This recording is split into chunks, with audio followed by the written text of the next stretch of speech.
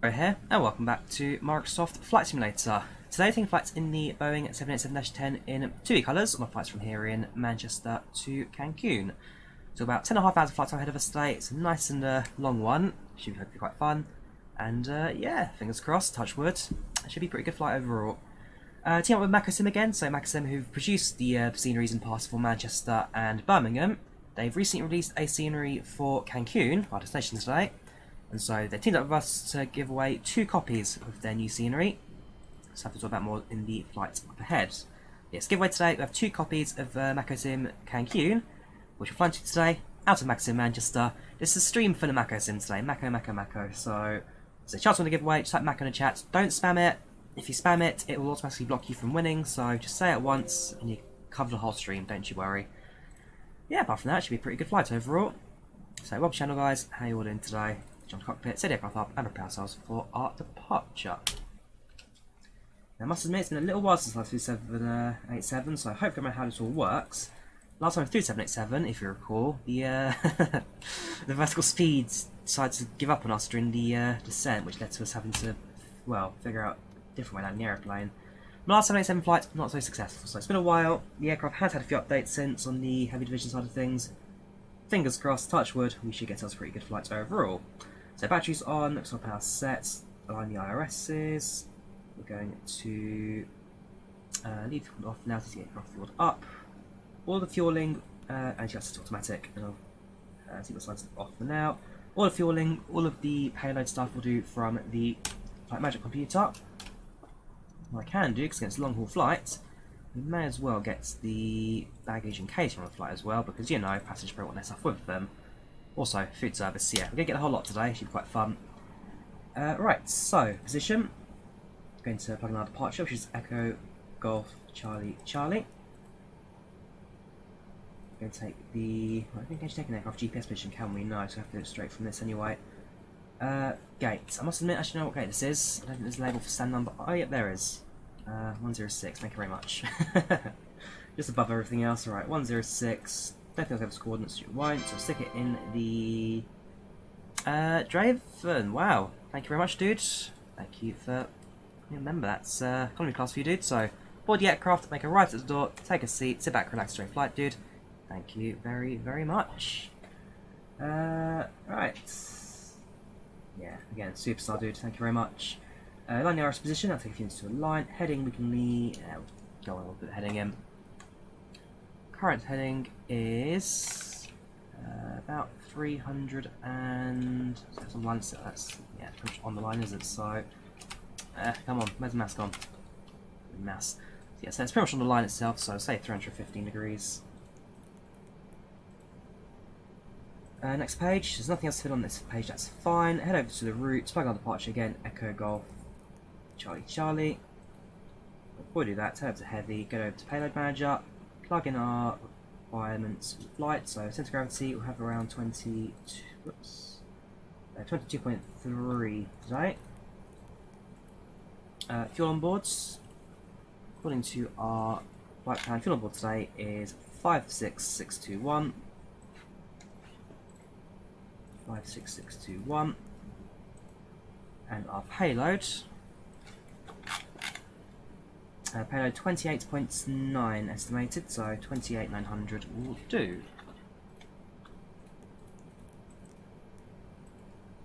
We can execute that, so what the aircraft will do is it starts to fuel the aircraft and balance out the payload. Try and get as close to the 22.3 mark as possible. There'll be a few variations here and there, but you can see it's kind of bouncing around that number. Fingers crossed, she's pretty close when the payload is loaded up. Fuel just jumps on straight away, that's not a problem. Payload almost finished. And yeah, that'll do 22.31. That will do. Back to the where is it? Here we go, right. So Echo Golf Charlie Charlie to Mike Uniform November.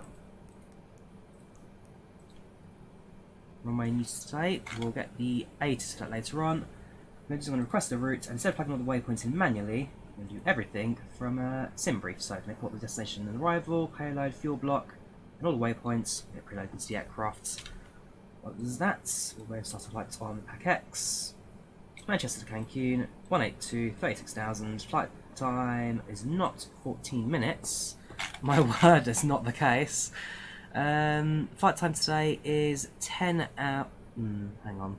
So departing at 12:30 Zulu, we are at 22:04. So that's 9 hours and 50. Hang on. There you go, 9:14. That's more like it. That's why that said 0. That's I'm just going blind. Okay, 9:14. That makes sense. Planned departure. Departures in approximately 22 minutes. 7810 with 277 passengers on board. How's Wi-Fi? Has entertainment on board. We don't have boarding music, but we have got a safe briefing for TUI, so we're using that. Yes snacks, yes meals, customs cards I believe is required. And with that, let's start the boarding process, shall we? The route has been imported, so you can activate that, execute that. Go to the next page. You can see all the waypoints have been added to the flight. 7 pages of waypoints. Nice and standard, thank you very much. Head over to the performance. So, cruising level 360, just confirm that on the flight plan. Engine will be 36, at Manos 37, Nico to 38, and then India ski up to 400. So we do have a few steps on the flight plan today. We'll go into that later on when the flight goes ahead. So costing us 15, that's fine. 0 for weight to gravity reserves, that's all calculated, thank you very much. Thrust limitation, we'll go for medium outputs, max climb performance. Avoid our takeoff calculation, let's do our departure and runway. So 05 right is the departure runway. RS will align in approximately 5 minutes. We've got a few minutes away anyway for that. System Theatis, and we have got Manchester Tower online, so we shall be speaking to Manchester on our departure. So, ATIS first.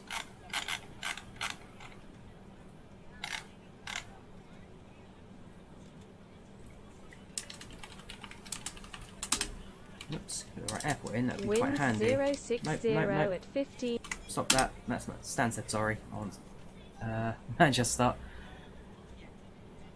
Winds 070. Dew point 8 degrees Celsius. Altitude temperature 1009. Clouds at 2,400 feet. Variable 040 to 100. 13 degrees Celsius.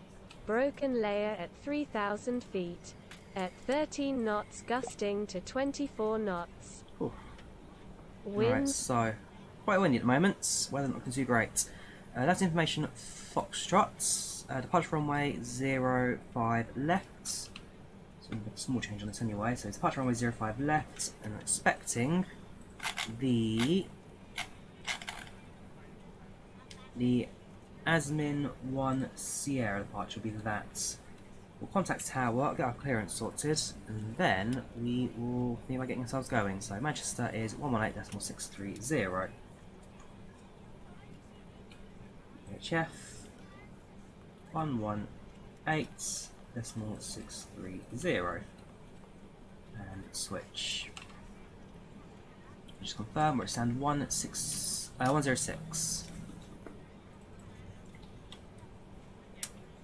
Good afternoon, Manchester Tower. This is Tom Jet 182 at stand 102 from information Foxtrot requesting clearance to Cancun. Tom Jet 182 cleared to Cancun via the Asmin 1 Sierra departure, runway 05 left, squawk 6003. Tom Jet 182 is cleared to destination Cancun via the Asmin 1 Sierra departure, runway 05 left, and it'll be squawking at 6003. Tom Jet 182, read that correct. Right, so that goes there. Got the XPDR on the low pedestal here, so squawking at 6003. That goes there. And the transponder, I actually want that off for now. And then this one just gone to the VHF as well. Cool. So we have plugged in our routes. Got our clearance from ATC. The only thing got left now to do is calculate our takeoff. So minimum D rates maximum high performance. Going to use 5 degrees of flaps for takeoff, I believe. Yes. Thrust limits. I don't know what that is, I'm going to leave it. Right, V1144, rotate 156, and V2 166. So V156 rotates.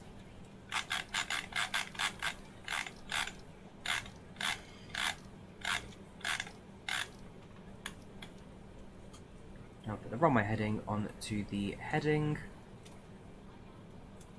Manchester runway 05 left.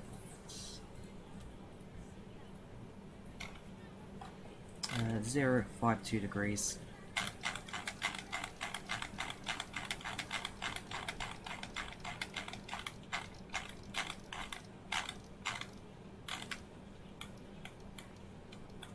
Cool, so just wait for the ISO line now. Let me finish about 1 minute and 18 seconds. Just switch to displays. I don't think we changed the carousel anymore, no. They've turned that off for one reason or another. I do like menu, that's pretty good. It shows the wind speed exactly in direction. Very handy. Yeah, so yeah, that can't change anymore, but I've got my primary flight display on the left, got my backup display on the right. What I do need to change is the flights number hasn't updated on the performance, so initialization, head over to the index, identification, position, routing, there you go, routing. So we are TomJet 182. Tom 182. There's that. That's fine, that's fine, that's fine, that's fine. Next page. That's the routing, that's fine. And as soon as that RS aligns, we'll do step by step the flight plan and make sure that we are good to go. And our chart's ready as well for the part chart, so Navigraph open. There's that. Test charts open, pin that. So 05 left part chart's going to be this one down here. Go for the SID, has this one Sierra.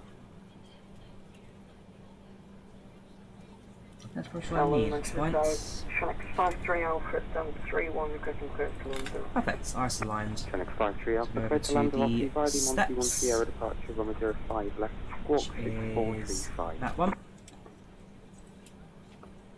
Zoom out slightly on the ND. Go step, step, step, which on the way from here, 2 out of place. 3465, X53 Alpha. X53 Alpha, just confirm squawk 6435. 6435, version X53 Alpha. Yeah, so you can see nothing out of place, the route's pretty standard. As for it itself, what it does is it takes us over, we depart from Manchester, fly over towards Wales, cross Cardiff Island, and then we go for a more northerly heading at Maddox. This way then cross the Atlantic, fly down the coast, well, hit Canada, down the coast of the US, actually fly US coastline for most of the trip, including a vector over New York JFK, further down the coast, over Florida, and then start to descent along the coast of Cuba into Cancun. So it's an interesting flight plan, this one, very, it's not quite as direct as you'd think, but because of the winds over the Atlantic, this is the better route. That saves us about an hour, so yeah, it's a funny shaped route, but it does make sense in the grand scheme of the winds ahead of us tonight.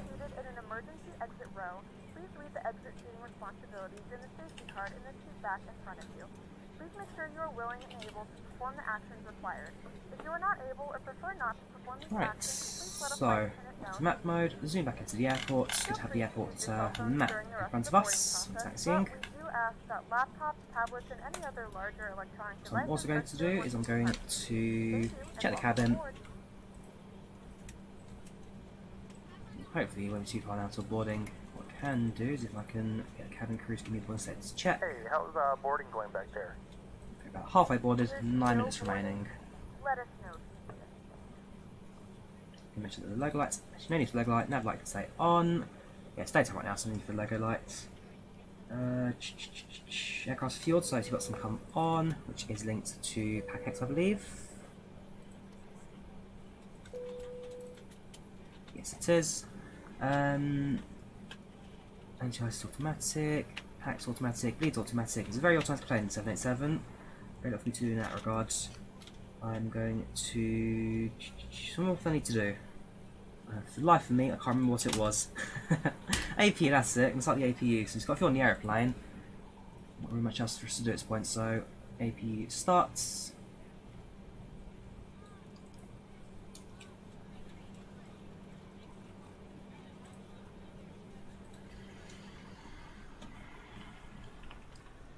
Got 13 hour flights, very nice Macco, do enjoy it. Thank you. Aviation BA, very nice, good username there. Thank you very much, glad you're enjoying the watch. Close flight from Gatwick, Miami, it's 9:30, very good. Well, actually, I'll talk about Cancun in a bit, and its proximity to both Miami and, well, Florida in general. It's quite a bit of history towards the city, Cancun. Oh, well, welcome to the channel, Shibal New Dog Earthquakes. Hope you're here to stay. Cat's alright, Chris. Still meows at people. Charlie Greenwood, yes. Welcome back, dude. It's good to see you on the ATC side of things again. It's been a while since I last had your voice on the odd scape of things. NZ Avgeek, how you doing? Welcome back. Yes, Oscar, you had one that asked me to do this route a little while ago. Finally got down to the list. Like I said, big old list of routes. But we got there in the end. Welcome Pilot Fisk, how you doing? Welcome Delix. Welcome everybody else to the chat. Slowly getting back down the list now. So APU is starting. There's not really much else for us to do at this point. Just in case of the passengers boarding, and hopefully soon. Once in position for push and start. APU generators on. Give it a few seconds to get through systems. And turn off the external power. And all we're waiting for now are the passengers boarding, which will be done in about 5 minutes. Jaff call sign, yes, Obama. So, Alpha Foxtrot is used by the Belgian TUI aircraft. Fair enough, we are using a Netherlands registered aircraft, but this flight would be operated by TUI UK, which would use a Golf registered aircraft, so not Papa Hotel, but Golf. Again, it's only a minor detail, I'm not going to cry over that. But fingers crossed, it should be a pretty good flight today. Expecting the weather to be pretty good. Well, a bit rainy and windy here in Manchester, but things on arrival should be quite nice. And over the Atlantic, the winds aren't terrible. They're not great, they're not the worst ones we've flown in the Atlantic, so a bit of slow down there. Once we hit the US, things start to speed up quite quickly again for us.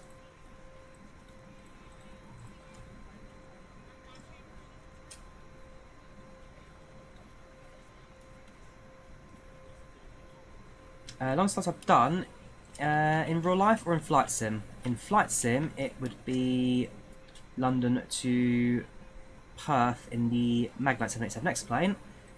Microsoft Flight Simulator, this would be Frankfurt to Buenos Aires in a 7478.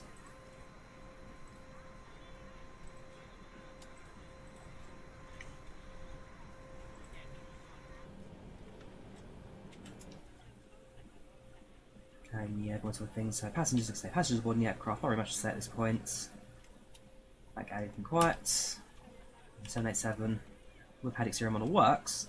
It'll actually grant you some band 6 tunnel views, not from this angle though, because there's a tunnel on the way. Right, so try passengers boarding. Hopefully, in the next couple of minutes we should be good to go. I don't know why the screen is so dim. At least my webcam's so dim. I've got 3 lights on me. For some reason tonight, it's just like, nope, no light today. I can sit in the darkness today, Drawyah. Right, so we are almost on boarding, 2 minutes left, AP is running. As soon as last passenger on board, we can do one quick final check. Get ourselves up into the air. Once again, I'm going to use the... I'll leave this page open, so that's 5 takeoff, 156 rotate. Go to V2166, and you sit on the speed indicator here, so V2, because that's the moment we actually lift off.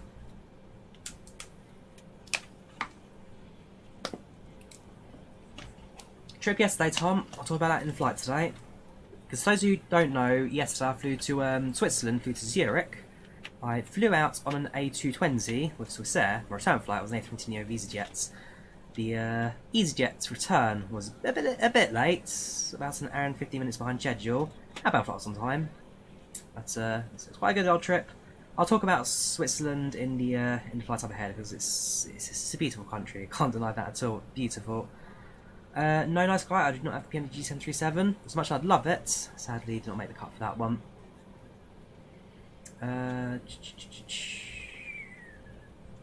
It was New York to Tokyo, but got an air mid-flight. That's a shame. Welcome, Laney. How you doing? Wizz Air was good. I've never done a Wizz Air flight to Shetland. Wizz Air, not something I've actually been on yet. Right, passengers boarded. Most of the full cabins today. A few empty seats dotted around, but not too bad in the back there. Got five cabin crew on board. Right, let's start actually as well. So, initial climb will be to 5,000 feet.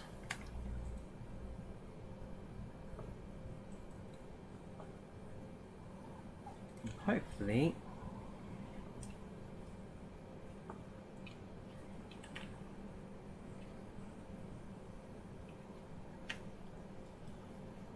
the throttle, because that's an auto throttle disconnect. Does it have an N1 button? Not to place this N3, but potentially if I were just to do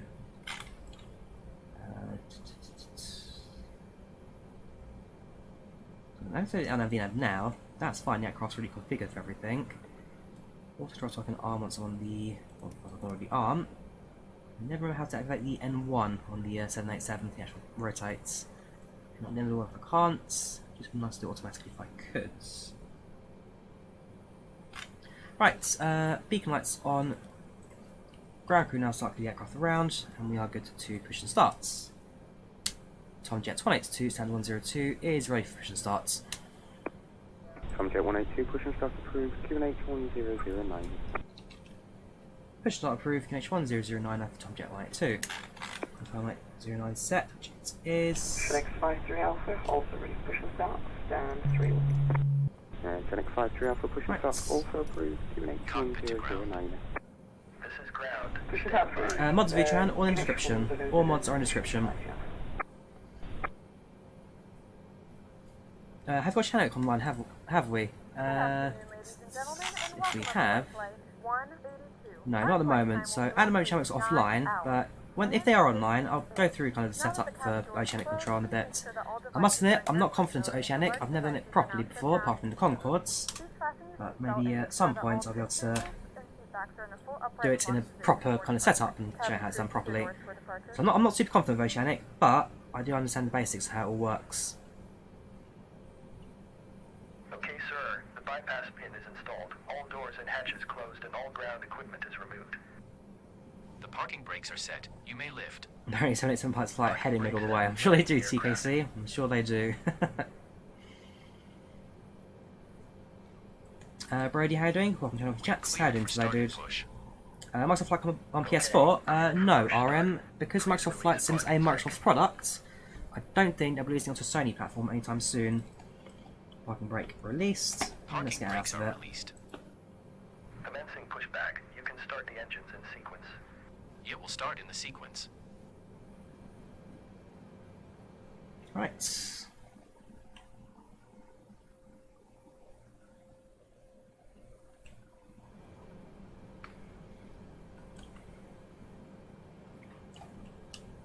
go through engine startup. So, right hand fuel pumps active. So remember the 787 is a bit funny with its fuel pumps for the engine starts. So right hand fuel pumps active and engine 2 starts. Mods to the N2.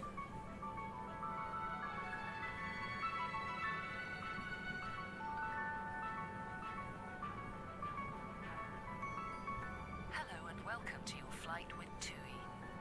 Whether it's your first flight or your 50th, do take a moment to look and listen as we And talk engine you through the 2 magic of flying. starts. Please keep your seatbelt fastened.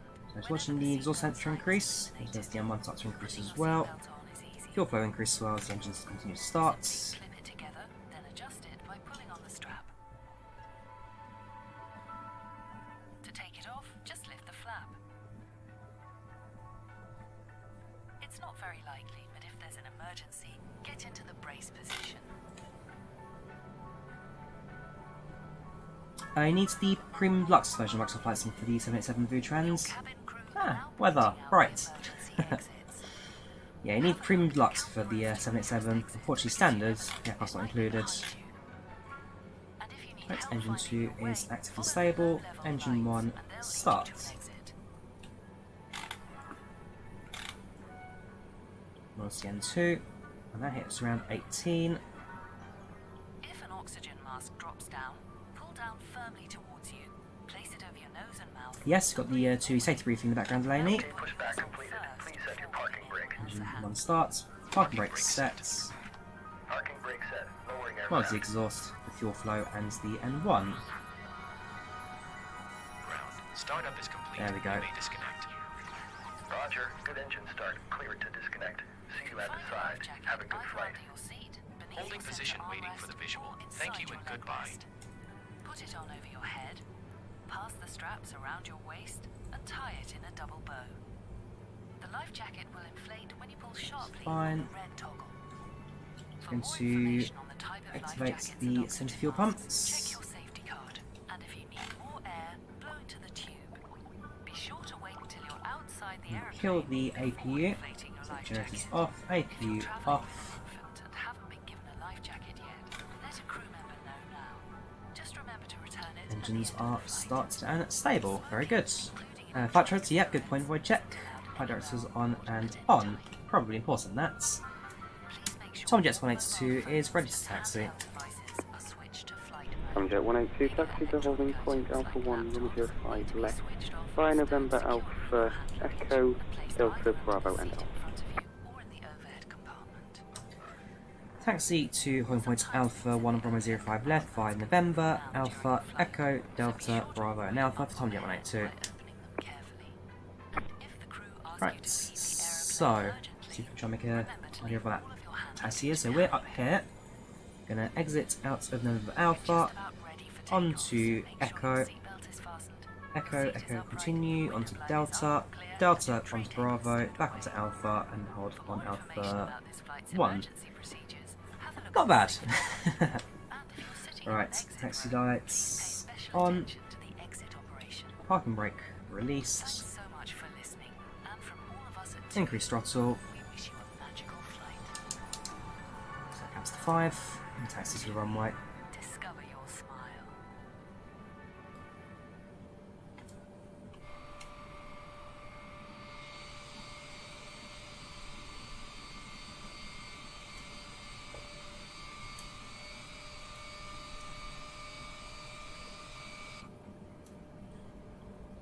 Because he just woke up very good, so far so good on my end. So flying 7.8s, nice and long haul today, should be quite a bit of fun. Yes, once the MSFS releases, I do plan to do a tutorial for it, Obama, just in case I'm waiting for it to actually release on my end. Giveaway, we're giving away 2 copies of the Macco Sim Cancun scenery. 2 copies of Macco Sim Cancun.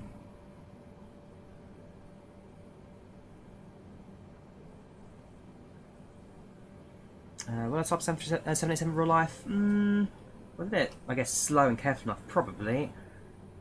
Couldn't say I can fly one. Sounds like this process is pretty straightforward. I mean, I guess Sim does a good job at following that. Connect 53 Alpha, taxi to holding point Alpha 2, runway 05 left, via Echo, Delta, Bravo, and Alpha. Alpha 2, Echo, Delta, Bravo, and Alpha, should look like yeah. Tom Jet 182, give way to the Jet 2757 taxi in front. Give way to the Jets 275 in front. Tom Jet 182. Alright, so there's a 757 that's taxi in front. That aircraft right there. Told to give way for it, so that's an A21 model matching, fair enough. Yeah, so told to give way to it, so behind behind that plane on the rest of the taxi. So not a big problem, we just need to put a little bit of throttle into the taxi. Next flight to Concorde. We'll see Nicholas about our next flight. We shall see. Yep, 10.5 hours today for long haul flying, Eleni. Nice and long one today. Should be quite a bit of fun. Just gaming, Luca. I'm not about real life. I work on the railways. And hopefully, flight fan no crash desktops. Hopefully not today.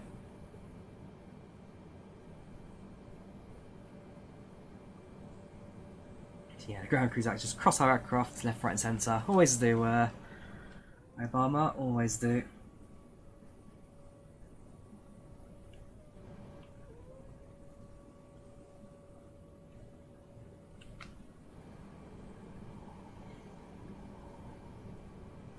Oh, Thomas Cook, remember them? Remember they were a thing? Many airlines that bit the dust last year. So in TUI operate the 788 and 789 Macco. TUI do not own any 787s.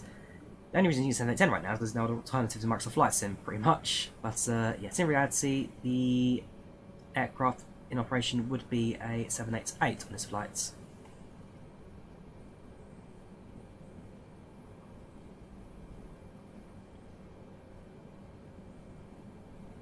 ATC Luca using IVAO for ATC services. IVAO.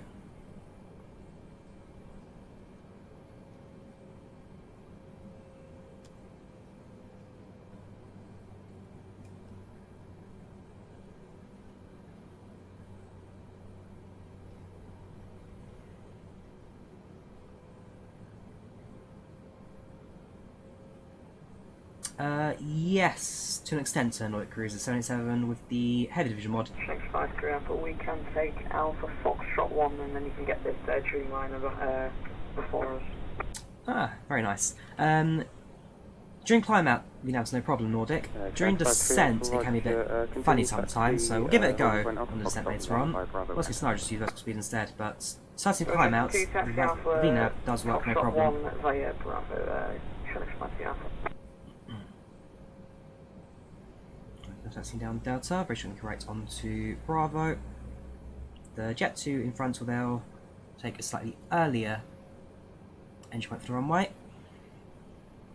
Gives us a few extra moments just to get ourselves in position and get ourselves ready for departure. Yeah, cheers, dude. Much appreciated.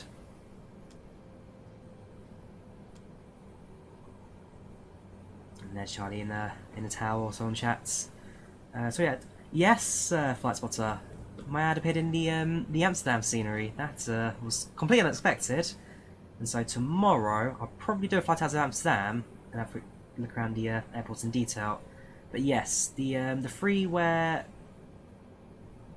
Amsterdam Enhanced Edition upgrade pack by what's his name? Something to do with dogs.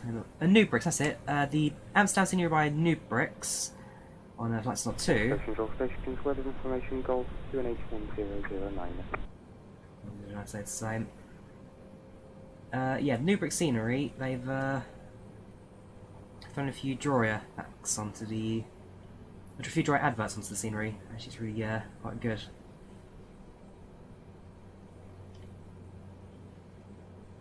Finally made it, Mother. I'm finally on the flight sim scenery.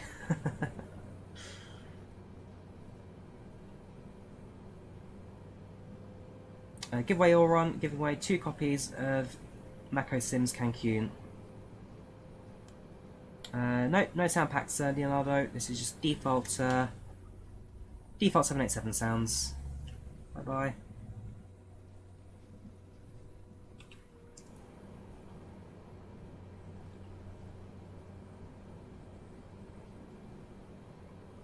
Right, let's get ourselves hold on to the runway.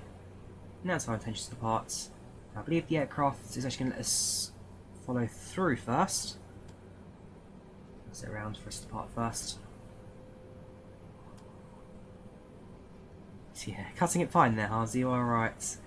But no, our 787 is as nimble as can be.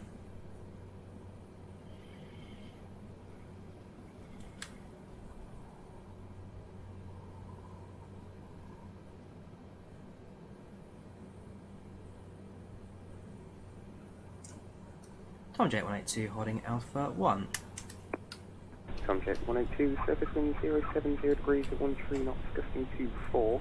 Via Alpha 1, runway 05 left, clear for takeoff.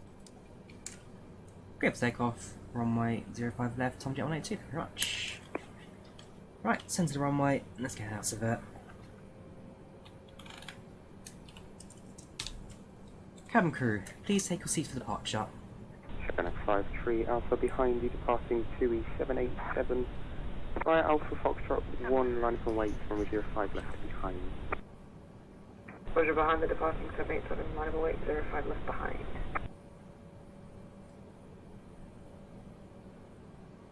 You're C9F, are you? My seat's usually 22 or 23F.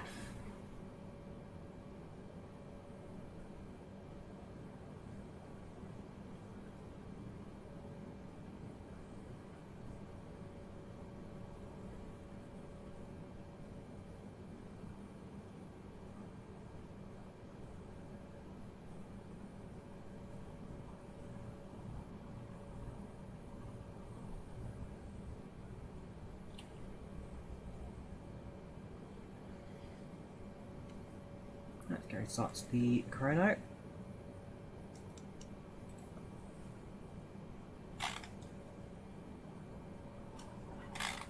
That's still busted on this aircraft. I know the chrono's a little bit funny on the yeah, it's like for 34 minutes. I don't necessarily agree with that. Yeah, turn off chrono's a bit buggy. Right. Let's all the engines. 1, 2 stable.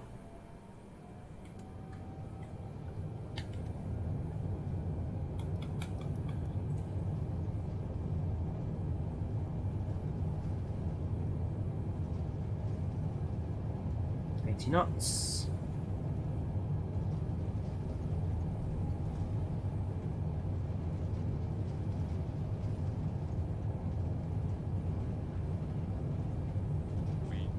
B1 rotates. B2. So great, gear up.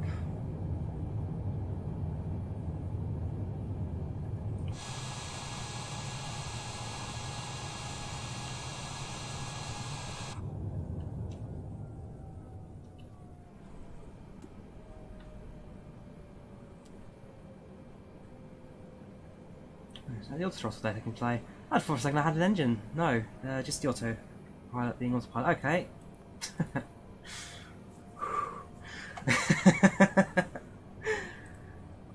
Did the auto throttle kick and slide for that point? Oh well, not the end of the world. 182, unfortunately no further ATT available. Monitor Unicom 122.8, bye-bye. After Unicom 122.8 for Tomjet 182. Thank you for service. Take care. See you soon. Bye bye. Enjoy the flight. One.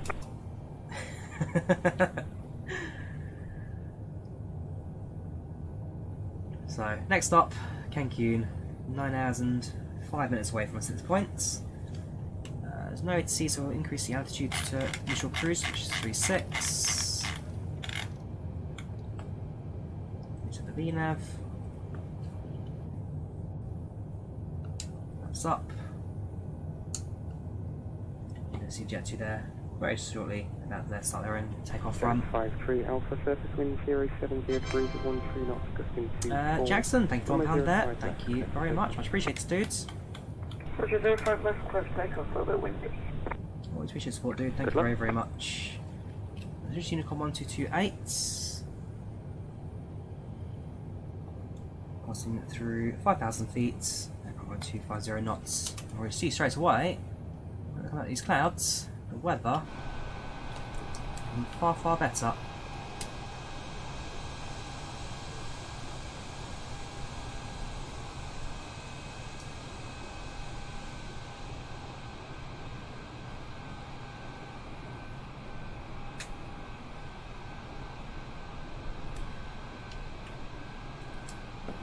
There's old traffic down below. Reunited fans out there. And City of Manchester. Over there, Manchester City Stadium.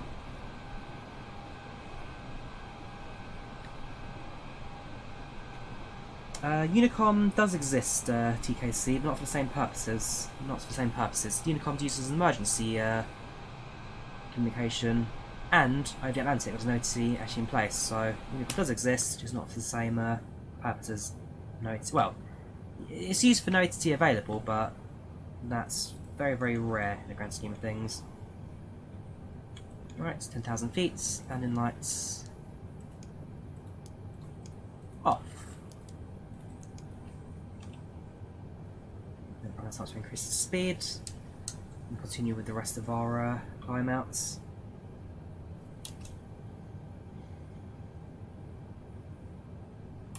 The clouds looking very pretty today. The wind is not so bad either. I mean, you've got a nice strong tailwind at the moment. Well, Relatively normal trail wind, 23-24 knots. Belt fastened throughout You the minor flight. gusts in there, nothing too Flight major. does not form a line near the laboratory. This aircraft is equipped with onboard Wi-Fi. If you wish to connect to the Wi-Fi, you'll be directed to a page to pay a small fee for internet access. We do offer complimentary in-flight TV thanks to our partners. Connect to the Wi-Fi and you'll be able to So far access so a good. wide range of live TV and paid movies. Yeah, no worries, Charlie. Thanks for the service. It's good to see you back on the voice side of things. Hopefully you've been more active now. That's I presume summer holidays especially coming up now. I think they're still kind of redoing the agency ratings and IVAO. So the whole thing's a bit of a process, but slowly it's getting into place now. So they're getting into place. Greenland. The answer is no. We fly south of Greenland. We don't quite go that far north. We just about hit Canada for a very tiny portion over Red Bay, and very quickly back into the US. Fly on the coast, and then start the descent over towards Cancun. So yeah, it's a standard flight plan today, nothing too fancy. A few screenshots, going to put those together very shortly. Passing through 14,000, level 140. Continue our climb outs for now. So you can see behind us aircraft, the Jet 2 that has that climb out against Lanzarote, 752. So interesting aircraft that's. I mean, that's a 5 hour 40-minute flight. Fair play. And ours is what 10:13. Gee, 10:13. Hopefully we catch up a little bit.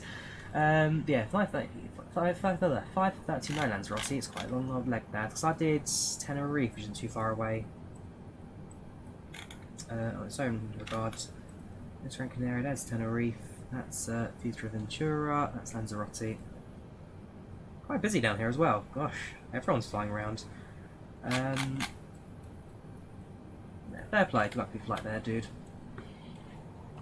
So I did Tenerife this year. My very first time this year, actually, Tenerife.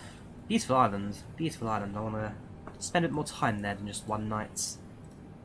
Hey, got plenty of time to do that.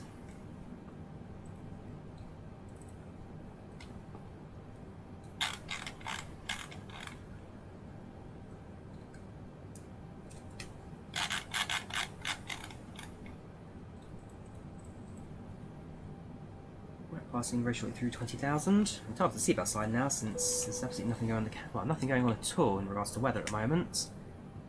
Clear skies, no winds, no turbulence. So passengers enjoy your freedoms. The flight crew has turned off the Roam around the cabin. Do what you need to do. And Nicholas, welcome back from rugby. How was it today? Yeah, floor safe to see as ever. Favourite Greek island? My favourite Greek island, probably Lemnos. Not that many people go to, but for me, I mean, that's the thing about it. It's peaceful, it's quiet, plenty of walking. If you enjoy your long distance walking, then there's a lot for you to look and see and do. And, well, how long you spend there, there's enough to kind of do for any length of the trip. So I was there for 4 nights. Spent a lot of time in that in Marina. Went down to Danos. The beach there was fantastic. Also went to what's it called? The place I stayed at. I can never name that, but it's just the south of Marina. Also known as the island in Arma 3, Limnos. The game Arma 3 got renamed to the island of Altis, and well, we all know the story of Arma 3. So I presume you know the story. Actually, one of the big reasons I went on that island in the first place, because it's the Arma series of games I absolutely adore. Ooh, this screenshot is very, very nice. Controls are behind. Yeah, the Arma series of games, I absolutely adore them. So to actually go and visit the islands in real life was it's quite the trip. So yeah, Island of Lemnos, I'd say, is my favourites. You bought 777. Which one, Kev? Which simulator? Which simulator did you buy 777 for? What I can say to that, really. Design of the iPhone, currently very good, Darren. Very good. Not been to Skarthos. On the list of places for me to go to, but not been there yet. I'll do Flights to the Philippines at some point, Captain Poland. Such a lot of stuff I can do out there. Although most of the airlines can operate, well, apart from AirAsia, most airlines operate 737s out their ATR, so in case of waiting for the right aircraft to more to the Philippines. Is minus 41 your best feet per minute? No, actually. My best feet per minute is between one of two. Let's start screenshots. My best feet per minute is between Lukla, which is, there it is. So it's Lukla, which had a positive 556 feet per minute. So very good landing rates. Can barely feel that. Positive 546. Or if that doesn't count onto Flats runway, and I did one out in, I think it's this one. Is it Estete? Okay, don't have the landing rate. Yeah, this is one. The route got a little bit funny on this flight, I must admit. Cusco. Let me try and figure out what that landing rate was. Cusco's just another good one. Drawyah, Cusco. Santiago de Chile, Cusco. A320. That's an advert. Go away, adverts. So this one had a landing rate of. Yeah, it's not my best flight ever. I'd say one day I would redo this flight and return back to the airport. Never did in the end. Never did. This one was positive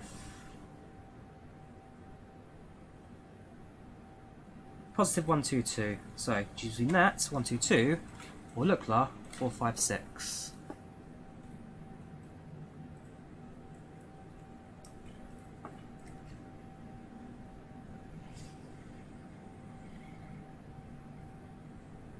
Minus 13, very good. Xander, how you doing? You're new here? Welcome to the chat. I'm alright, dude. So far so good on my end. We've just started our flights, now climb out, passing to level 290. Yeah, so far so good really. Nothing to complain or moan about. 787's working fine at the moment, nothing for us to really worry about. 757's 10,000 close to our back left, so they're going down to Ventura. Back to them. Not Ventura, sorry, they're going to come on, Drew, just say 10 seconds ago. They're going to Lanzarote. Yeah, like I say, so far so good in my case. Just enjoy our climb out and continue monitoring the rest of our flights. Thank you, friends, for subscribing, much appreciated. Hope you stick around. Yes, 737 should be very good, Macco. Aircraft I've been following development for months now. Almost here. Almost here. A couple people got it now, a couple people are streaming it and showcasing it. Fingers crossed. I'm going to get a chance to get my hands on it when it releases soon. How you get streaming at beta tomorrow? I need to work on the visitor race, the cargo area, fix the default bumps. Very good. Let's say new bricks. I was totally unaware of your little plan there. Get some streamers into your scenery. I was just, well, last night I was at work. I got a message from, or got a comment from people like, "Hey, you know you're in the scenery." I was like, "Am I? Which one?"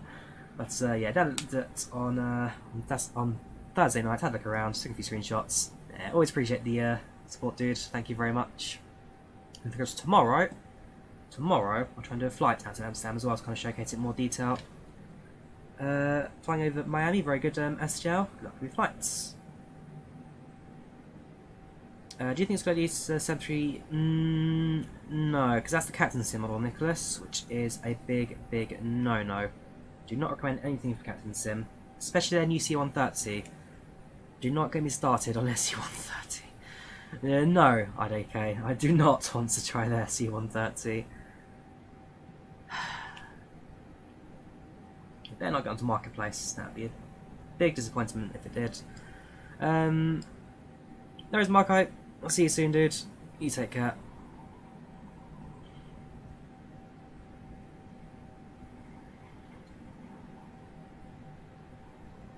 So you see the coast of Scotland in the background. You've got Isle of Man starting coming to view now. So far so good on our climb outs. Aircraft performing well. Fly just north of Dublin, so we'll be able to spot the airport on the way through. Man up across the Atlantic, through Canada, into the US, over JFK, which actually is the waypoint vector is planned, and yeah, pretty much. moving all the way down to US. That's nice. I don't like off B3D. I'll give you that. No, you can never beat the never quite beat the shots of Microsoft Flight Sim. It's too beautiful, too powerful to defeat when it comes to screenshots. Even if 7810 just looks too long for its own good.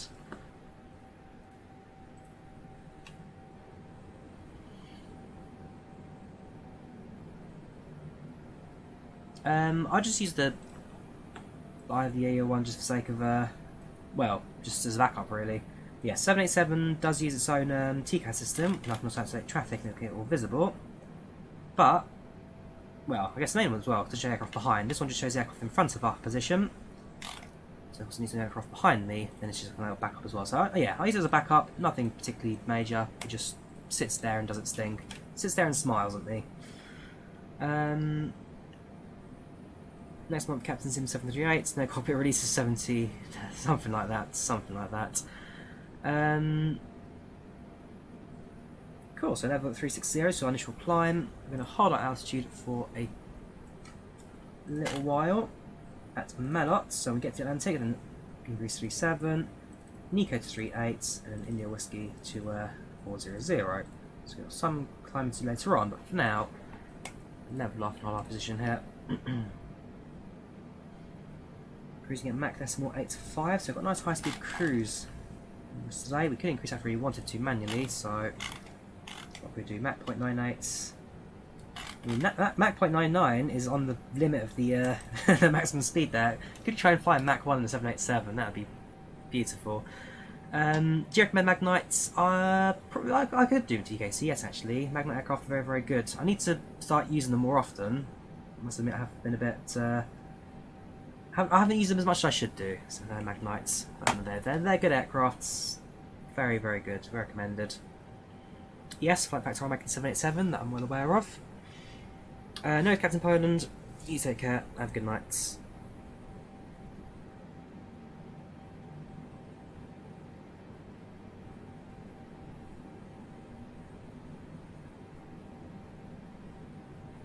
How do you not lag during long-haul flights, Bulk Crash King? RAM.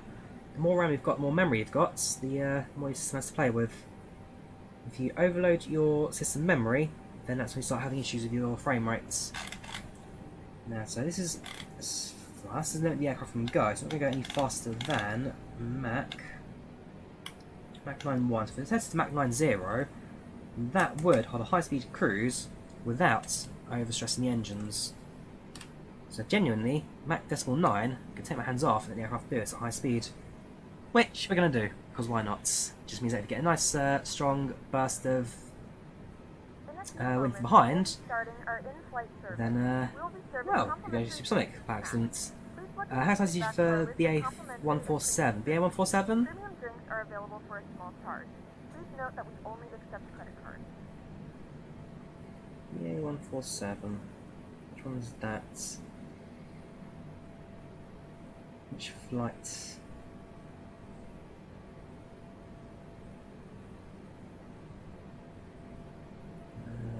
BA147.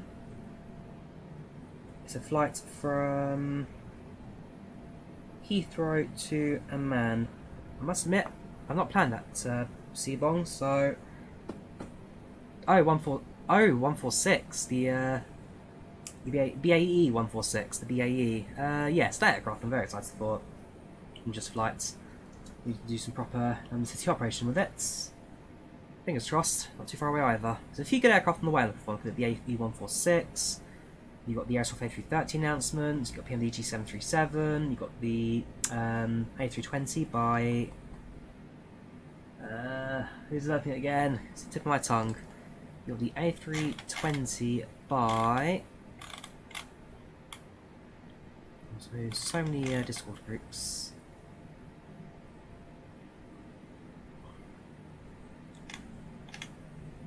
It's one of these ones. Phoenix, got a Phoenix A320 on the way. Quality wings, again their 787's got a bit quiet, but it's on the way. And there's quite a few things on the way.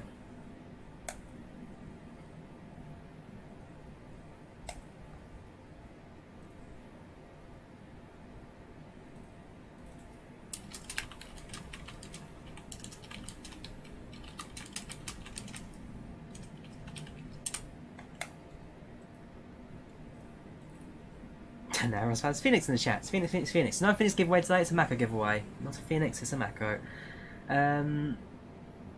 Flyby, yes, Flyby 380. That's also on the way. You've got the A220 by Synaptic.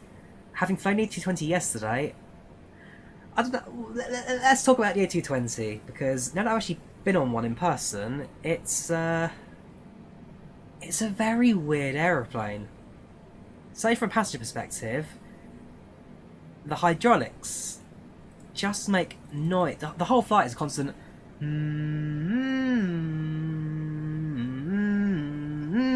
It's like the whole flight is just humming at you. Also, when the engines spool, it's the loudest noise I have ever heard coming out of an airplane ever. Such a noisy plane. The seats are alright. It's got an interesting design where it's kind of a single frame down the back of the airplane, the back of the seat that holds it all together. Fair enough, you split the seat back basket into two, but using a bit more leg room, so the seats itself are comfy.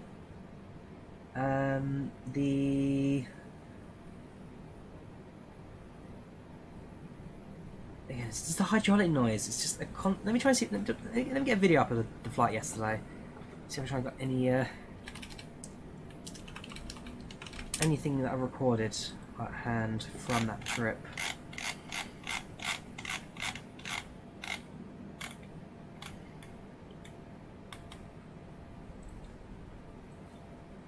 Here we go.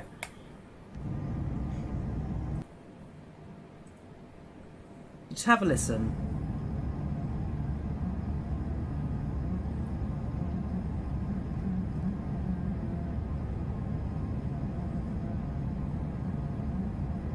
Can you hear that?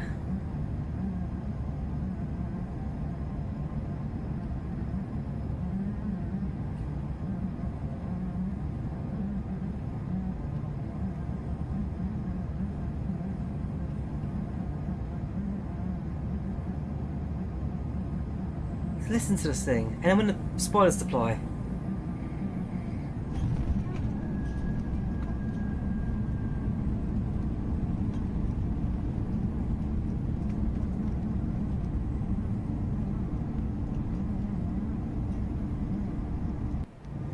It's just that for the whole flight, constantly. Let me also listen. Do I also have the takeoff roll as well? Here we go. Just listen to noise. When engines spool up, there's one really loud noise that the engines make, which is, I guess, that iconic 220 whine. Have a listen.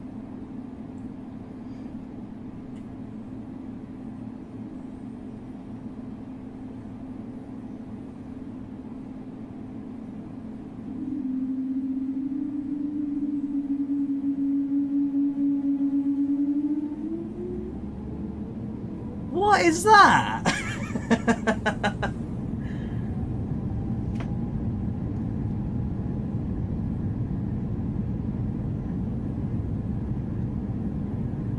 And the rest of it's pretty standard. You get a takeoff run, you get the hydraulic noise when the flaps start going up. The A220 window is slightly bigger than the 320 windows there, Bong. Slightly bigger in the 220. Gotta remember this is a Bombardier. It's not an Airbus aircraft, this is Bombardier built. Bombardier wanted to design this. Oh, it's quiet. It's very, very quiet.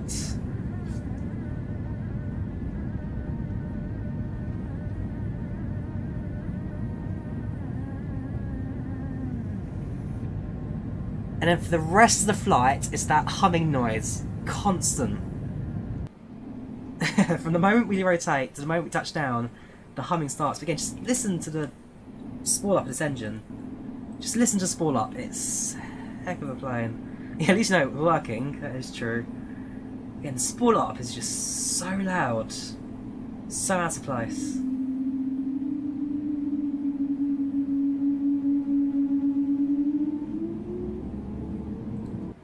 So yeah, like I say, the A220, it's a comfy aircraft, it's efficient, it's clean in use. Yeah, it's a good aircraft, but my word, it sounds annoying. And of course, went to the cockpit, had a quick chat with the first officer. Very good talk to her, actually, very, very good. Kind of explained some of the systems of the aircraft, how it all works. Proper heads-up displays as well, fully installed. It's really, really good aeroplane. Really good good to look at. So I'm hoping that SSG, and there's one being developed for Expelliarmus, there's a new A220 being developed next plane. If they can get the noise right, there's the PTU, there you go. If they get the noise right, then yeah, they got themselves onto a winner. Sure, as we've flown over Dublin now. I was too busy looking at the videos, I actually completely missed down at the airports. Yeah, have flown over Dublin. Well, kind of north of Dublin. Maybe not exactly, but.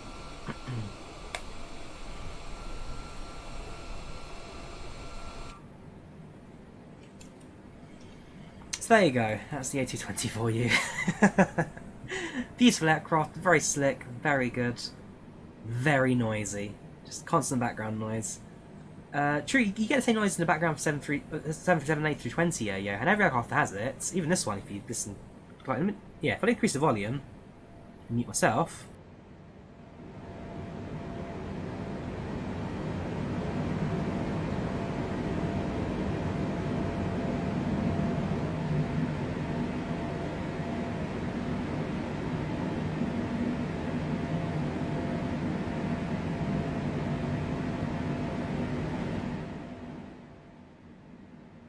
Yeah, every aircraft has a background noise, but in the 220, it's just constant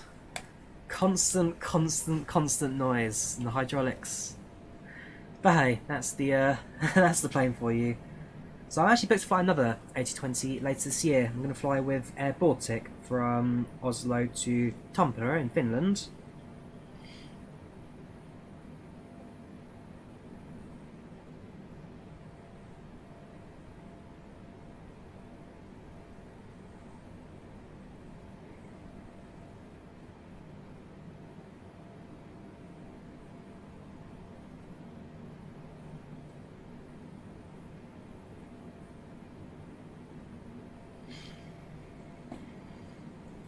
Constant noise, but good aircraft. So I'm flying with Air Baltic later this year. Air Baltic from Oslo to Tampere, and that'll be part of a two-leg flight. I'm looking at flying. Well, I need to figure out if I'm flying British Airways or Ryanair from London to Oslo first. Probably British Airways because the price is about £3 more expensive at Heathrow, so why not? The return flight, I'm very tempted. It just depends. It depends what day I'm getting off work. If I get off work on the 5th or 6th, it depends what I'm going to return wise. But if all goes to plan, my return flights from Helsinki back to London Heathrow will be on a Finnair A350. I know, right? I've never done a wide body before. It's my very first wide body flight, so I'm sure that'll be quite an experience. But yeah. So the moment I get back from work, what time I'm right, so I need to send an email to work now. Let me do this now quickly. Let me email work, figure out what the roster is for next week. But yeah, let's say, if I know what day I'm off work, then I can literally book myself a A350 flight in the space of a few minutes. Right, so there's a roster clerk. I need to check the drafts, because they've actually put a mistake down on the draft, so I shouldn't be here on oof, 5 vacancies, wow. Yeah, we have got staffed. Where am I?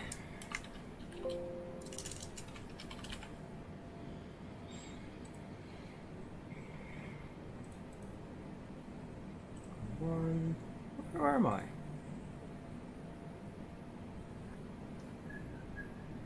Well, so you know what's not get in my head?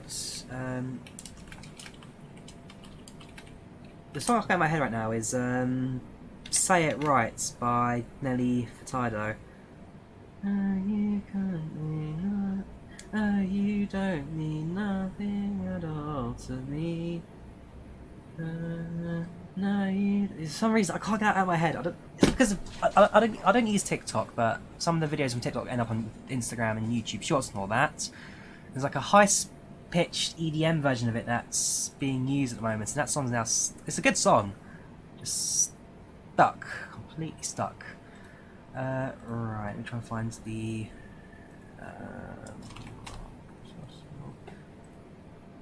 I work in railway, Seabong. I work in railway, based on the London stations. I do dispatching, gate line, and customer service.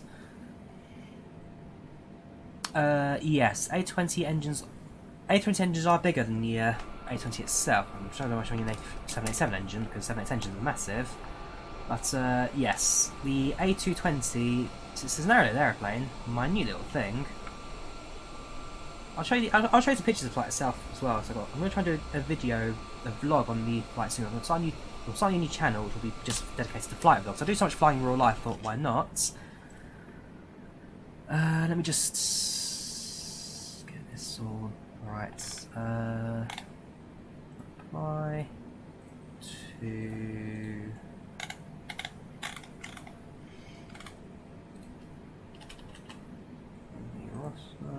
And I want to do CC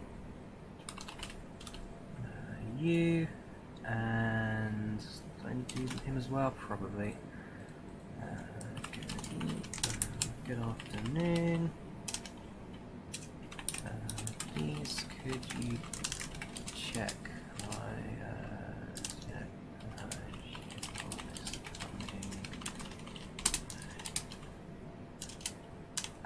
hang on.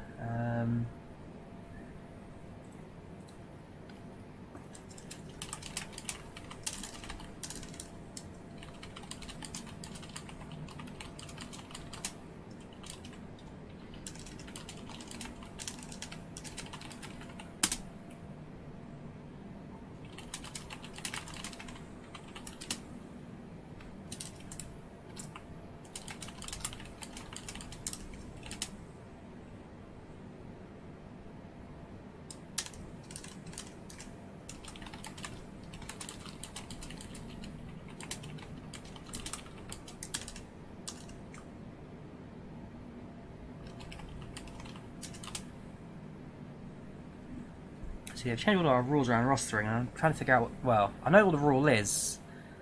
I just know if it's come into play yet or not. Because the start of April it started.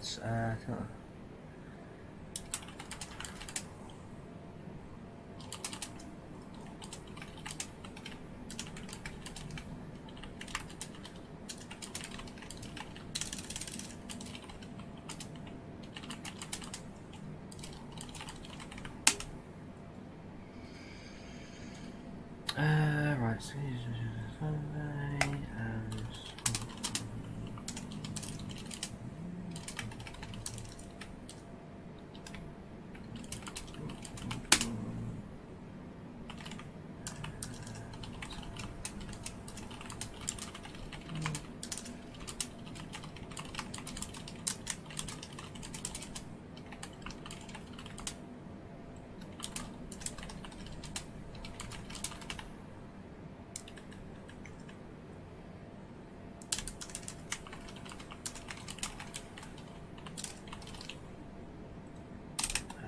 maps.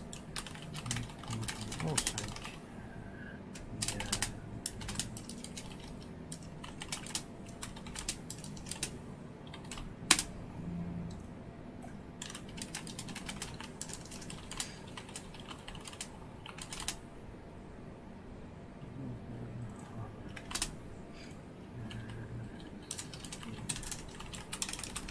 sorry, just a bit of work.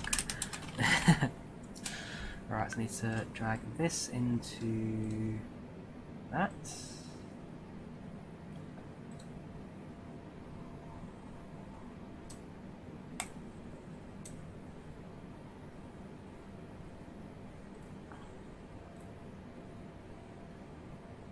That one, and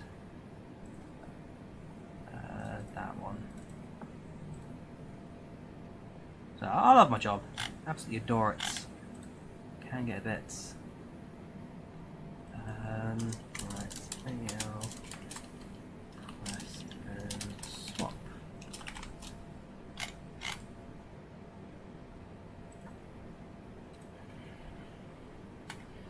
Because the one they've given me, essentially, the day that I'm flying back from Tunisia, they put me down for a work shift. I swapped it, confirmed it, and I forgot to change it on the roster, so I just basically asked them to check the roster for me. Right, back to chat. Book Finnair business class. And let me show the flight I'm looking at for Finnair. So Finnair.fi, flights from London. Sorry, all the way around. from Helsinki to London. There you go for your searches. So I'm looking at the 5th, well, I'm looking at the 6th of July, but actually 5th of July is cheap comparison. Oh, that means the price gone up as well, actually, that's really annoying. Yeah, if I book the... That's 320, is it the 4 PM departure? Yeah, the 4 PM, so go, 8:50-900, 3-hour flight from Helsinki Volanta to London Heathrow. Business class, 270, yeah, sorry, flight fan, unless you give me the money for that, not going to happen. 98 euros, the price has gone up slightly, which is annoying. If I did 1 day less in Finland, which I don't really want to do, because I've got some good friends out there who want to see a bit more. So that's only 71 euros. Then again, is that for the 350 flight or is that for another one? Yeah, so 350 4 PM departure, that's only 80 euros. So it's 10 euros cheaper, or a flight 730 in 320. So fair enough, that doesn't matter to me anyway. So yeah, we departure, so we do 1337 flights. Yeah, I like that number, 1337. 5900 from Helsinki to London. He'll make some calls, thank you. So that's what I'm looking at the moment. If I can get a good... Well, if I can get the extra day off work, then I can do that. Or I should do it the day before. And what day I can get off, really. Apart from that, yeah, not bad. Right, let's see if I can get some more photos of this, this A220 for you guys.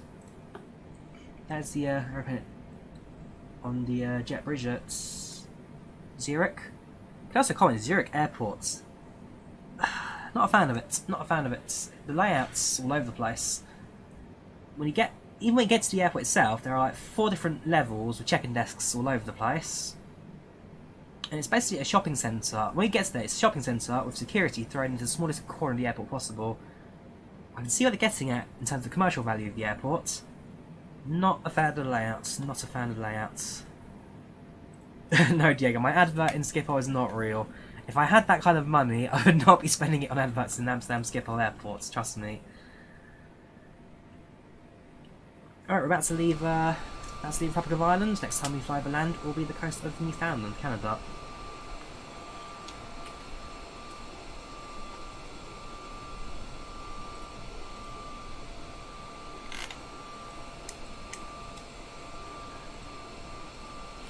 I've not seen the new Flight Hand Boston scenery yet, Keen. I've heard good things about it. I've not actually got it yet. If it's worth picking up, then I'll have a look at doing it at some point soon.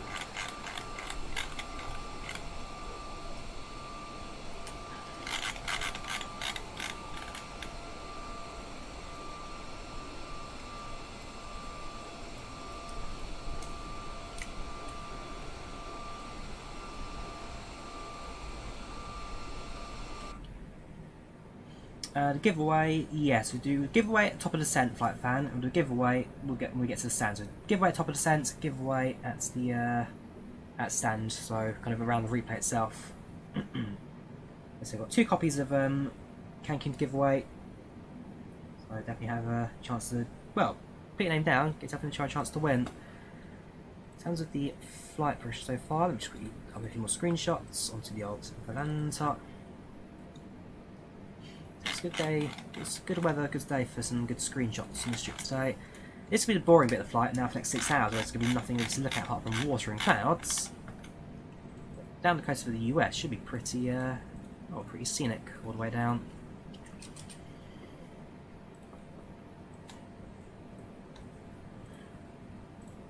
In terms of our statistics so far, time remaining 7 hours and 8 minutes. If that's the case, then it'll be really good for us with what? An hour and 20 minutes early. That'd be good. Ground speed 545 knots, because again doing a Mach decimal 9 at most, pretty good. Time remaining 708. Space arrival at 23 Zulu. Good timing that. But winds will definitely change. Well, soon. So it's landing through a headwind. If I go to the web bar with the charts, as you can see, when we get to the Atlantic itself, where's the wind charts? There we go. So at the moment, actually the winds aren't so bad. You can see they are blowing tailwinds for the first bit of the flights. Actually, for the first quarter of the Atlantic, it starts becoming a bit of a crosswind around this marker here. Comes a crosswind, comes a crosswind.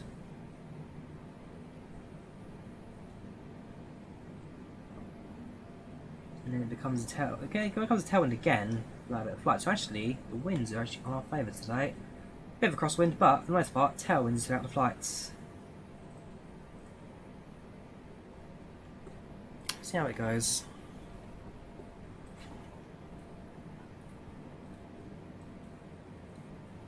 Very quick response.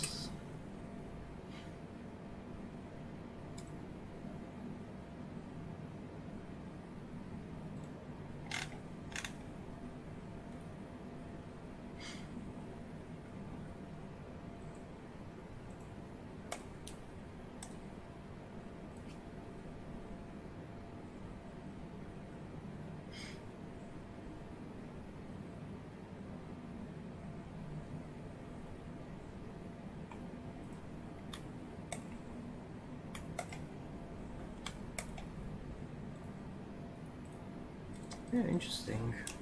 Don't know if I'll do it or not, but interesting.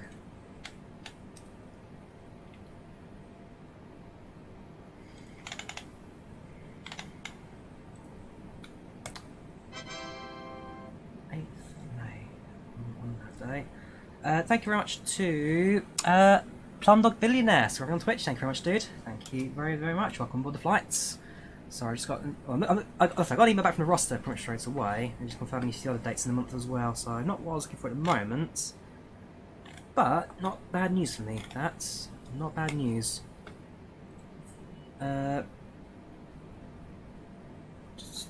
yeah, about 9:30 Milan UK time future. About 9:30, but we'll see how the time updates when we get there. So you type in Macco into chat for a chance to win the giveaway. I'm giving away 2 copies of the Cancun scenery by Macco Sim today. So we've got 2 copies of Cancun. One to give away at top of descents, the other one to give away at standard airports. Predictions for sprint today. I must admit, I'm not too sure. The start of this F1 season has been all over the place. Hamilton, Verstappen not doing at all well at the moment. They're really starting to fall behind.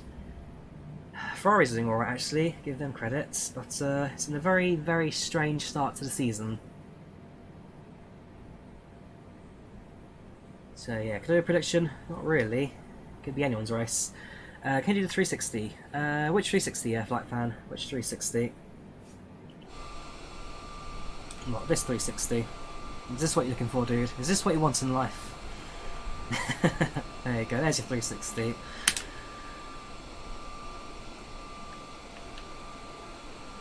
Okay, don't spam it in chats. The more you say it, the less chance you get to win it. Oh yes, spam protection turned on. You only say it once, less chance to win. Request flight plan sounds in flights. Which one, Gav? Sorry, which flight plan requests? I might have missed that one. Where are you? Sorry, what did you request, dude? I completely missed that message. I'm scrolling up the chat now. I can't find it. What, do you want the routing slide view? Sorry, is that what you're looking for? Speculation.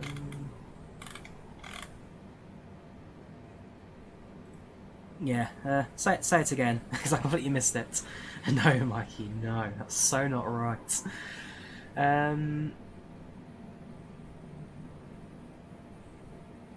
Oh, can you do the 350 play? That's the second. I looked at a 9 earlier. I think it was 0. Can I do the 350? Sorry. I'm tired. Yesterday on my trip to Zurich, I did on 1 hour and 52 minutes of sleep. So my mind's not here right now. It's in a whole other planet. It's a beautiful country though. The beautiful. Oh, you messaged flight plan. No worries, fella.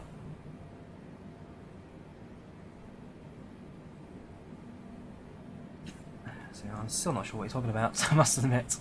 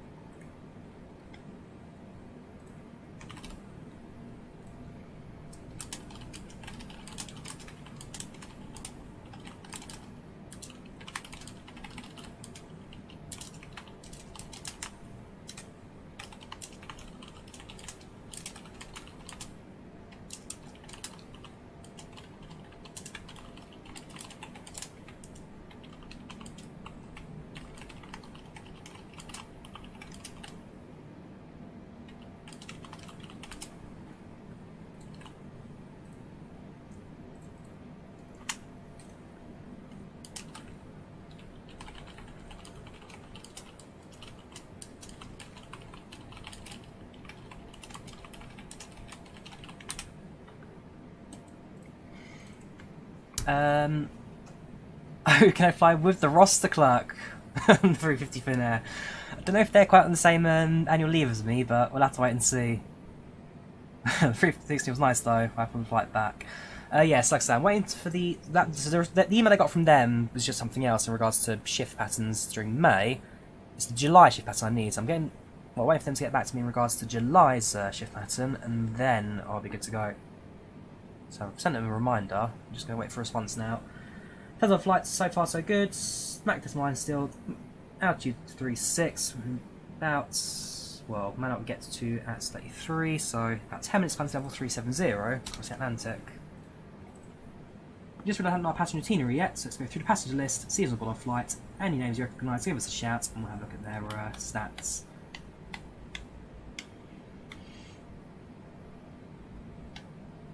So yeah, quick look at the passenger list. Anyone on board, give us a shout. Any names you recognise just yet? That's a. Is he? It's on the roster said, right? Hang on. Work's going all over the place. I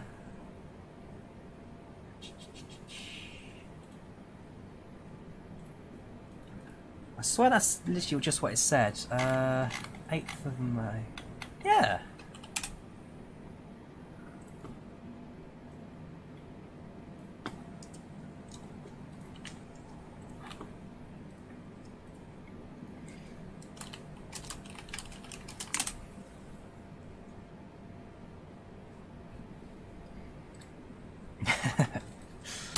Well, the GC manager's having a quick laugh with now.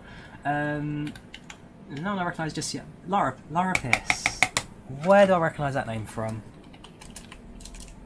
Is that one of the Watch Dogs characters?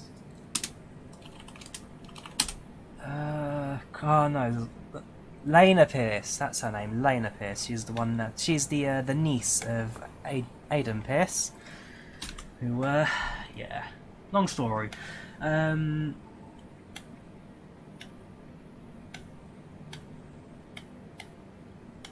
Nobody yet on the aircraft.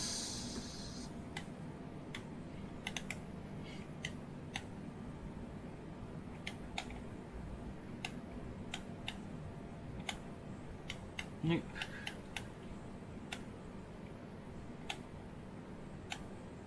Got a Reed on board. Not Jared, we have got a Reed. So then that will haunt my dreams the rest of my life.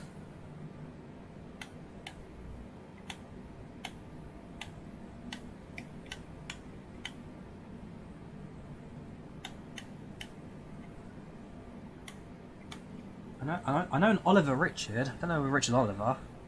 Oliver Richard I do know. Apart from that, nobody really. How do you pronounce that one? Teria Ulitirai? Roslyn Teria Ulitirai. Yeah, not be that one. Teria Ulitirai. Something like that.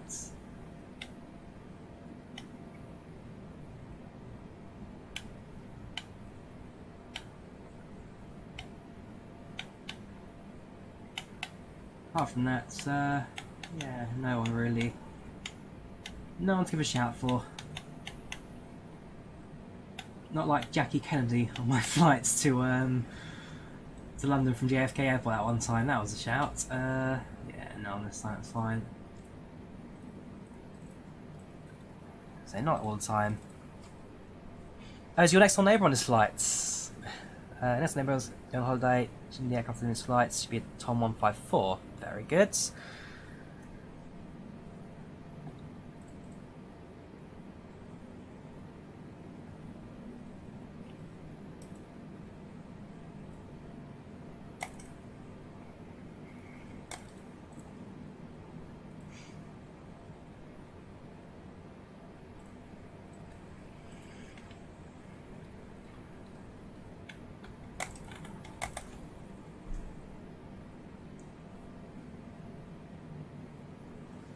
Okay, who's that one over on? Celia.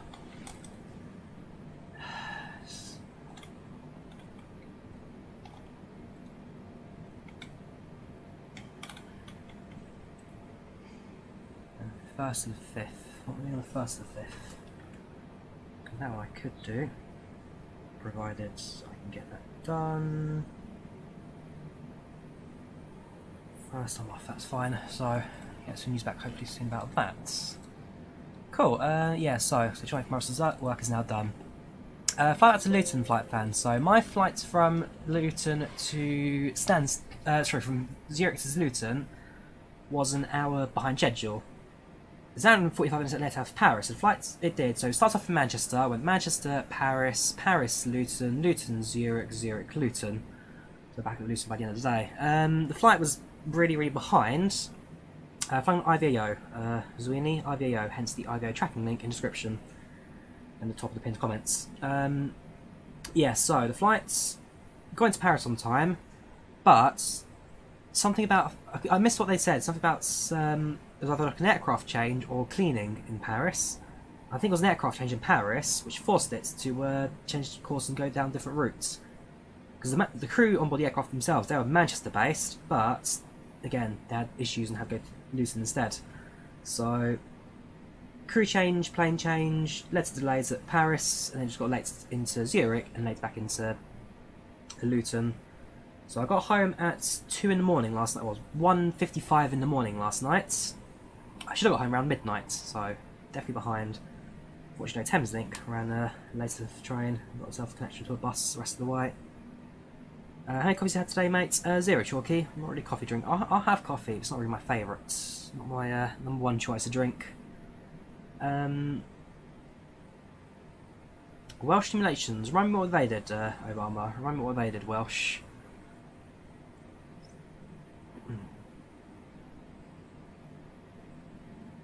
Like I said, the outbound flights, the A220, that was fantastic. No complaints, apart from it's just a really noisy airplane that hums at you all the time.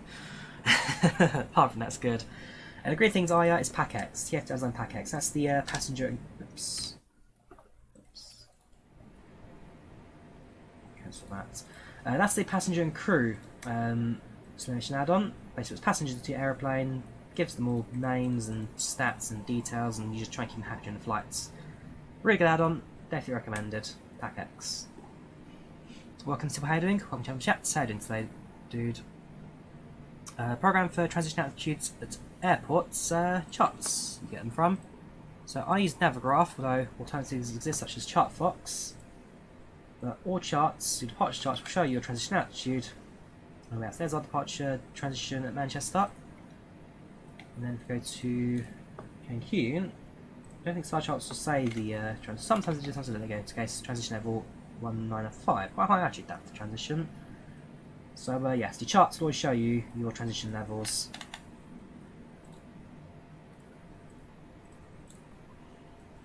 Long way to go. We've completed 10% of the flight so far. We're 10% of the way there. We've got 90 to go. Long way to our destination. It's a long way to Boston. So, another aircraft. Like I said, I'm not sure. Like I said, I'm not aware of what. I'm sure I've had the name, but I'm not too sure about what they did or where they've gone. So I'm sorry, dude. Fortunately, that one I can't help you with. Welcome, Tommy. Yes, when Flyby released the A380, I do plan to fly it, Zwini. Absolutely. There's no way I'm not going to fly the A380 on a super ridiculous long-haul flight. Very tired. Yes, I'm either going to do the A380 in British Airways colours from flights out of Heathrow to Johannesburg, or I'll do Dubai to Manchester or Dubai to Heathrow. So I haven't done the route yet, so I'll be Dubai to Manchester, Dubai to London, or London to Johannesburg, or maybe a combination of a couple of those.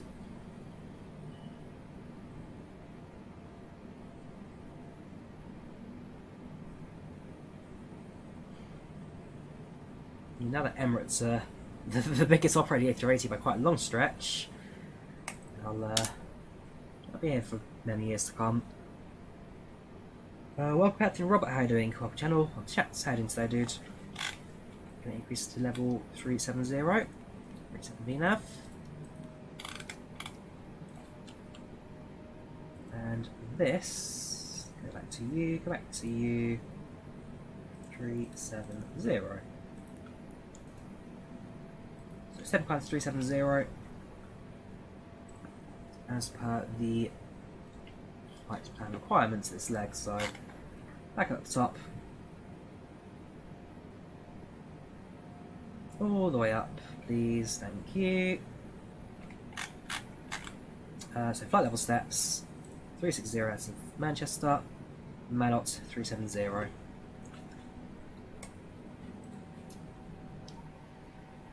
At this point, we are well into our transit crossing. So I've entered the track now. Small adjustment to get yourself back on the flight plan exactly. It's only a small few changes. Yeah, it should be fine. Is it safe to cruise at this level at the speed, Chalky?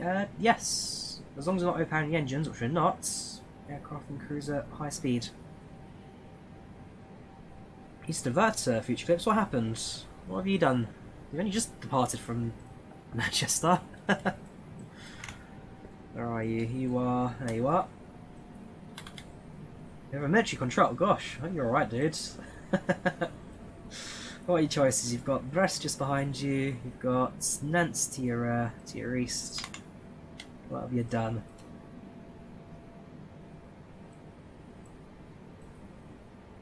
There is a long controller online as well. Very good. Got long haul flights from Amsterdam to Toronto. It's got a few more hours left to go. This is the departure going to Riga. Quite a long departure path that. It's around Sheffield Doncaster. DC-45, is that a helicopter? It might be. Yeah, Eurocopter 145. One down from Liverpool. Ah, the helicopter again. So Preston. Milton. Got 2 outbound, 2 inbound, one from Heathrow, one from who's that? The bird 426. I'm sure I didn't move them. Actually they are because they're they're out. Yeah, okay, fair enough. Well, the flights won't go too much of a disaster. Try and find a Jet 2 base airport or something. We've done a... Oh right, they had a failure. Okay, hopefully nothing affects the control of your aircraft and see a diversion, dude. There it goes. Yes, BA from London to Frankfurt. That's a cargo route that British Airways are currently operating at the moment. That's another option I got. La Rochelle, lovely airport, lovely city. I've been to. Oh no, sorry, La Rochelle. I've been to Biarritz. La Rochelle, I want to go to because I do like my.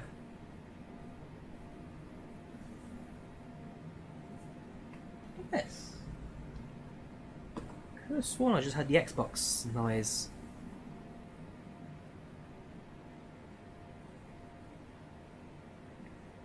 Maybe not. What was I saying? Yeah, I like my World War II history, so that's what I want to go to because they have quite a few submarine bases out there. Yeah, well, good old landing, dude. Hopefully nothing too serious. Let's arrive on 8 hours and 8 minutes, according to the progress page. So set to land at 20:46 Zulu.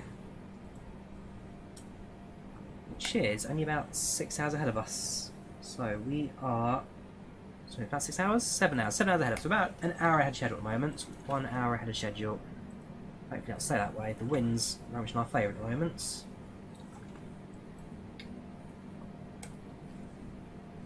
Hydraulic pump. Ooh, okay. I'll keep at it, dude. Hopefully be alright.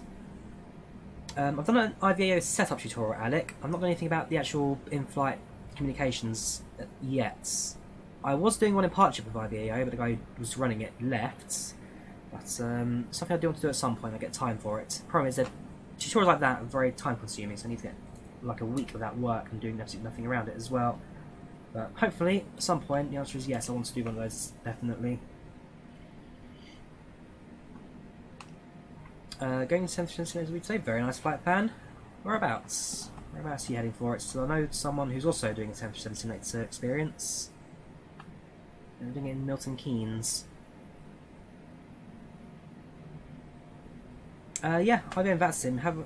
You can have found anything, That's yeah, IVAO, that's in Posco and Pilot Edge, whatever you choose, dude. Have an account and do what you need to do. Giveaway, Daniel, I'm glad that's what you're here for. Giveaway will be at the end of the flight, so you've got plenty of time. Macco and chats, giveaway at the top of descent and giveaway at landing. Well, when you have it to stand at least.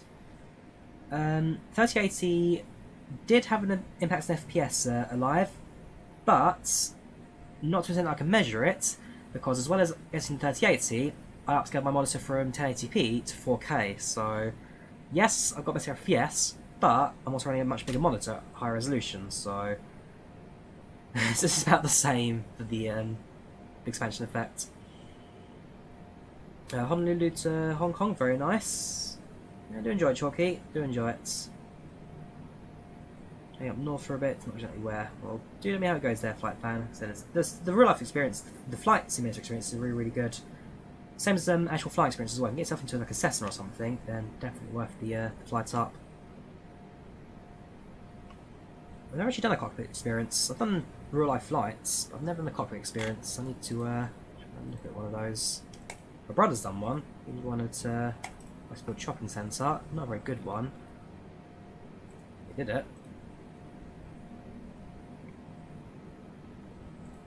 Ooh, sorry, really tired. That song's still in my head. Say It Right by Nelly Furtado. It's a great song. Oh, you don't mean nothing at all to me.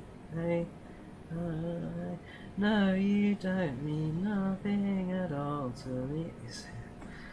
But you got what it takes to set me free. Oh, you could mean everything to me. Yeah, great song. Just stuck in my head. I need to trust me, Charlie. I had enough yesterday. So how long did you get a flight home from Zurich yesterday? The flight itself was late, an hour and a half late, but not bad. Not karaoke time. Yeah, it was late, it's behind schedule, but not bad. The cabin crew are actually pretty good, especially the lead cabin crew guy. I never got his name, but he just basically went around calling the kids screamers, and everyone laughed. Yeah, it was a good flight, so I did enjoy it. Best boarding music.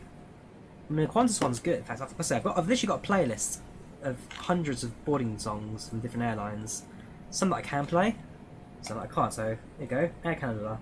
Let's go through the list, shall we? So this is Air Canada. And I'll tell you who my favourite is. I'm going to skip that to the end. Yeah, this is Air Canada. I'll go to Air China.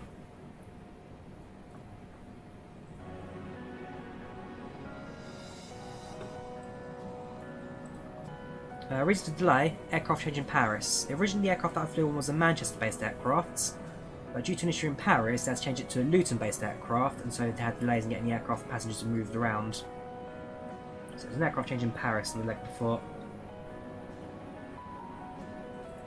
This is Air France. Air France is pretty good actually. Probably they're also a bit quiet because I had to turn all the volumes down for PACX.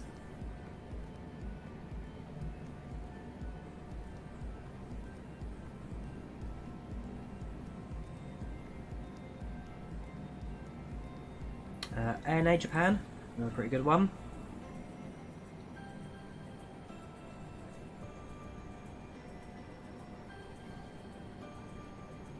Yeah, Sunrise 10's winning. Japan's upgrading time soon. Yeah, ANA's a pretty good one. And it's just as generic one that comes with PACX. Got American Airlines.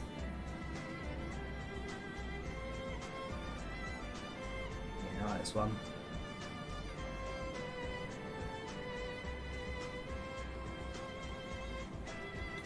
American Airlines.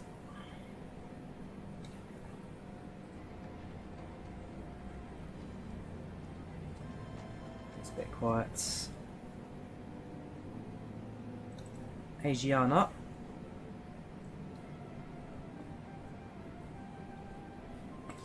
Can you turn on the sim volume slightly? Screw it, so why not? Let's listen to sound, we may as well kill this off a little bit. Smart down to 0. This is Asiana.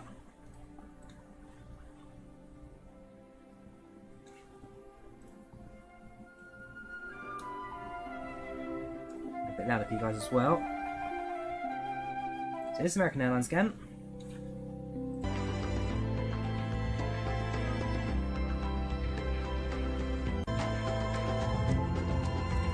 ANA.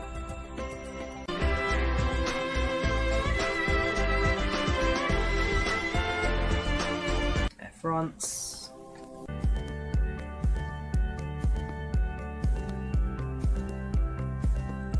Air China.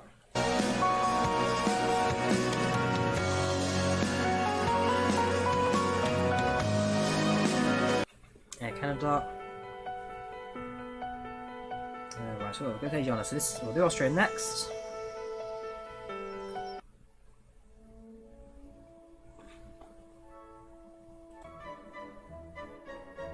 Exactly what you expected it to be. Have the anchor.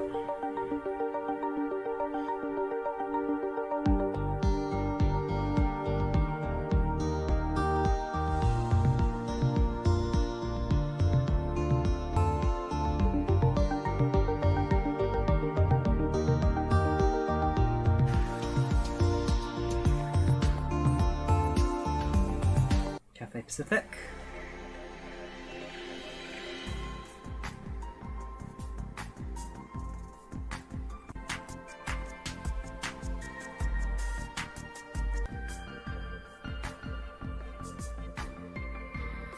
This is Delta Airlines.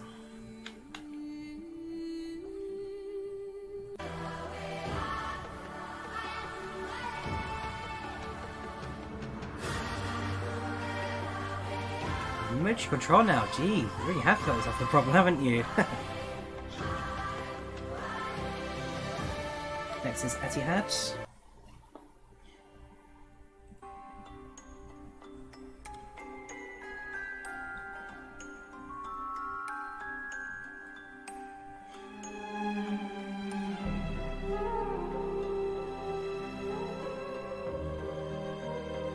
Next is Finnair.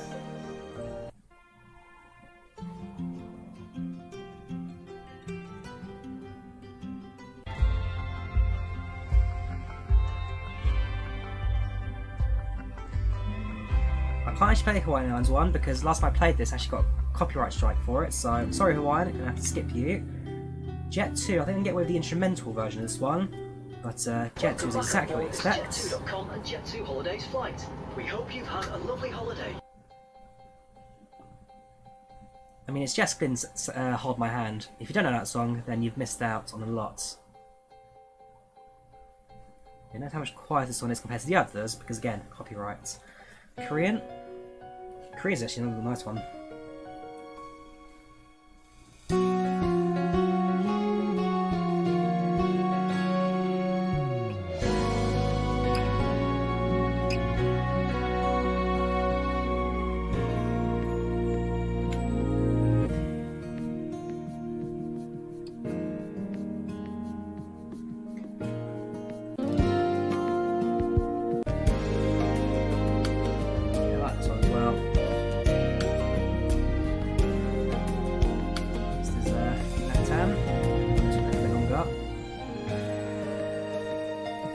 Latam.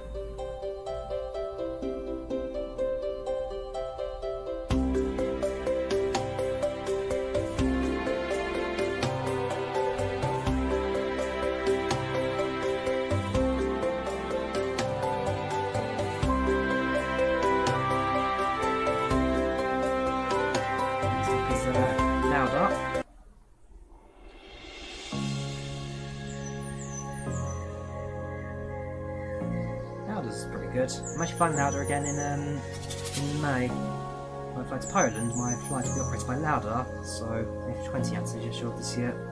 Return flight will be December 1037.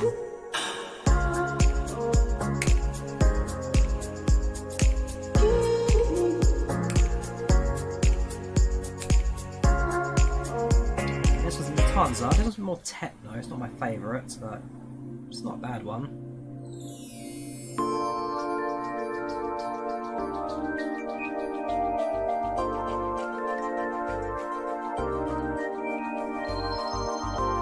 get the times up.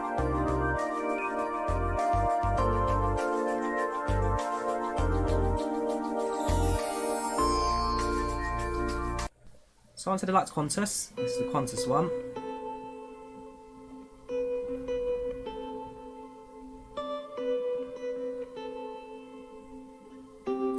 We'll do Ryanair, don't you worry, Zwinny. We will do Ryanair. This is Qantas.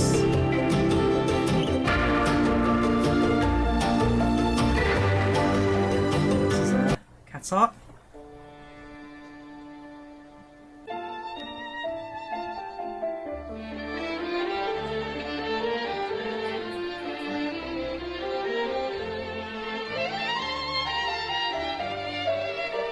Not too bad myself, I just listen to boarding music at this point. And skip Ryanair to the very end.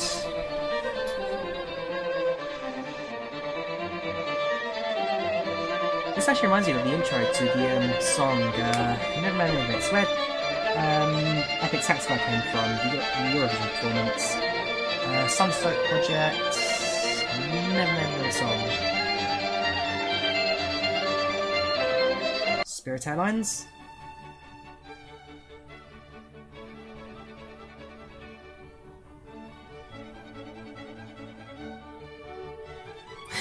Funny posted the entire flight with tons of background. I'd go insane, Jog, I'm afraid. I'd go insane. Airlines. Ooh, we've got Eurocontrol. We'll say hello to them in 2 seconds. Got a few more songs to listen to. So Shanghai Airlines.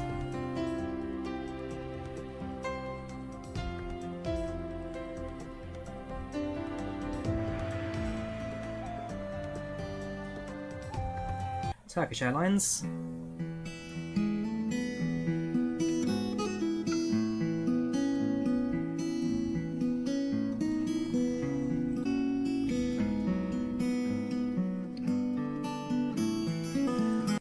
United Airlines, seems quite grand. Yeah, sorry to see, I've got very possible boarding music available.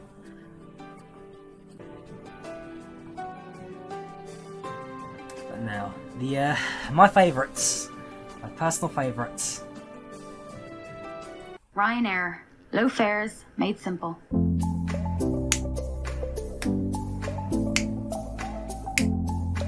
Love the Ryanair song.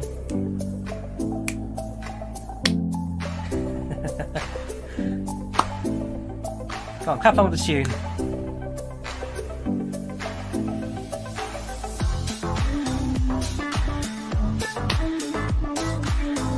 That's just one of them. Got 15 minutes worth of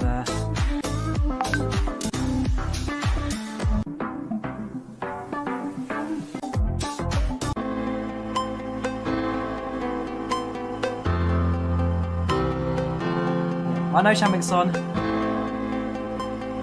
Let's say hello to them. Right. Hello to Shamwick Radar, this is Tomjet 182, level 370, inbound, standby. Right, do this properly. Alright, so we're on Oceanic now, so I'm going to have to quickly revise myself on Oceanic.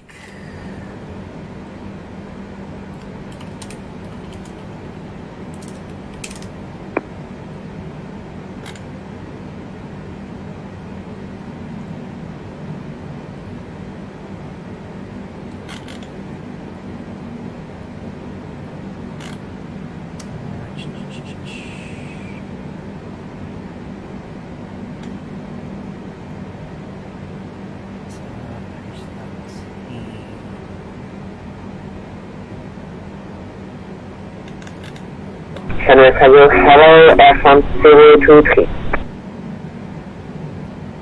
Air France 023, radio, confirmation.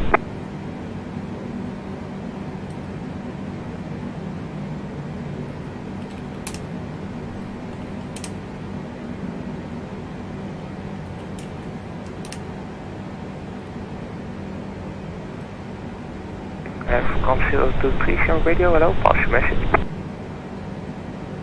Air France 023, hello, with route Alpha Lima Lima Romeo Yankee 51 North 050 West 53 North 040 West 54 North 030 West 54 North 020 West Dugal Dixit Flight Roll 380 Mike point 83 Max Fast Flight Roll 380.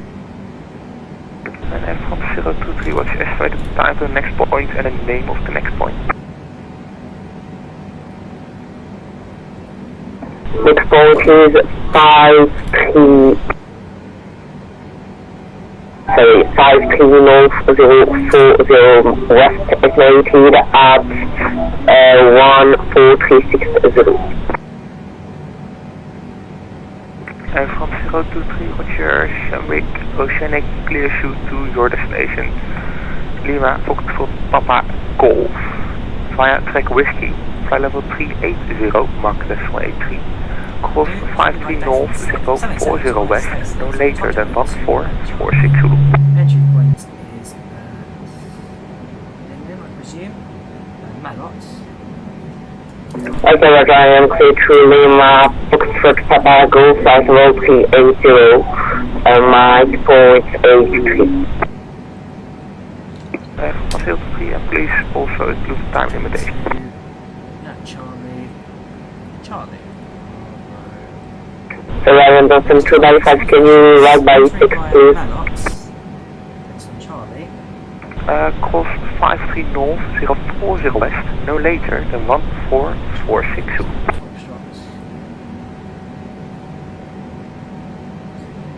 That's incorrect. It's not done in the manual. So I'll make clearance.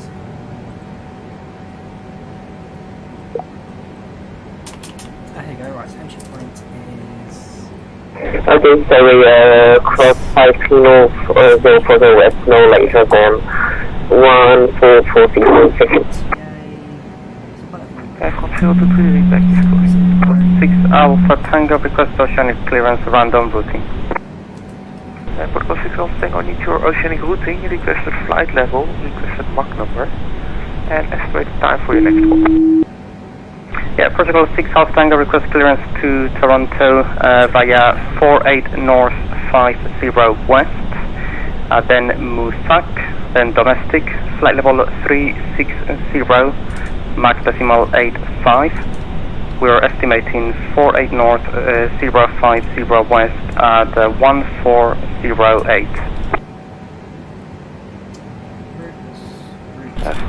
Protocol 6 Alpha Tango, what's your clear destination? Charlie, Yankee, Zulu.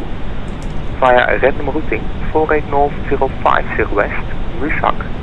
Flight level 360, Mach decimal 85. Crossed 48 North 050 West, no later than 14182. Clear to Toronto via random routing 48 North 50 West, then Moosak, flight level 360 Mach decimal 85, and cross 48 North 50 West, no later than 1418 Zulu, Air Protocol 6 Alpha Tango. Protocol 6 Alpha Tango, return to previous frequency. Protocol 6 Alpha Tango, request cell code 35. And Protocol 6 Alpha Tango, what is your cell code? Alpha Romeo Echo Sierra. Protocol 6 Alpha Tango, cell code check, Alpha Romeo Echo Sierra, coming up. Protocol 6 Alpha Tango, cell call received. Thank you. Sunwich Radio, good afternoon, Protocol 185. Protocol 185, stand by number 2. What a time this one. There you go. 29, past 30, so we'll say 10, 29, past this time. 14, 9, for some reason, I can't track points. Ah, there you go.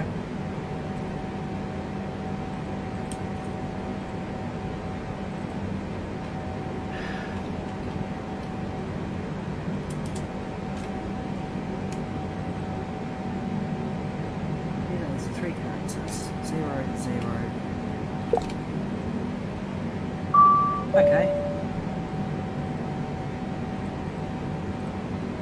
Messages, right, received. Message, okay, right. So I've requested a data link. Wait for them to get back to me on that one. If not, then I'll just ready for clearance to Cancún for track Charlie. 370, decimal 9. Estimating route. Next point B.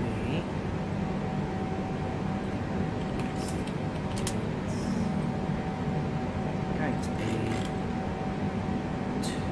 5530 north.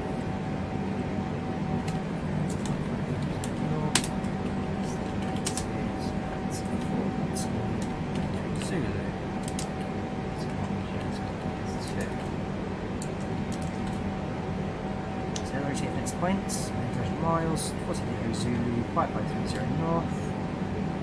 Requested the data link, so let's respond in 15 minutes. If not, then let's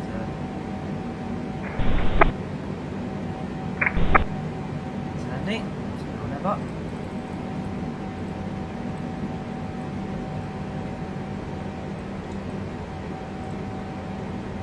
Tomjet 182, Summer Radio.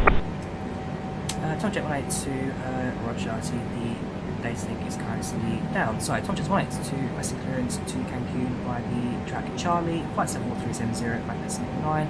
Next point for us is 5530 north, estimated 1433 Zulu, Tomjet 182.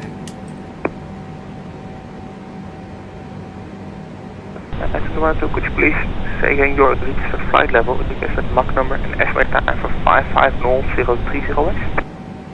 Tomjet 182 is level 370, Mach decimal 9, and 5530 will be 1433 Zulu. Tomjet 182, Scambig Oceanic clears you to your destination Cancun. Track Alpha. Flight level 370, Mach decimal 9 course 550030 west, no later than 1443. To clears to destination Cancun by track Alpha, G level 370, and arrive at 5530, no later than 1443 Zulu. From this one, I do feedback correct. Cool, there we go, not bad, that's. I'm not super confident when it comes to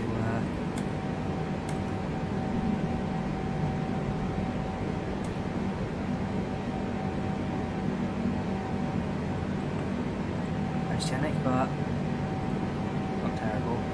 In reality, in 787, the little box somewhere that does all the oceanic commands, which I think to right. One place. Basically, there's a little box somewhere which just has two buttons: accept or deny. And that is what manages the data link with these airplanes. I believe the only A320 has it, the A320neo has it. I've actually got that incorporated to the airplane as well, so you can do it directly with the SIM. Time will tell actually it's fully implemented.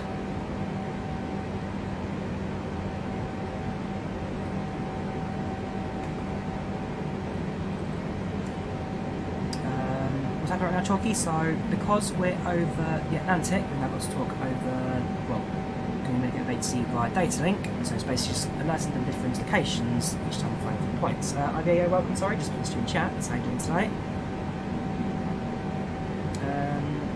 Love having waypoint 45, ouch! Well, you've got a bad off some fuel, do you? Horrible. Oh, hopefully you landed alright, dude. Yeah, so we're now on Shannon even. Now imagining it's across the Atlantic.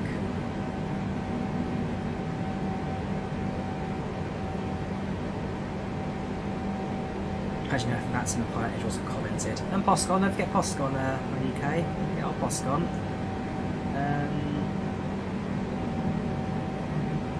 So who Who's it? It's in the chat. Yeah, I'm going to just can be some background. Someone else said it on the. We eyes on the track and actually track Alpha. Yeah, well aware of reporting our schematic. That's will do. I would refer to the Pilot's guide for that. So we skip this link because it's not working today. What we've got to do is we get to next waypoints. Page 18. So what I'll do is I report. So Tom Jet 182 has passed north 1.5, 5530 north at 1434 Zulu, flight 730 Macco. Let's just make us Shanwick, hello. Tom Jet 182 report position. Then it'll tell me to stand by for a bit and pass a message. Now so past at this time, back that, estimating, whatever. So it's a case of follow procedure. It's not difficult. You just got to set it into the right order.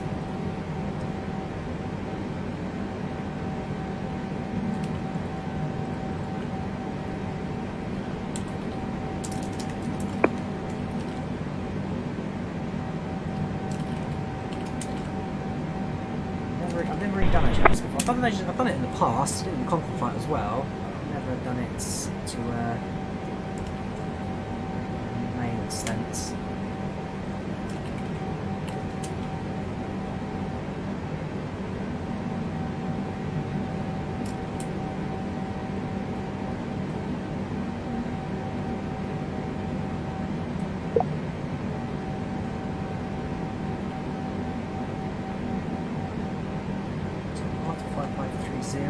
It's 5540.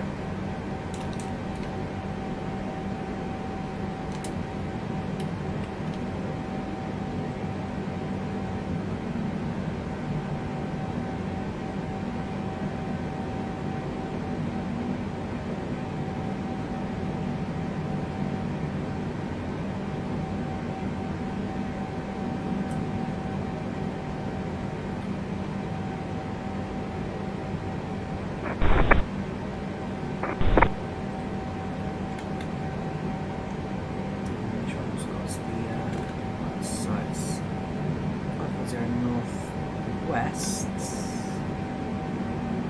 40 west 020.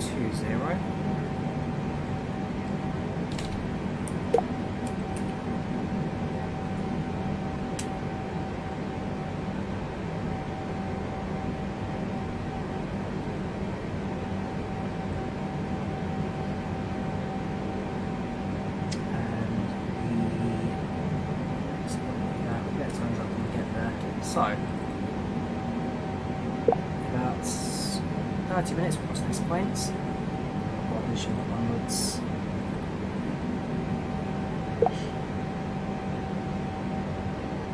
What's this for the bus as well? Gosh, really have fallen apart, have we? I've done it before, I've just never been super confident with the phraseology for it, but the more I do transatlantic in one haul, the better I get at it eventually. It's just a case of getting all right in my own states.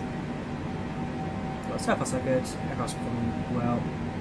It's yet from the passengers, satisfaction at 92%.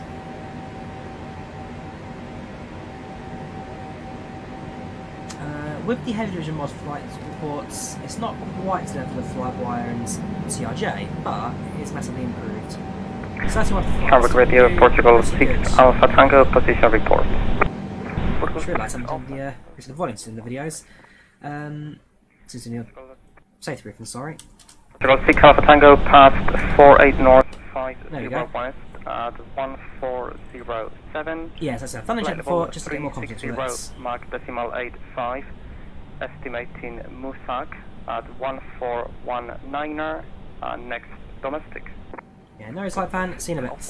Roger, past 48 north, 050 west, 1407 Zulu, flight level 360, Mach decimal 85, estimating Musak 1419er Zulu, domestic start in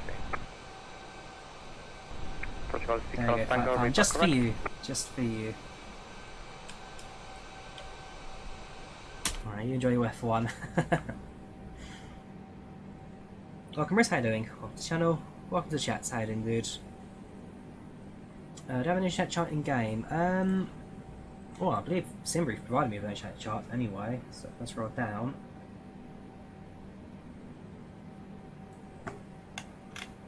So yeah, all the internet plots and marks on the charts.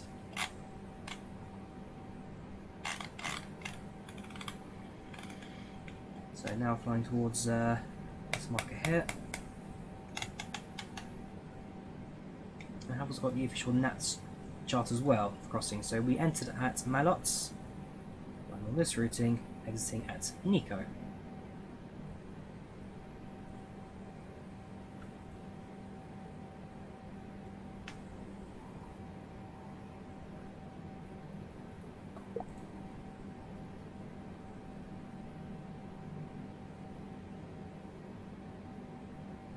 Yeah, push talk fear, any tips how to overcome that fear. To be fair, not gonna lie, Neptune, I have it as well. Whenever I press that push talk button, I am terrified about what's gonna come out of my mouth, but for me it's just something that I kind of just ignore. I force myself to do it because if I don't do it, then what's gonna happen? You don't get your clearance, your flight goes wrong.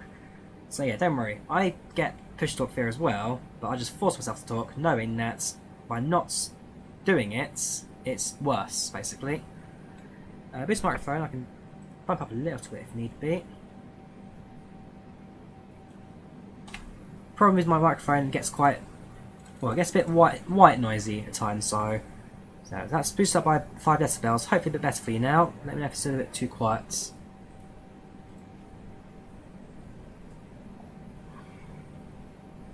I did like BA16 from Singapore to Heathrow on 7.4, very nice.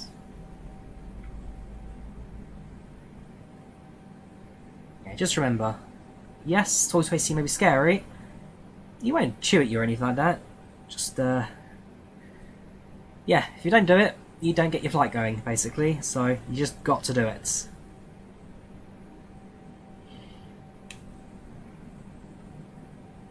Ugh, tired.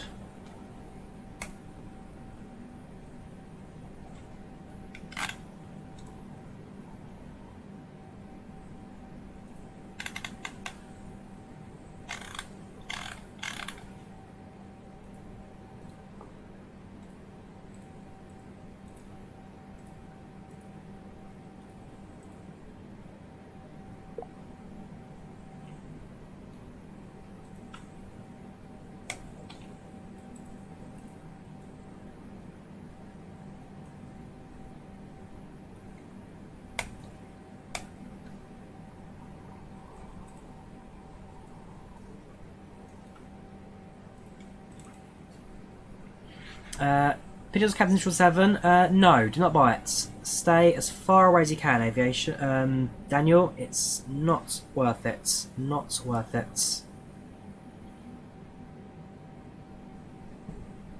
The Captain Sim aircraft, really low quality. The cockpit's the 747, just with a skin on top of it. Yeah, there you go, Neptune. 747, 777 skin. It's not a good job. Not a good job. So yeah, if you want to fly proper 777, just keep your money for now and wait, because Captain Sim is not worth it.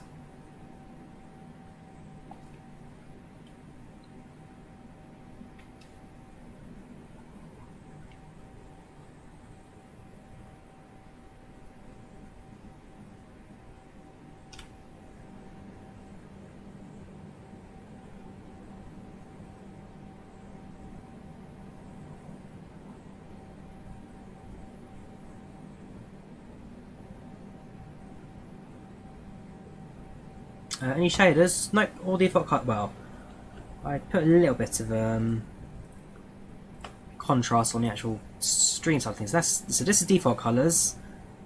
Slightly darker. This is sim colours. Makes it a little bit brighter because everyone complains about it being too dark on some of my streams. So the only thing I do, a little bit of gamma up, a little bit of contrast in. Just makes it a bit cleaner for the stream. But apart from that, there's no shaders, no reshade, nothing like that. It's just a little bit of colour correction only on the stream, not on the sim itself.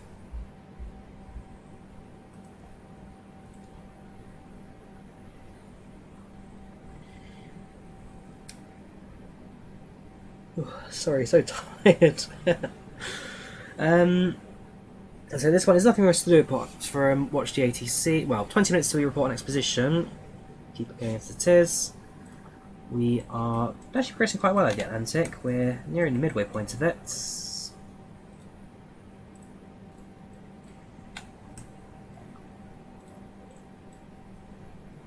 We've got a little while to go now. 20% of the way there. We're a fifth of the way there to Cancun.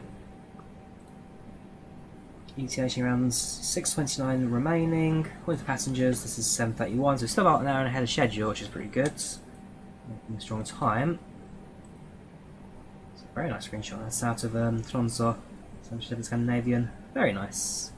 Never flown their 600s, which is a bit of a shame. Always wanted to fly them at some point, but sadly never happened. Which is why on Tuesday I'm flying to Lyon with British Airways A320. On Wednesday, I'm then flying a Tunisair 77-600. So on Wednesday, I'm on this blooming aeroplane, and I am so excited for it. We all know the baby bus, but how many know the baby Boeing, the 737? It's about half a metre longer than an A318, so it's still a bit longer. But the A320 had a narrower body, so it just looks so tiny. The wingspan is longer than the actual length of the aeroplane. The tail is just all out of place as well, but it's such a cute little aeroplane, this. So yeah, on the Wednesday, I'm flying to Tunisia, and I'm flying the 600. Oh, did you fly the last Scandinavian 736 flight? Did you see me flying? You lucky... Oh, jealous now. Jealous. The baby bong. Yeah, so I say, it was a choice between this or Air Algeria, so I go to Algeria instead. But Tunisia, I've actually, I mean, I'm a big Star Wars fan, so I can try and do a Star Wars tour out there, actually figure out how I'm getting to Tazur. I'll do a flight return or find a night bus. And yeah, Tunisia as well. It's a lovely country, so definitely choice I have to make that. So I'm going via Lyon. So on Tuesday, I'm flying London. Let's show you because I've already pre-recorded these videos for premieres. So I'm doing London to Lyon. BA360. Yeah, preview of the premiere coming out soon. So, you know my premieres recording real life flights. So this is the first leg. Then the second leg, I fly from Lyon to Djerba. This flight. Then from Djerba, I haven't recorded a flight, I haven't got an ATR. I'm going to see if I can try and record one, but Djerba to Tunis, an ATR, and then the return flights Tunis back to London, and on Gatwick in a Navigraph A320. Yeah, then I've not really heard of before, but I've seen more of the reviews actually. They're pretty well put together, so why not? Why not? So yeah, some exciting flights coming up ahead of us. Some exciting flights on the way. Welcome, amazing pilot. How you doing? Welcome to the channel. Welcome to the chat. How you doing today, dude? Hope you're keeping all right. Someone's trying to communicate, but just can't get their message out.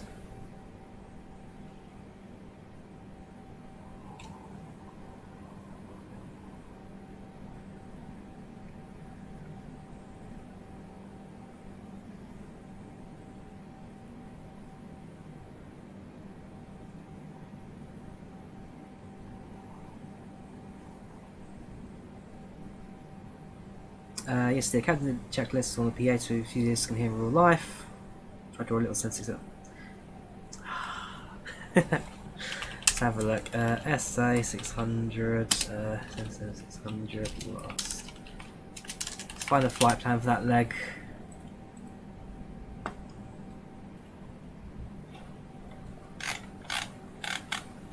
There you go, there's a little 600.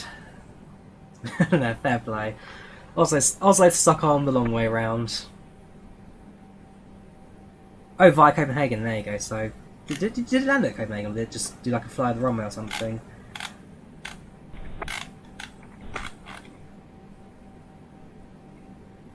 Make the low pass over Copenhagen. There you go. Fair play, dude. This is 2019 anyway, so yeah, I'd have been 20 at that point. December 2019. I think I was working on that day, back at my first job. Yeah, fair play. I'm sure that was quite the experience. Yeah, so TFDi are teaming up with Real World 350 crews to build their aeroplane. I don't think there's any requirements for other aircraft to get it working. You should be okay from the get-go. Low pass go-arounds, there you go. Touch and goes without the touch. Radio Portugal 6 Alpha Tango position report. Got yourself no flaps. Gosh, your hydraulics really have busted when you pour 7.5. Yeah, the reverse thrusters will work. Time 1418.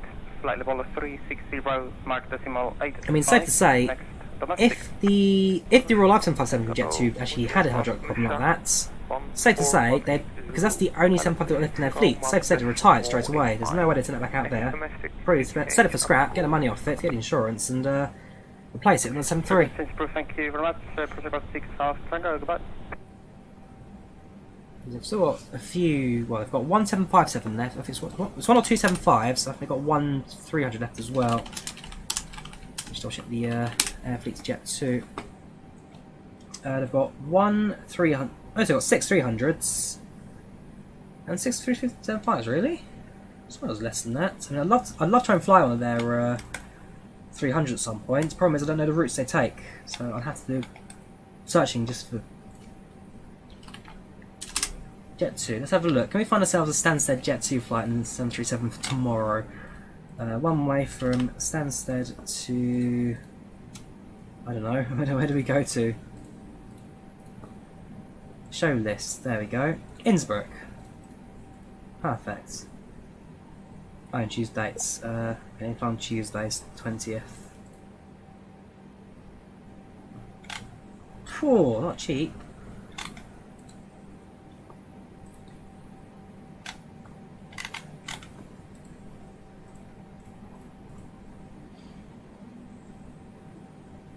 So if I can try and figure out the Jet 2 737-300 flight, I'll absolutely take it. 77 default is a premium deluxe aircraft, Ahmed, so it comes with the premium deluxe version of Microsoft Flight Sim. It's got a cockpit mod, but this is essentially a default aircraft for the most expensive version of Flight Sim. But you're using the HeavyDivision 787XH mod just to make it more realistic.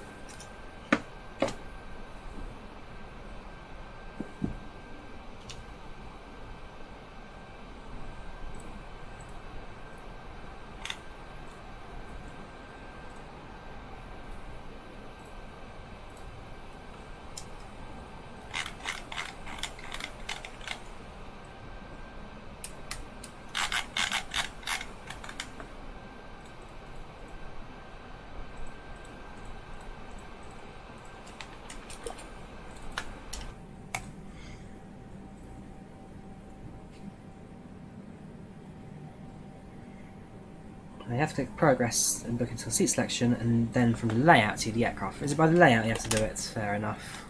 So that's Jet 2, or if I'm just going to Google Jet 2 737-300 routes.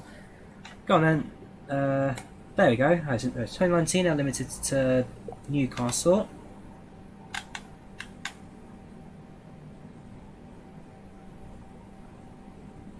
The last quick change of lane. Flight radar 24. Go on then, let's do it by tailcode. Where is the Jet 2 Air Fleets? Let's track them. So 736, starting off with that. So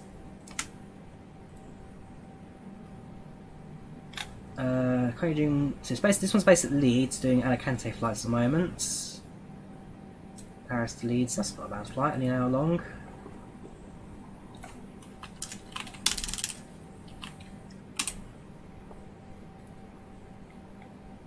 Let's do a search. Tomorrow, one way from Leeds, Bradford to Paris, Terminal 3. Choose dates, there's tomorrow's 24th. And Monday I'm not working either, so actually I could genuinely do a night if I wanted to there. £36, that's a fair price. It starts at 5 PM, so I can actually get there by train, good time. £35, continue.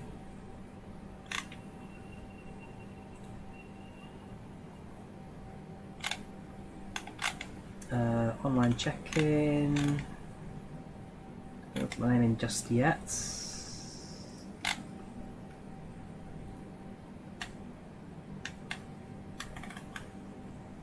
Go on then. Test. Team. My name just popped up there anyway, it's not the end of the world. Continue. How many seats does this plane have? This one has 26. Oh my gosh, is this 300?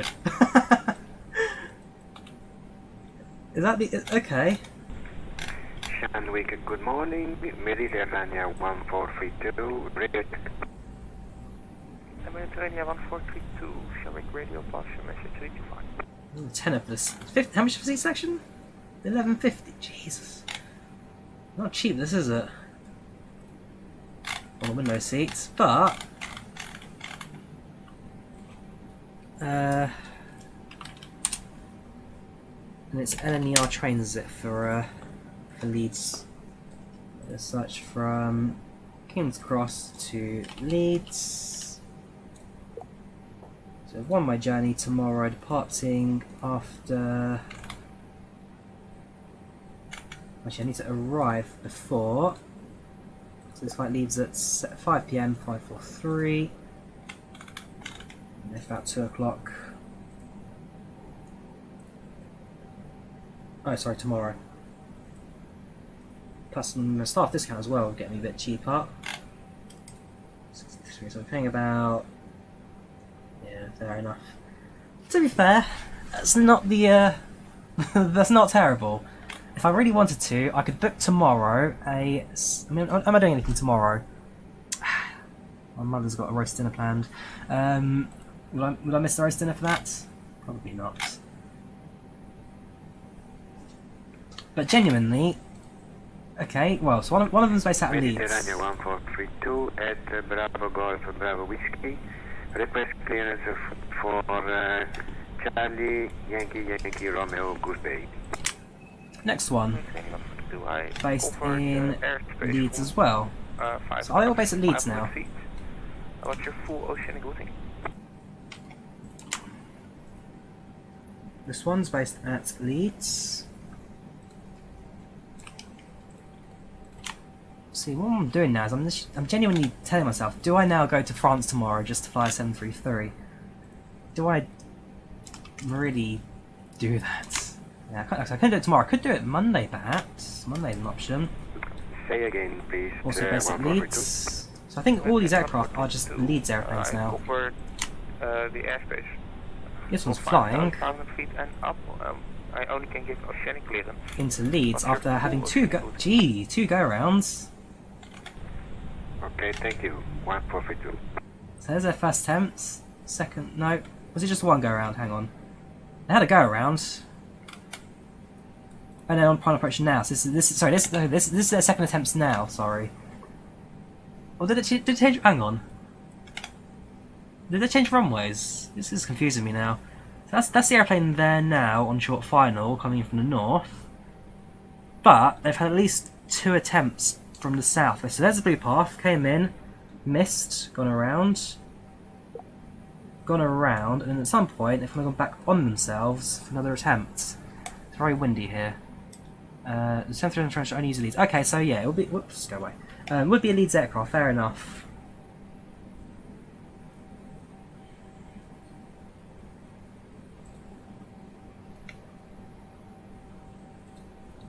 And I can get to Leeds without too much difficulty. Leeds to where else can I go to? Salzburg, Vienna, Prague, Bergerac, Germany, Greece, Hungary. Did we do Amsterdam? We do actually. Choose dates. Tomorrow. Done. Find. How much do you want for Amsterdam flights? 60 to 65 quid. Not as cheap.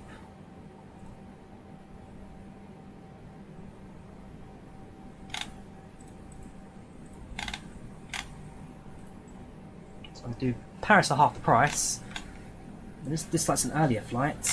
Seating layouts. 26 seats again, so this will be the same aircraft.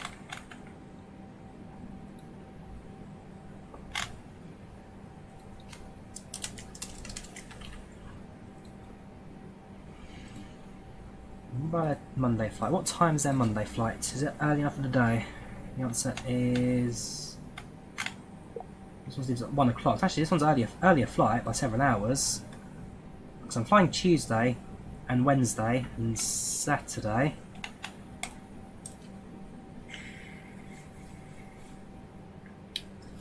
£36 for yes, they're still 300s, Bruggy, and I'm on the verge of asking myself, do I book this flight just for the sake of flying a 733?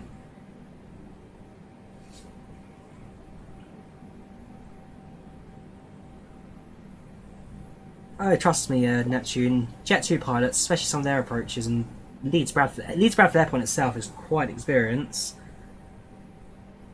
Let me look at the other way around. So if I did a flight from Paris to Leeds, how does that work? So you fly the plane to Paris, and where do they go from Paris? They just disappear. Surely it'd be return legs, won't it?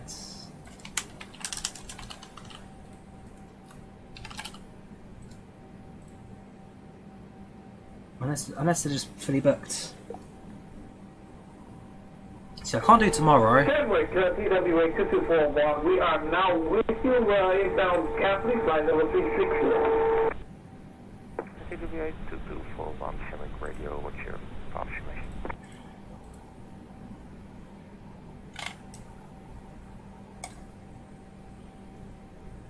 TWA 2241, now we are approaching Catholic. We should be crossing it. Willie, for £1. What time flight? 16310. I'll let finish talking. We are estimating SOMAX at time 1505 Zulu, and thereafter 50 north, 20 west. Mach decimal 80 and flight level 360. TWA 2241. So his microphone is so loud. I'm going to let finish talking, then I'll get back to your donation there, sorry.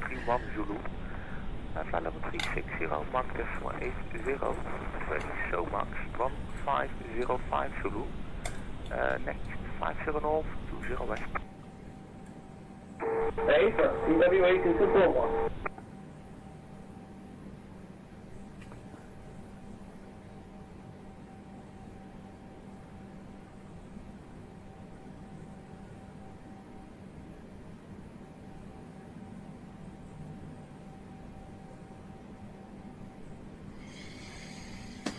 Right, sorry, donation there, sorry. What flight time today and time of arrival? So flying from Manchester to Cancun today with TUI. Flight time 9 hours and 15 minutes. 9 hours and 15 minutes, been off about 2 hours so far. ETA around 10 PM UK time, I'm looking at. Oh, is it a training flight? That's why it's doing go-arounds at Leeds. Okay, thanks for the heads up. So it's a training flight that Jet 2 running at the moment. Bye. What time... let me see what time Eurostar departures are. So if I get into Paris at 4 PM, get to the centre by 5 PM, one way from Paris, get out the nod to London. Actually, let's see what kayak was got price wise. So one way from Paris back to London. This will be on. It's marked in the red, so it's not cheap. London. 25th. That's supposed to be an evening flight. Because what time am I flying on Tuesday? My Lyon flight leaves Heathrow at...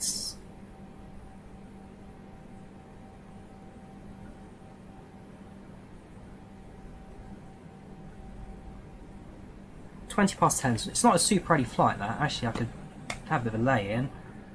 Get to Gatwick at 9 PM. £79 though, yeah, not gonna work. 6.6 the cheapest. So mate, 9 PM departure. Let's need to Gatwick.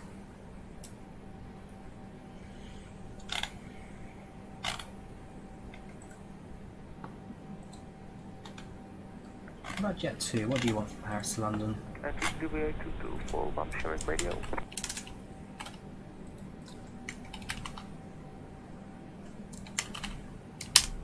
Not really do apparently.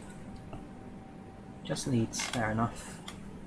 So yeah, I could get the out of that flight, no problem. It's just a return leg that's... Skyscanner, we could look at Skyscanner.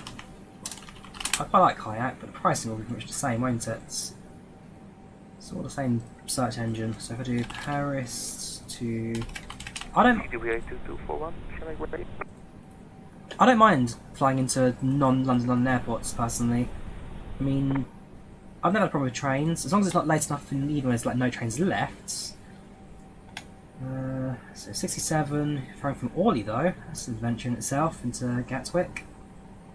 67, also Welling, I've been on Welling before, that's just 738 or 320. BY64, 9.4. Welling, operate, these 320s with these guys. Yeah, 320, ooh, 321. Was that call for TWA2241? TWA2241, hang on. Are you able to find level 370? I've just reached our next waypoint, so it's 1514. Hey, sir, we can make flight level 370, TWA2241. TWA2241, which is Shamik, reclear show flight level 370, mark decimal 80. 370, mark decimal 80, TWA2241. Now, so we just hit our next track, so... Shenwick Radio, good afternoon, Eurotrans 3 Bravo Kilo for Oceanic Level. Eurotrans 3 Bravo Kilo, radio pass your message. Eurotrans 3 Bravo Kilo, request Oceanic clearance to Leipzig via Hazard, Bunaf, Tiflu, flight level 360, Mach decimal 77, estimate Hazard 1458. I'll let him finish, then we'll put our position. Could you please take in your requested flight level and... Also, flight reports, how about London City Airport? Does City count? City? I wonder what City one actually have at British Airways. British Airways or Air France?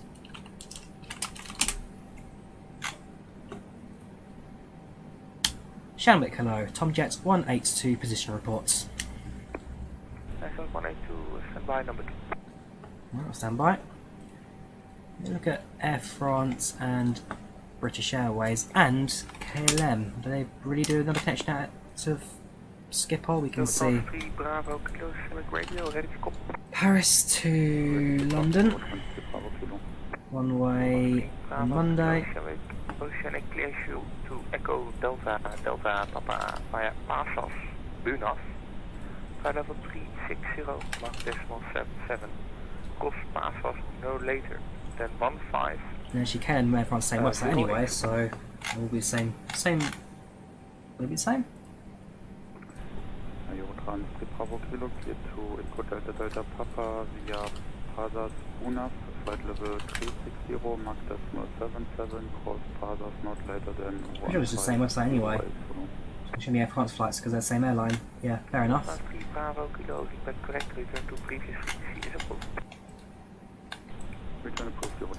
400 euros. No, thank you. Subject 182 has passed 5530 north at 1434 Zulu. Flight level 370 Mach decimal 9. Estimating 5540 north 020 at 1514 Zulu. 5540 north 020 is next. 182, Roger, past 55 north 0, location 55 north 030 west, 1434 Zulu, estimating flight level 370, Mach decimal 90, estimating 55 north 040 west, 1514 Zulu. And could check in the next point. Yeah, that's all, Tom Jet 182, expecting 5540 020 at 1514 Zulu. What you expecting? And next is 55050. 05? That's looking at the wrong thing. Hang on, 5540. Oh yes, ignore me, you're right. 55450 is next, Tom Jet 182.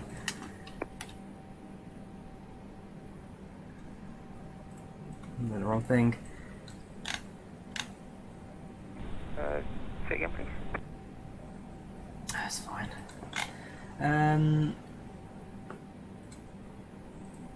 Like I say, Nicholas, this is Oceanic. Never been super confident with Oceanic communication.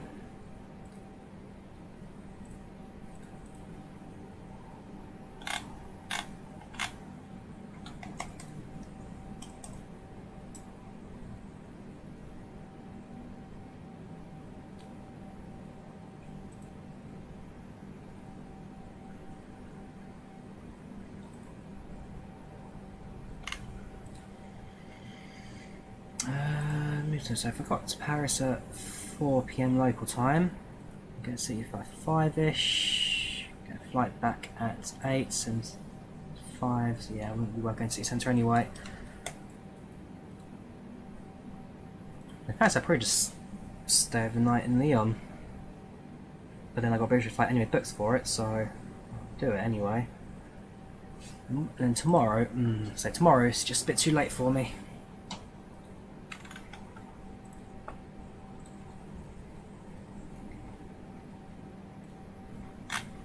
Where else do Jet2 fly out of? Get anywhere else relatively close? I've got France as an option with have a look at Nice.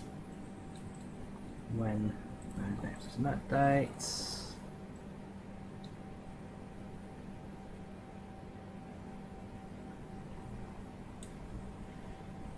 It's Amsterdam, but it's not cheap.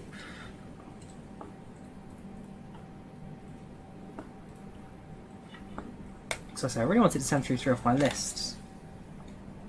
£48 on that day, but I'm already in Tunisia on this day.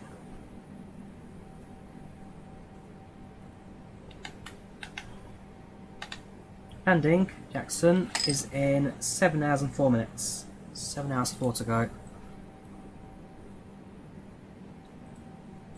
Prague, only on 25th, one day. Time. It's too late. Too late. By 4 on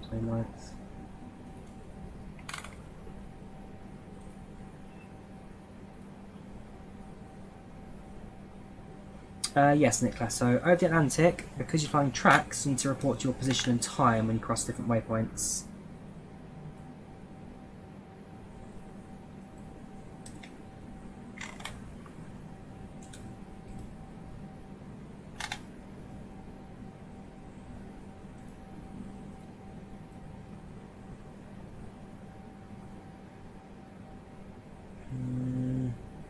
We'll do Napoli again, I must admit. Did not enjoy that one. Okay, I could do about 2 hours flight. See, Paris is Jersey. What about Leeds to Jersey? Ah, don't operate, okay. Oh, this is May. They haven't started operation yet, okay, fair enough. See, it has to be Paris Charles de Gaulle.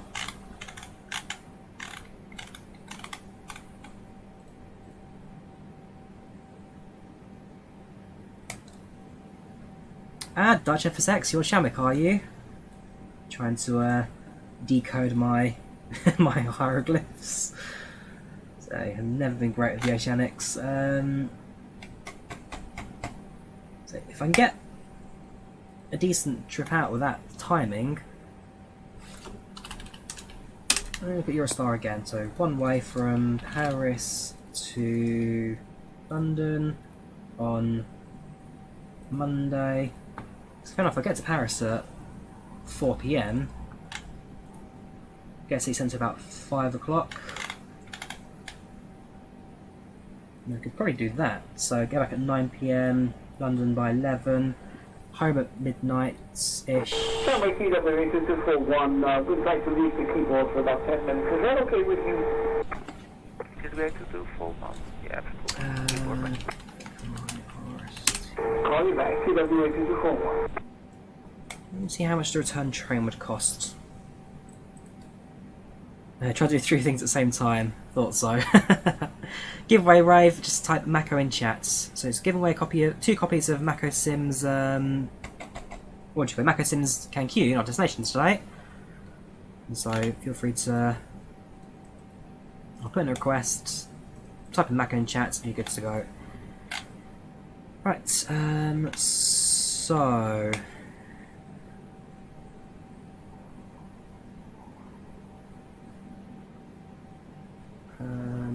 Also, do I actually have access to those tickets on the new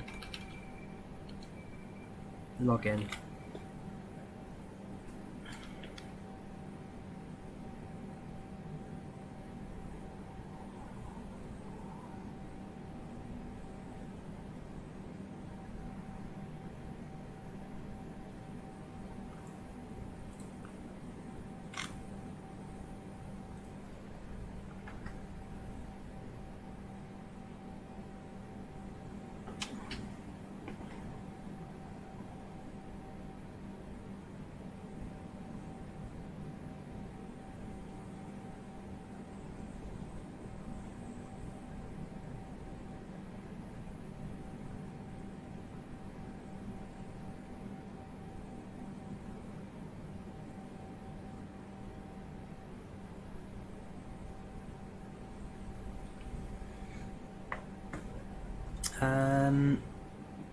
Hang on, what am I looking for? Looks like I'm trying to see if I can make this thing work.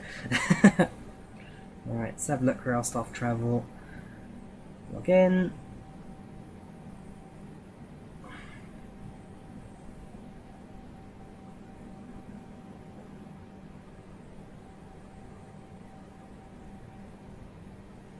I think I can do Paris, I can't do Eurostar on this. Alright, do it this way around. So, that's my name, that's my email address, my phone number, my card number.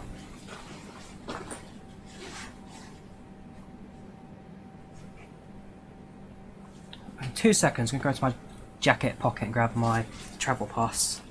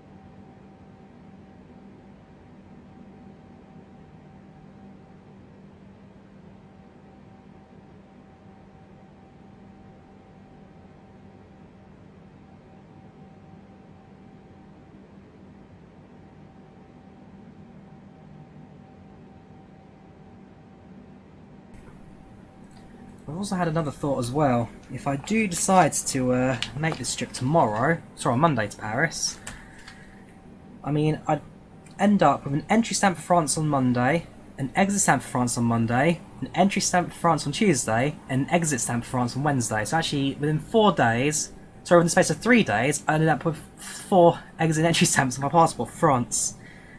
I'm sure that would turn heads at the check-in desk. I don't know. I really don't know. Do I do it now or do I wait a bit longer? Let me have a look at... tell you what, when I come back from Tunisia, I've got some dates off work again the following week. May 4th and 5th. I think I'll put around the 4th and the 5th to get to. They do on the 5th, but it's quite expensive. It's far cheaper to do it.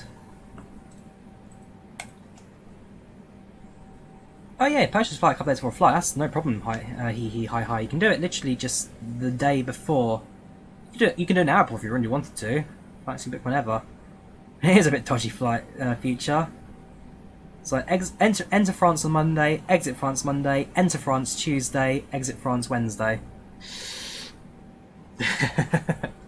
I mean, I've already had one check-in agent laugh at me for doing a one-day trip to Tenerife.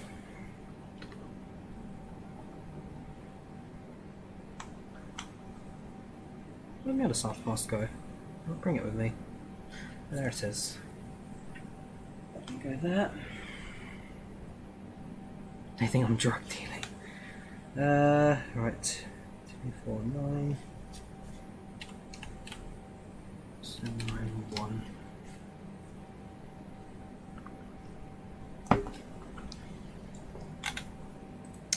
Right, so it'll be from Paris to Nod to London St Pancras International.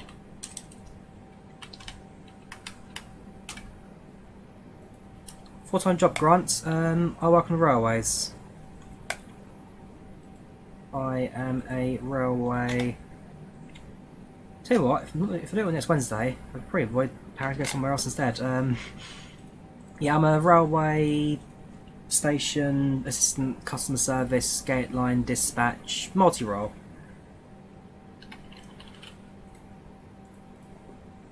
Let's have a look. Jet 2 to anywhere else interests me. How about Prague? Did I do Prague on a good price on the 4th or the 5th? No, I don't. Go back to Berlin again. They do it. Oh, right, we're doing service at the moment. Okay, next place. Let's go to.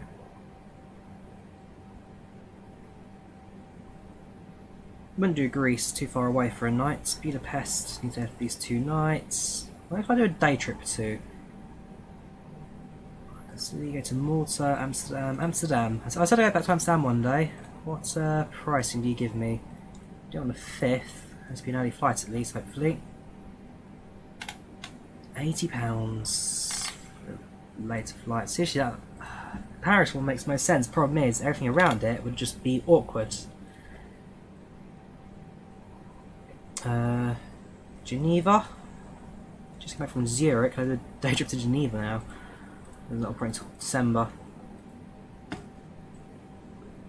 And on Friday, very good. So I've never been to Amsterdam. I've been through Amsterdam Schiphol, changing planes, but I've never actually been to Amsterdam. See, since we started getting stamps on our passports, since we started, oh yeah, I do trip reports. I'm recording trip reports. Hi. I've got an editor to edit videos for me, and so soon I have a channel dedicated to trip reports. But it's the fact that we now that we get stamps on our passports. Whoops, you can't really see it because of the green screen, but yeah, we get stamps on our passports now when we travel, and that's what I'm concerned by. I don't want to fill my passport up with nonsense stamps because, well, I run out of pages. I don't really want to run out of pages on the passport. It's quite an important documentation there, so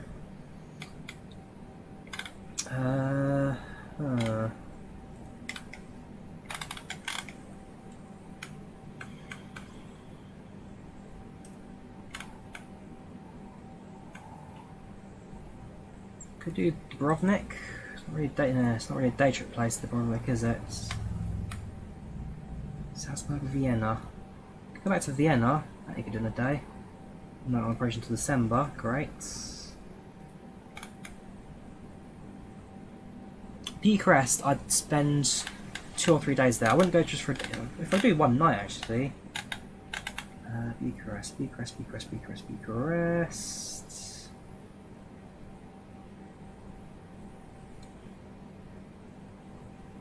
So Bucharest or Budapest? Because that's Romania, isn't it? They don't serve Romania. They do Budapest. That's where's it gone? That's Hungary. But then on 4th and 5th I need. Can't do that. Flight time is 9 hours and 30 minutes. Barracuda, 9 hours and 30 minutes. Go to Rotterdam by Amsterdam, get on the train. That's an option. Problem is, I mean, if you compare the pricing, Amsterdam's good. Where's Amsterdam? Netherlands, Amsterdam. Whoops. What did I crack out?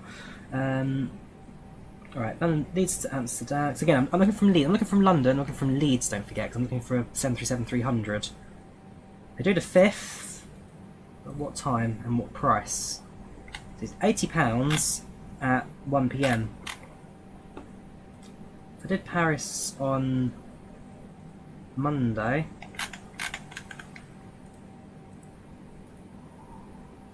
Maybe 5th as well, actually. At what price? So £113. On Monday, it's £36. Good price, good time. My only concern is I do Paris to London,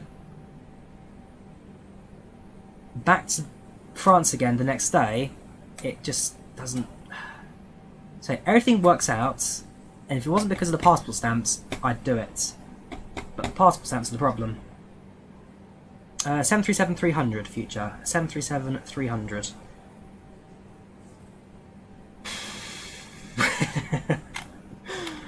Well, I mean, £40 on the 1st or the 15th of May. I think I'm working both days. 15th I'm not working. I'm off 15, 16, 17. So I'm off 26th. 197 if I really wanted to. And I guess June's I'm off for the 5th. I'm off the 12th. That Monday again, Monday Tuesday trip is really good because I'm going to Tunisia on this one occasion. I've got plenty of pages left future, but I'm more thinking like 10 years down the line, because the passport only lasts you 10 years. If I run out of pages, I have to buy a new passport early. Let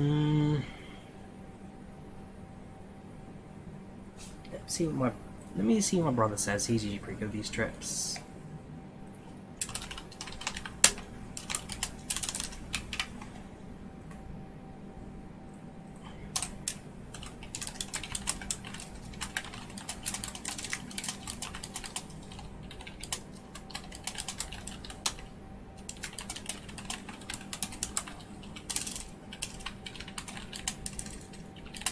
So let me get a price for the Eurostar train back as well, because that's always another important bit. So 21.13, arriving at 22,300. Train number, if known, it's going to be that one.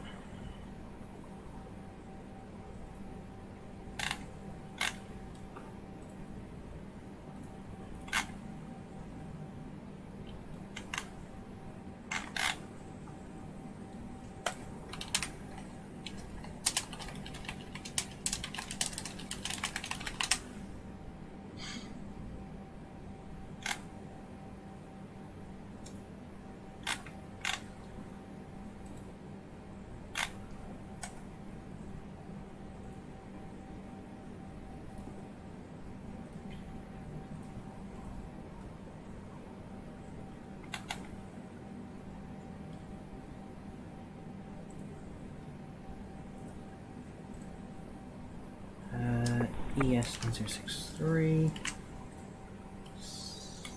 Standard class.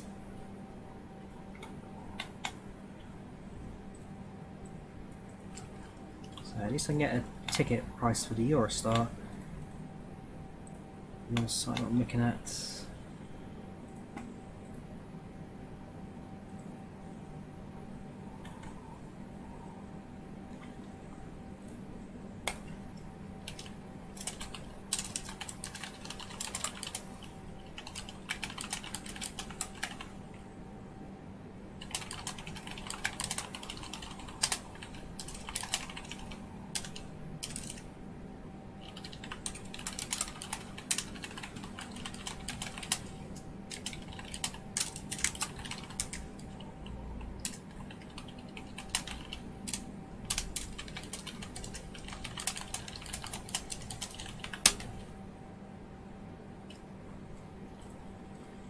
Right, try going city to Rotterdam, and then what?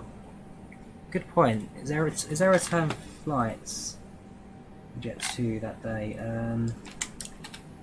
So Amsterdam to. So it has to be Bradford again. The 25th. What time? What price? No. Good time. Not a good price.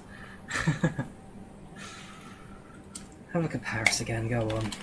Paris to Leeds on the 25th doesn't exist, so the flight just disappears, does it?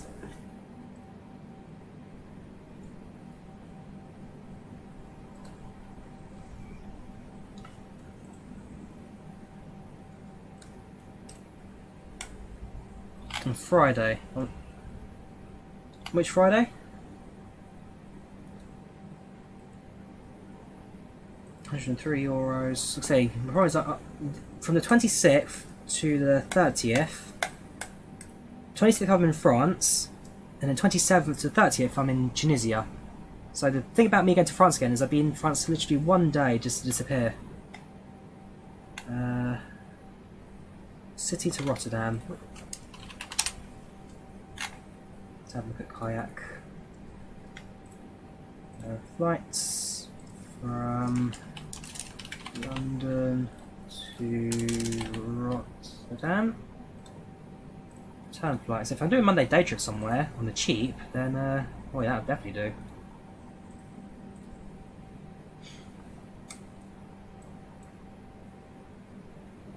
Stop at Zurich. That's an 8020. That. Oh, it's 321. Sorry. And then originally on Neo, and then onto number 190. With British Airways. Last call with call sign, please. Flights from London to Rotterdam. 25th, returning day trip 25th. Yeah, I'll do a day. Yeah, I don't know we get 30 euros from Dutch. Definitely 30 euros.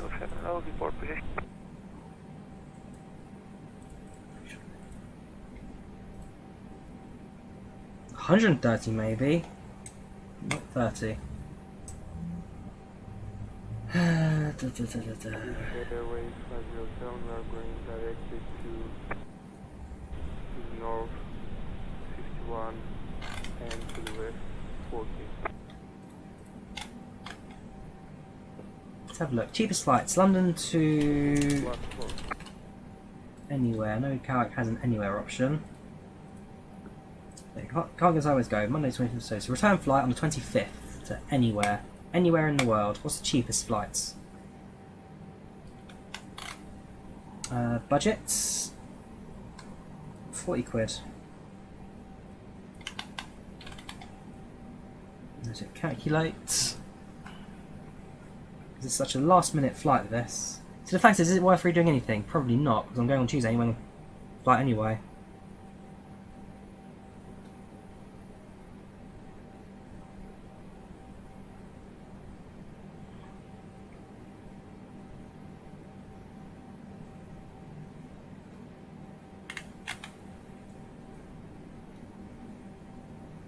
I can do Dublin for £71.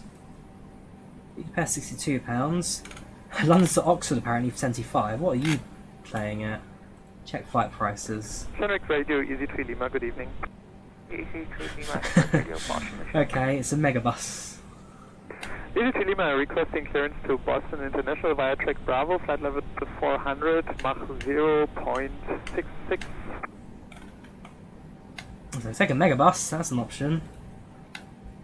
What about also Kidlington? What are you taking us on? 748 SM101. Entry time, time for the entry point. Suspicious that. Welcome flight fan, welcome back.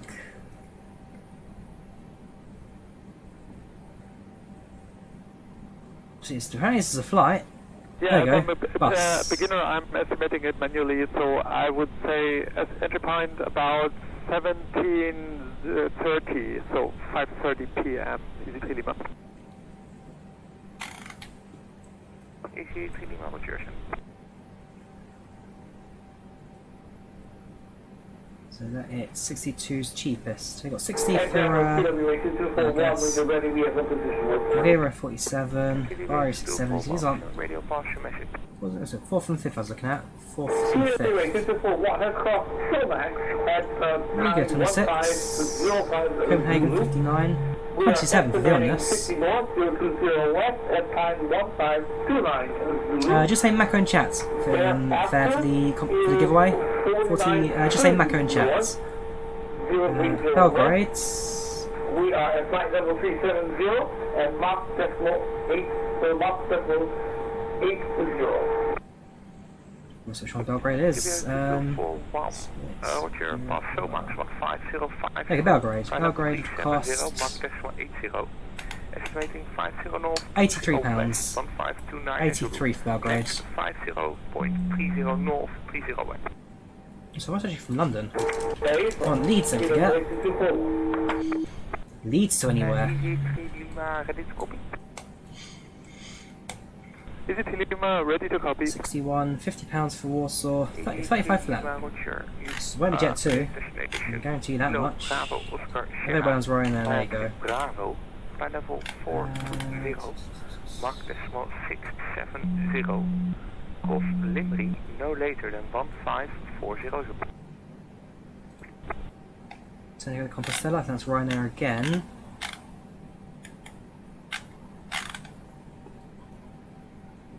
Easy Lima, clear to Kilo Bravo Oscar Sierra via Bravo flight level 420. I'll visit South Africa one day, Nicholas. Probably not this year, but South Africa definitely this place needs to visit one day. Don't you worry. Easy Lima, correct, return to previous frequency. Right, £26 budget. So, for £26, Returning to previous frequency. Turin for £19, that's not bad. Milan 16, 26 to Vienna, Budapest 19. Warsaw for 21, France for 22. So it's flying is cheap, very very cheap. £17 Dublin. Generic Radio, good afternoon again. Eurotran 3 Bravo Kilo position report. Radio £8 return for trip. Yes, please. If it's really that cheap, then I'll put that flight right now. £8 trip.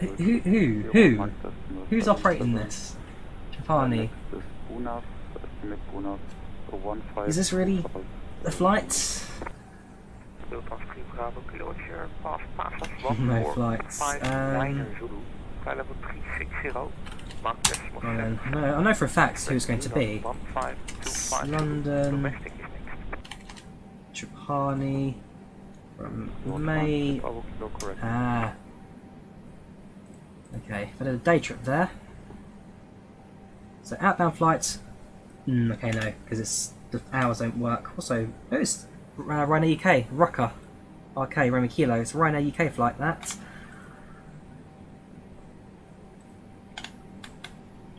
Okay, so I couldn't do a day trip here, unless I had a different option for returning. Do a switcheroo, one way, on the 5th of May.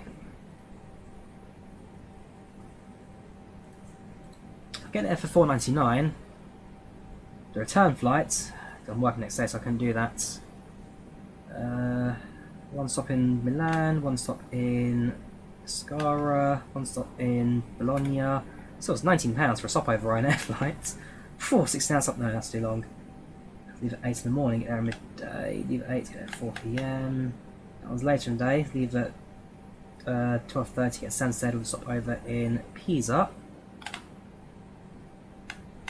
Also 738 to change for a Max.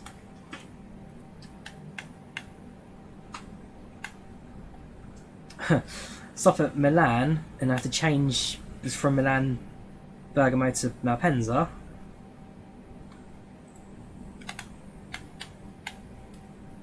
Two stops.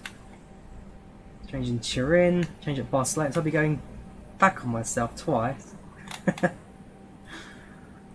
So this is what I love about kayak. This is why I love kayak, because the price is actually really good. I mean, 2 stopovers for 44 quid, it's not bad. But I couldn't justify 2 stopovers on such short flights for both. Well, economically it's alright. It's more down to, there you go, CO2. It's actually our options that give you the least amount of pollution. You got to bear in mind, I do offset my carbon footprint. I do all that stuff. So I'd have to work out that as well. That's not a bad option. So change on 321 Neo for Wizz Air Milan. Change at Milan, of course, but I now change to do it. So there are options. There are plenty of options.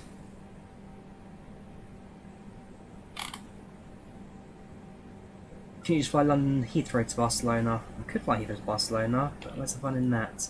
Again, I really want that Jet 2 flight tomorrow on Monday, but just because I was going to France the next day, it just doesn't work out for me. That's the bit that throws me. Leeds to Paris. The price is fine, the date is fine, the time is fine. It's literally just because I'm flying to France the very next day, I don't want to waste 2 stamp spaces for that, basically. Because that's how you get suspicions, that's how you get things, that's how you take red alarm boxes.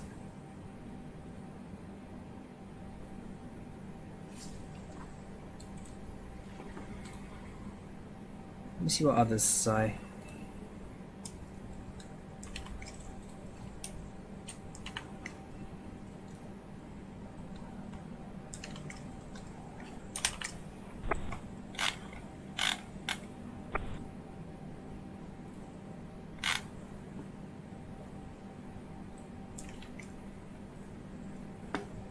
And all stations, Shamik is closing. Switch to Unicom Buck 2, that's 800 MHz, bye-bye. Go on, book it now. So I'm so tempted. Alright, Shamrock's closing, so no Dutch. I'll talk to you later, dude, on that. Back to Unicom on 1228. Apparently we're already on 228 the whole time. No report any more future. Unfortunately, been sent back to Unicom.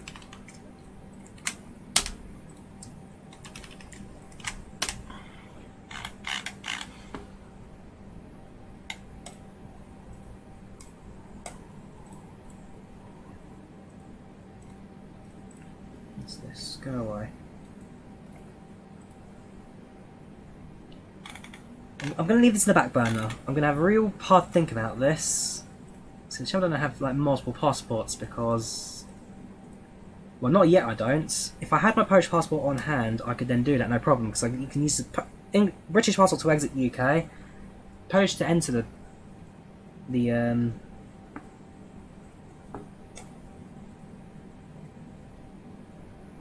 Polish to enter France. No, doesn't tick any box. Well, goes on the radar basically. And I think I might have to give this a miss. When's the next Monday 36 flights? 50, 60 pounds, 131. The answer is never. This is the £40 in October is not bad. It's in October.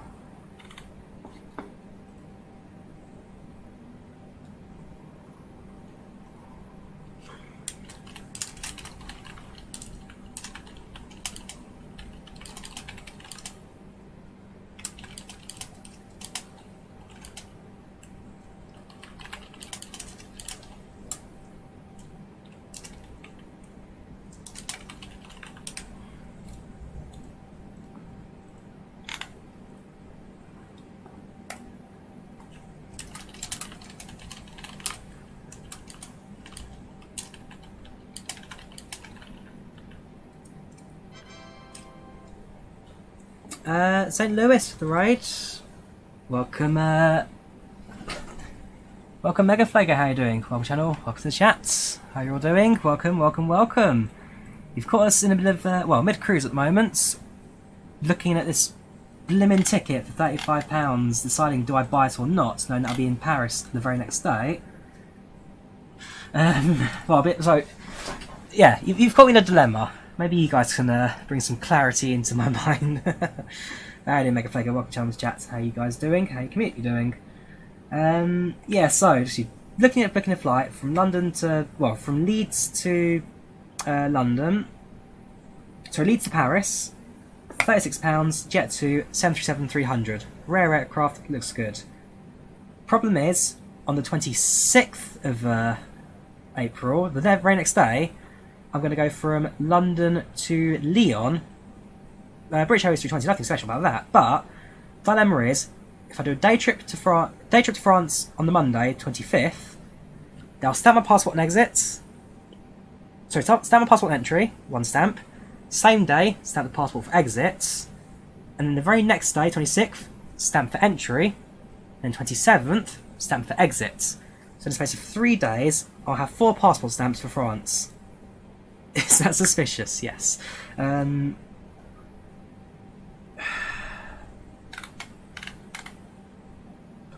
stamps.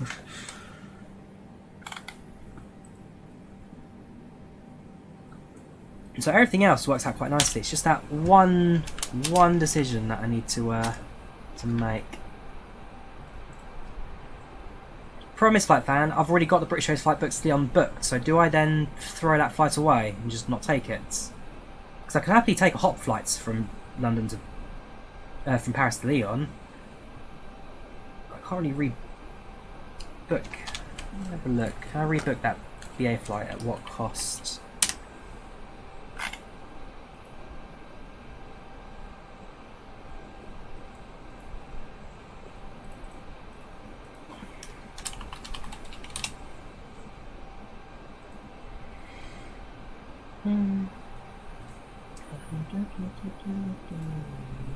Right, so if I go to manage, go to booking reference. So I'm going to do this a bit off screen now because it's going to have my private details on it. I'm doing land time BL, you can literally see on top of the screen and account and the bottom of the clock. No need to spam the chats. Just not going to get an answer.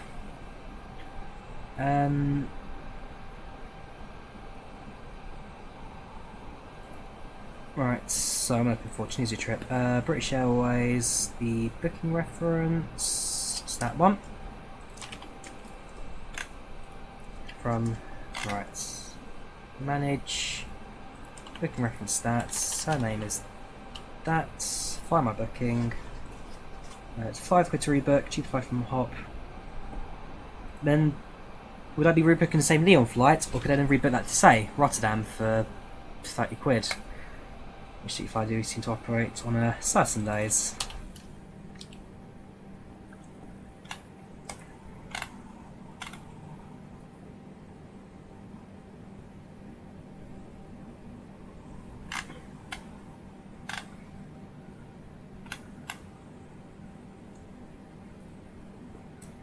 Right, travel registered thing, so I need full COVID-19 vaccination, which I've got, so I'm going to be able to upload my passport. My still take a bit later. Right, manage my booking. Did I pay for the seats in this flight? I don't think I did. No, because they're really, really expensive, the seats.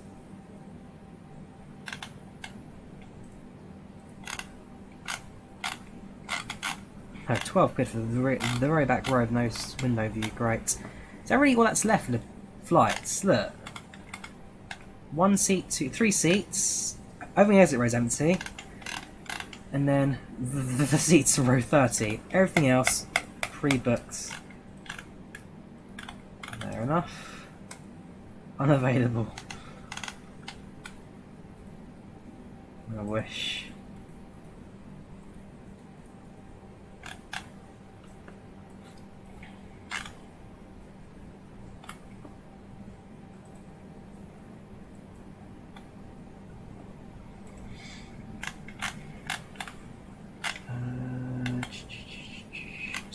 booking, upgrade, window seats, luggage. Change your booking. Right. What was I change the date? Yes. But, okay, so I can't actually... I can change the date, I can't change the routing, so I can rebook London to Lyon for a different date, basically. But I'd have to go to Lyon regardless, so doing that would just send me back lots of money instead. So yeah, I'm taking that British Airways flight regardless, I can't change that.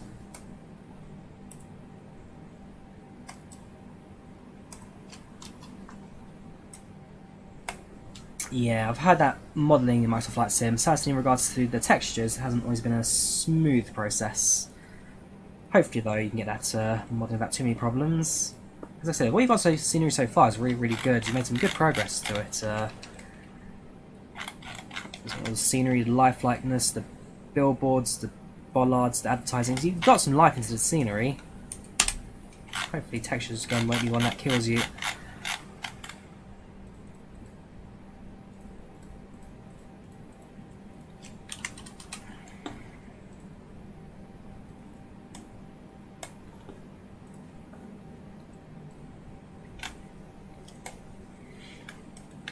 If I did see, I could go tomorrow, but that's the too late flights.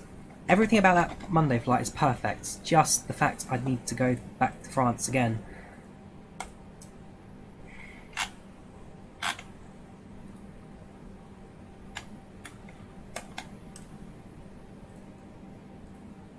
So let me see what the price of the Eurostar ticket is as well. If that's also decent, then. We'll see. We'll see. Well, today it's Saturday, so yeah, actually I won't get a response with the Eurostart till Monday, unless they call the booking office.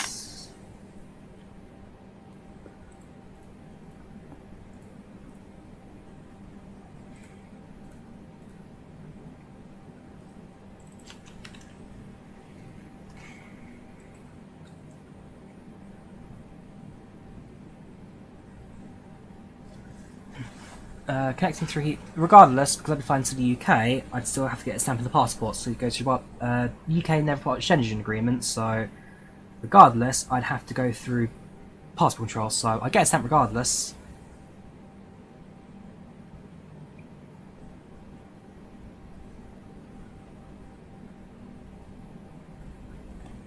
It's not the end of the world if I don't go. I'm sure there'll be plenty of other opportunities to fly 733.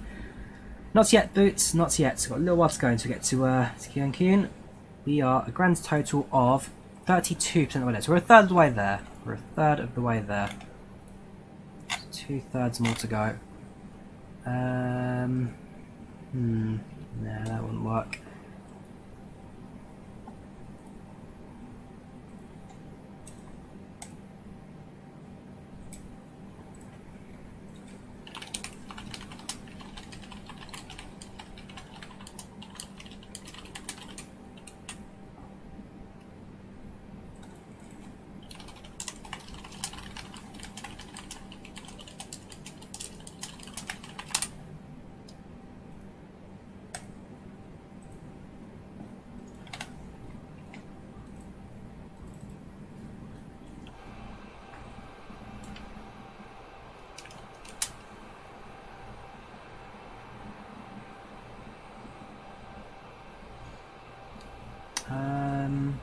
Nah, that wouldn't work either. I was also having another think. Could I try and book a flight and then say in the airport to Paris? But the answer is no, because when I did the connection at Amsterdam for... Actually, if I said airside at Paris, Charles de Gaulle, airside, stamp.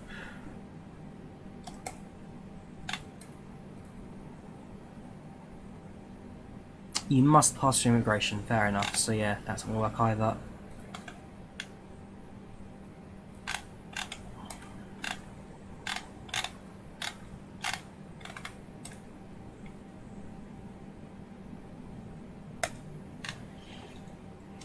So from non-Schengen to non-Schengen. Oh, hang on. You must pass through security control. No passport control or visa required. If you need to leave transit area, pick up baggage, check in, you must clear immigration. Please ensure that you comply with visa and entry requirements. So if I stay non-Shenzhen and don't enter France officially, but then I'd have to fly out of Paris Charles de Gaulle.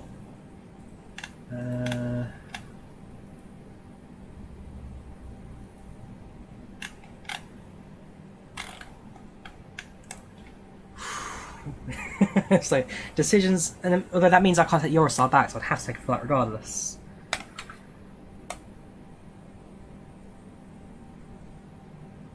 So yeah, I could stay airside, I'd go through security, but there's no requirement for passport control.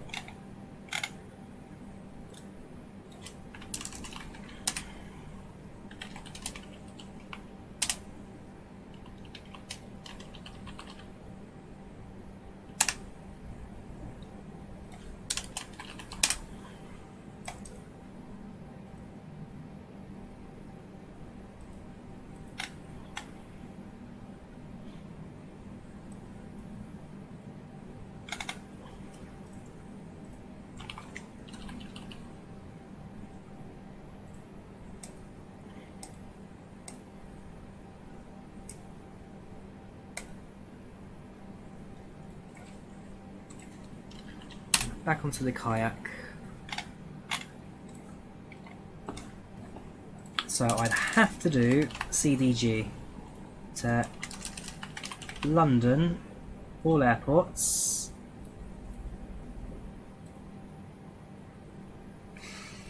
Plus £51, again it's not cheap. EasyJet, British Airways, Air France. Go back. Go back.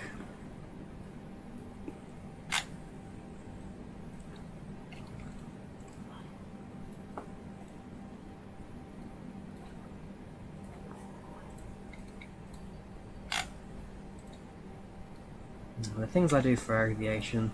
Right, Paris Charles de Gaulle to London all airports, one way on the 25th. Paris Charles de Gaulle to London on the 25th. One way CDG to London any departure date 25th. And it has to be the evening flights. So if I were to land at that's fine. Okay, that's fine, I can do it later.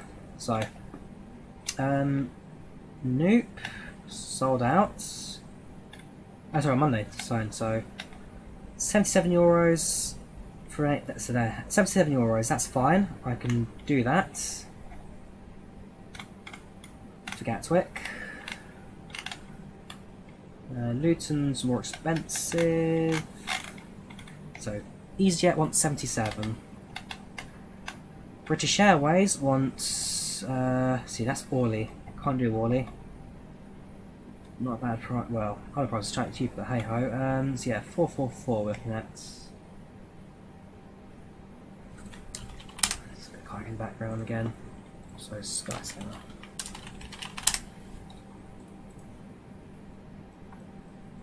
Alright, Paris CDG to London, one way search. Paris Charles de Gaulle to London any 25th, one way. Yeah, so British Airways out of the picture. Air France, later flights, wants 156.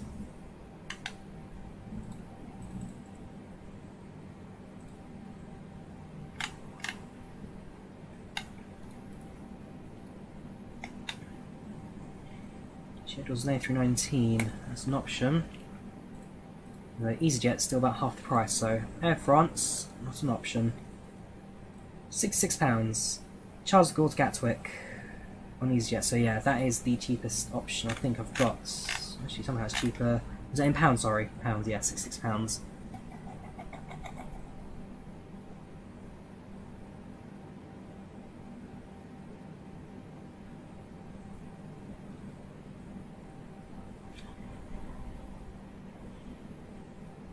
26th of April. Yes.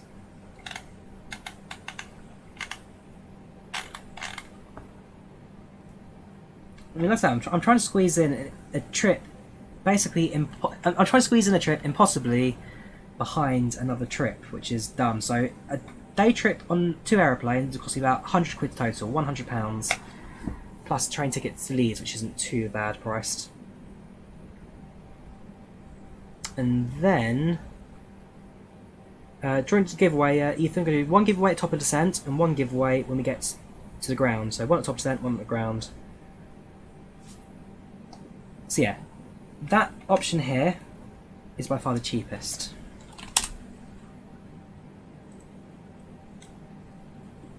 And then the outbound flight leads to Paris, Terminal 3. What terminal this one be leaving at? This will be Terminal... what's the flight number for this one?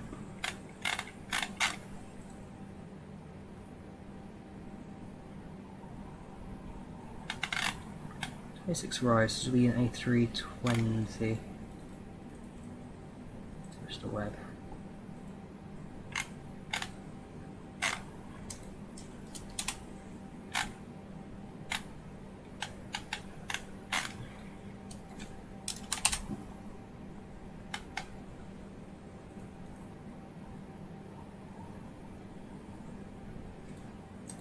Sorry, 319 schedules, so it'll be 319 flights.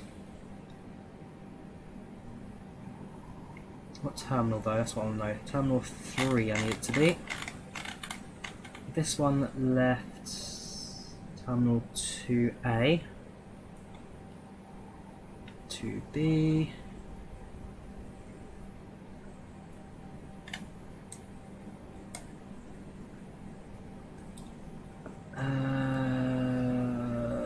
what's the flight number for this one?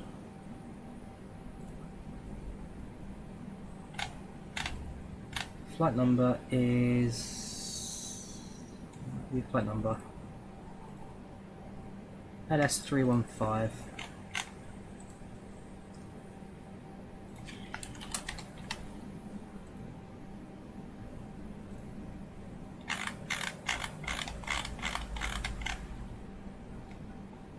Same building. But can he cross? No. Can he cross from here down to here? That's the train station, so that means you'd have to exit, wouldn't you, get through? 2B to 2A. Paris Terminal 2B to 2A.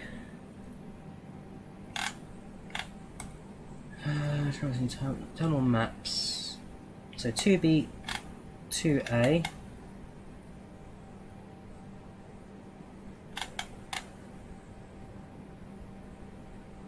Which one's Terminal 3 though? Which terminal? There you go. Right, Jet 2, Terminal 2A, and EasyJets, U2 flights, Terminal 2B. So it's definitely 2A and 2B I need to get from that building to that building. This is why I love travel and trips, because it's all the planning that goes into it as well. Right, transits. If you're already checked in, that's 2E2F. So I'm doing non-Shenzhen to non-Shenzhen, so I have to go through security, but no passport control.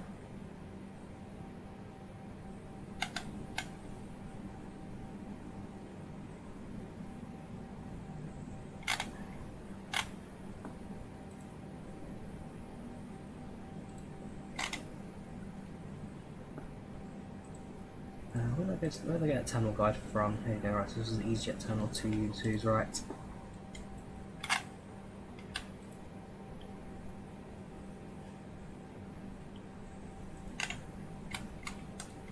Because when I flew in last time, I think it was in Terminal 2F.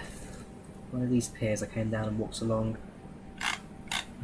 Time planning, so 2B to A. It's about a 7-minute walk.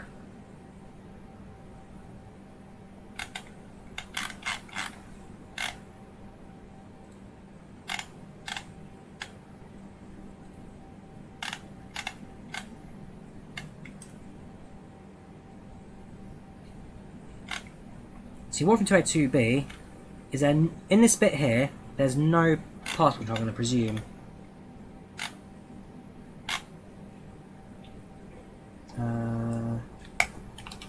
Paris Terminal 2 passport control.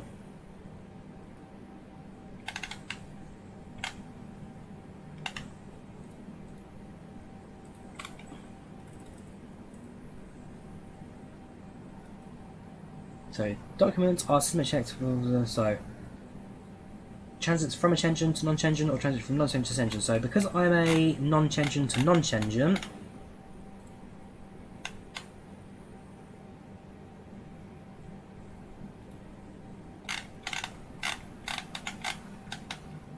I don't require a visa. That's one thing they decided not to put onto us.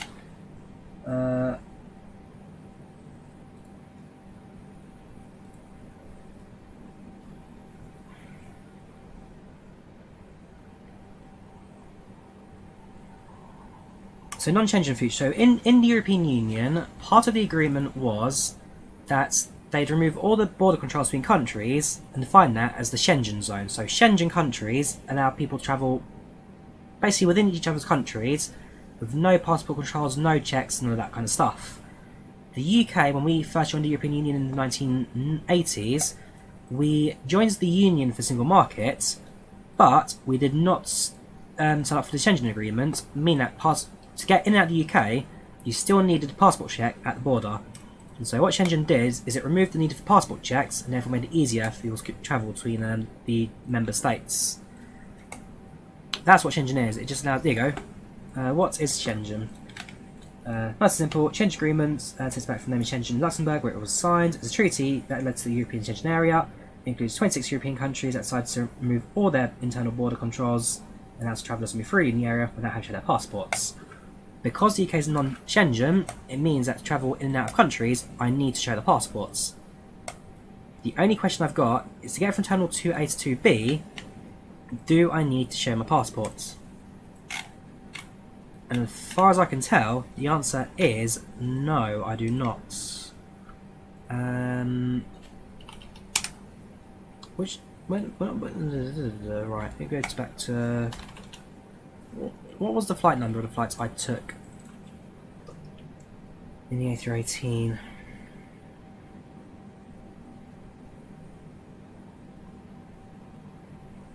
My A318 flight's number was AF1741. Right, where do these aircrafts dock up at? It was several weeks ago now, so that's not going to be there anymore, but Amsterdam to Paris arrived at... Not there. Oh yeah, SkyTeam plane, very nice. Okay, these ones don't actually show transponders all the way to the gates, apparently. Okay, Air1472.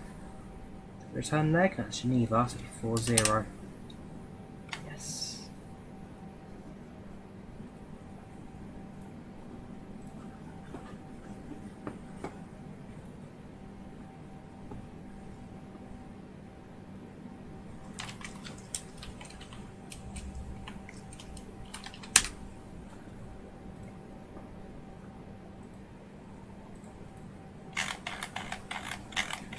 So you pulled out of somewhere. Terminal 2E, I think.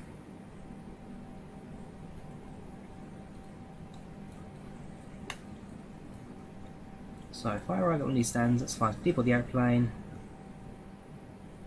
Police inspection points, that's fine. But I want to know where your border control is, France.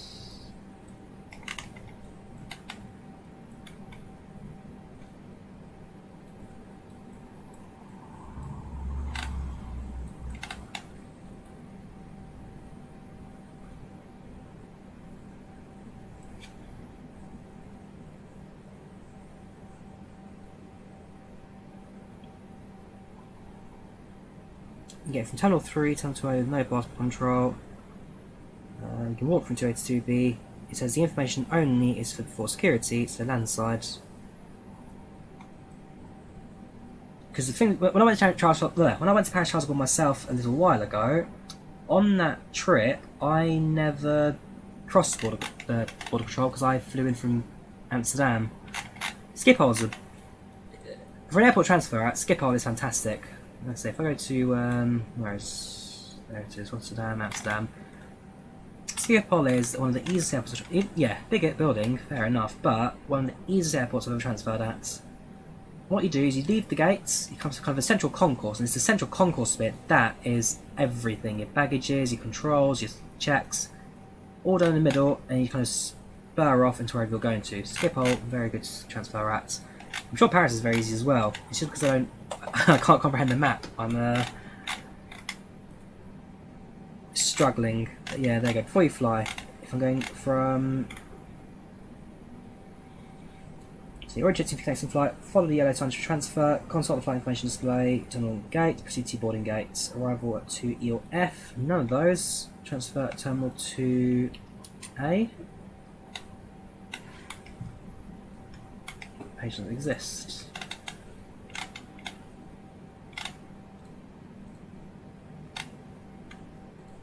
Alright, it's just saying 2 shuttle buses, that's fine.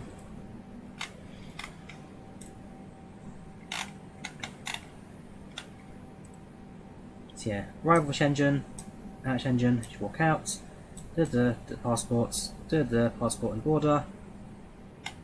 Volanta, very nice, Alfie. So yeah, the fact is, if I don't leave the airport area, then it's possible. This flight leaves at 19:25. What time does this flight arrive at? It arrives at 15:53, so 4 PM. I have 3 hours. Actually, a 3-hour transfer time's not bad. That's really good timing. So the answer is yes, it's possible. Now, I want to get window seats. I think I'll just end up sitting anywhere. But the answer is yes, actually. For Monday, this would be possible.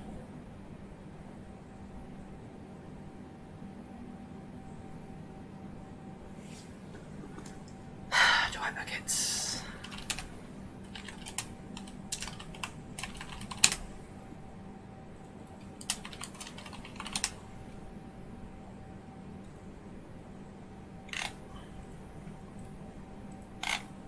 Yeah, that's the question. It's possible. Will I do it?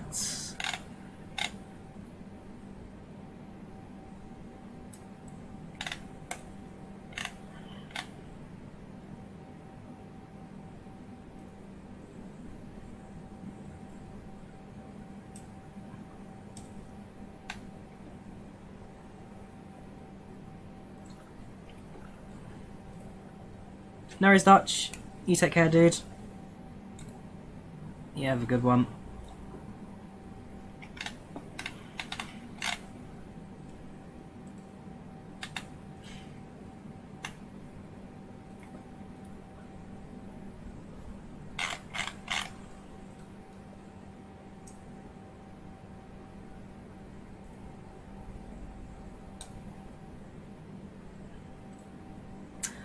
Okay, so yeah, I've just, oh yeah, if you saw it, Dutch, I've just checked your screenshots. Actually, yeah. Okay. That's very good. Thanks.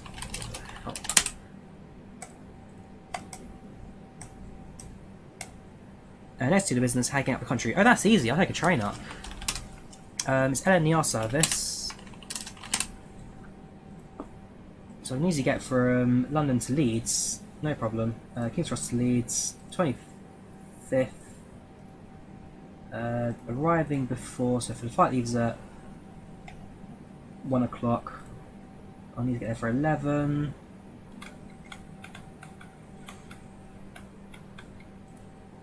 £35 plus if I had my staff rail discount on, I can do that separately. So actually getting up to Leeds is not a problem. Fair enough. Yeah, ignore these prices. The prices don't mean anything to me, to be fair. This is the easy bit. 1047. There you go. 59 quid. 40 quid. 37 quid. Easy. 35 quid with the advanced single. Have they?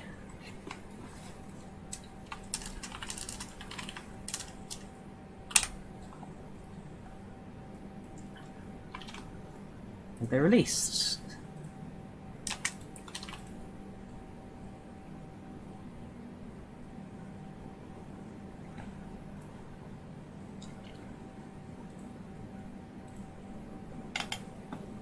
Oh yeah, they haven't. Don't scare me like that. Do not scare me like this. So their Facebook, PMDG. Yeah, TUI's and Flying Fabio's live.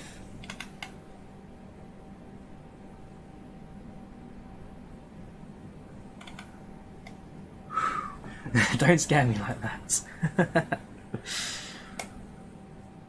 I'm already on edges as his right now, planning holidays. Welcome, Daniel. How you doing? Here you go. Right.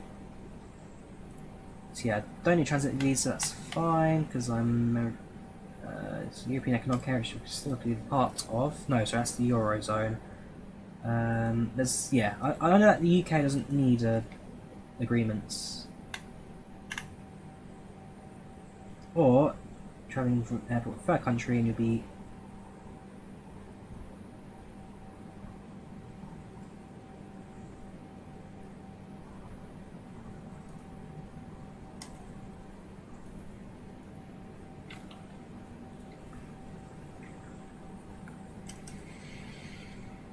the answer is I could actually I could probably do it.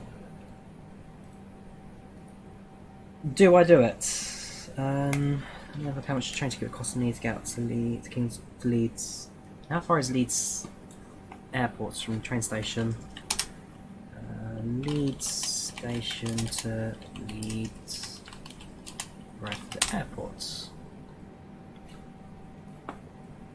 20-minute drive, or there's a bus that's one flyer. 40 minutes.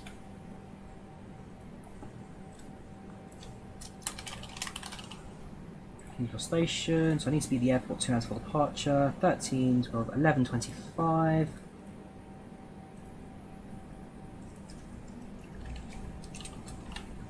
On Monday 25th. So I leave the house at about 8 AM. Well, sorry, no, I leave King's Cross on the 8:03 departure. Get there for 11 o'clock. Train's what? 2 hours 13 minutes. It's a heck of a day trip, that.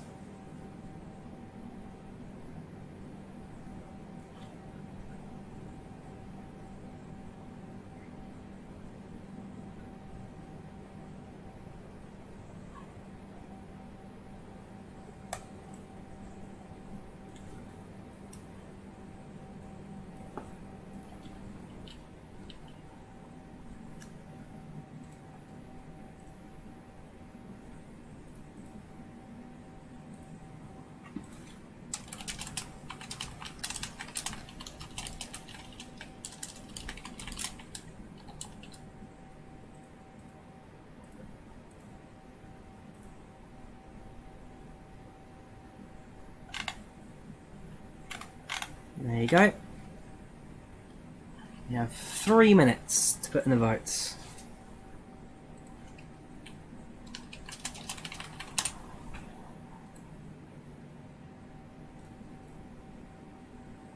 Three minutes. You can decide.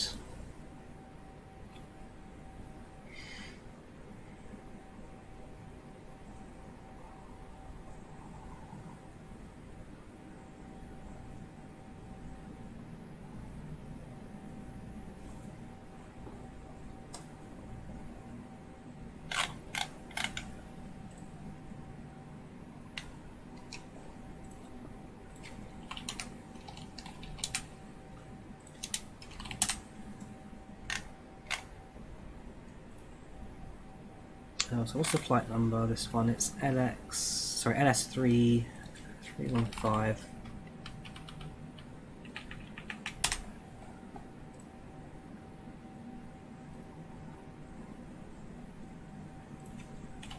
If they upsize the flight, I will cry. Just so you're aware. Because look, 733, 733, 733. It's always been 737 Charlies the whole time. If they upsize this aeroplane on the one day I'm going, I genuinely would just cry.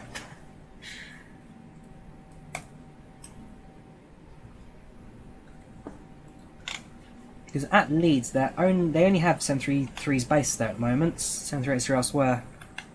Yeah, if it's a last minute equipment change, I would cry. I would just break down into tears and cry. How long got? I never started it. Whoops. I mean, I wouldn't mind if there's an equipment change for 757. I accept that. I mean, I use IVAO made milk carts, so for me it's alright about that sim. Alright, 15:55, and then that gives me 4 PM local time.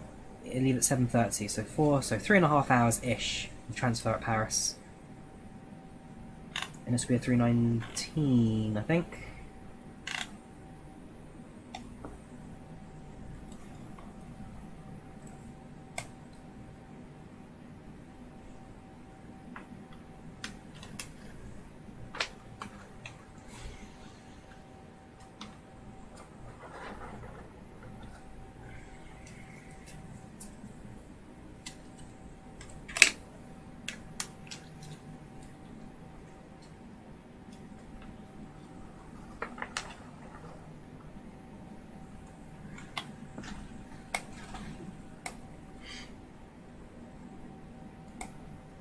Because to be fair, when I flew with KLM from Heathrow to Amsterdam a couple of weeks ago, they did actually do an equipment change from a 737-900 to an 800.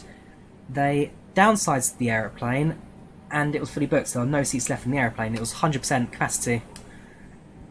So I haven't downsized before. I was almost going to have it as well on the flight yesterday to Zurich. So I was originally going to be on a A220-300. Then they downsized it to a 100, and then last minute returned it back to 300. So we got downsized and then upsized again, which is slightly annoying because there were several rows behind us that were just completely empty, and someone had to sit next to me, so I had to pay for a seat. So fair enough. Well, we've had the poll. 91% of you have said yes, I should book this flight. So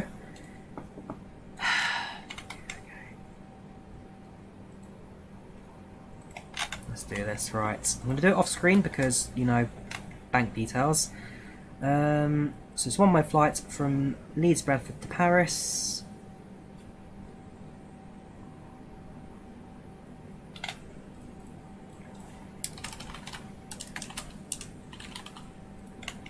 I need no luggage for this flight because I'm not really bringing anything with me. Online check-in. Right, continue.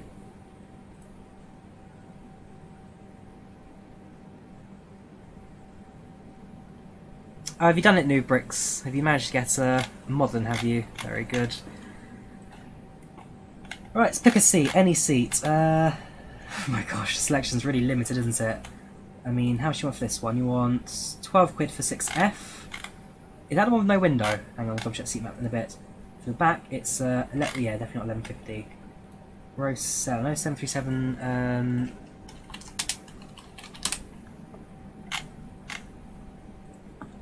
some of these aircraft, 737s, have missing windows in their row, so I want to avoid. So 6F's normal, 7F's normal, 77-300 windowless seats. So yeah, some aircraft have no windows in their rows.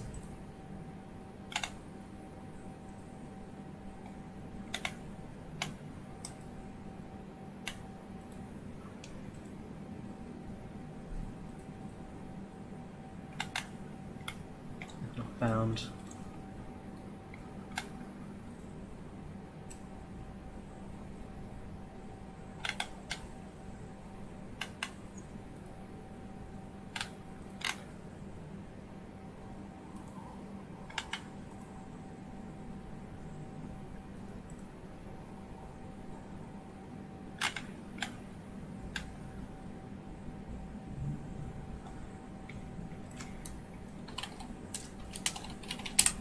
confirm. This aircraft also has a missing window, right? Yeah, there's a missing window here. That's a... Is that 300? Yes, it is. Sorry. So, yeah, it's missing us. Yeah, so it's definitely missing the seats. It's not going to scan, Lewis. Basically, in the 877, the air conditioning wraps around kind of where the engines are. And so the air conditioning wraps around where the engines are, and that's what allows the air systems to fly from the top of the airplane down to the bottom of the airplane, and vice versa. That's why we've got missing windows. Airbus also have it as well, but only on one side, and it's not quite in a notable position. Yeah, so where is... What seat are there? I presume it's going to be the... what was this? How much do you want for this seat? 12 quid. Really 12 quid for a seat. But then, 24 is an option. How much do you want for this one? 11.50. It's what, 50p cheaper than 25? Oh no, it's gone down with 50p. 26 is 11.50. This is 11.50. What are the seats from, sorry? Seats from 11.50. Oh right, okay, so 11.50 is the cheapest ones. 12 quid. 12 quid. I can seat row 3.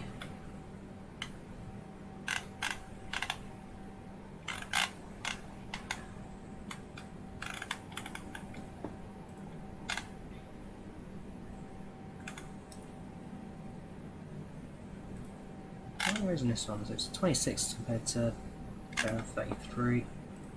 I'd love to find a 7.5 as well. That's another goal for feature. 42 rows, narrow body aircraft. I'd love to do this one, but 733. It's out in row 12 and 2 738s. It was horrible, but if you look at 738, I think this one actually marks. There you go. 11A, missing window. 11F, missing window. So actually, to be fair, if that doesn't even mark it as missing a window, then I may get lucky. Row 7, row 6. Don't need car hire. So 6F.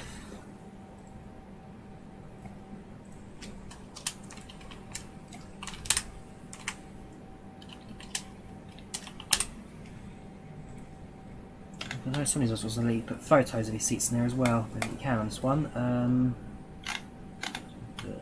Maybe photos of seats. Checking baggage, increase minors.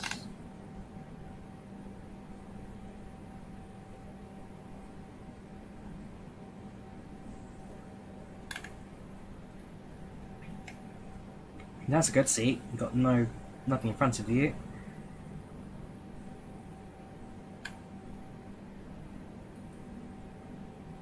Yeah, there's the IXCT 733 for X-Plane, that exists. Don't know if I'll buy it or not specifically for this trip. See, I need to know, does row 6 have a window or not? Because there's definitely a missing window.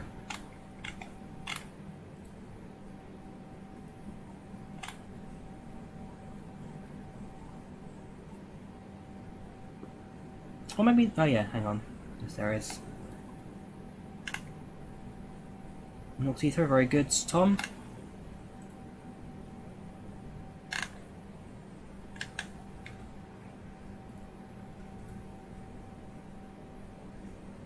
So, row 7, very base of the wing, which is that row.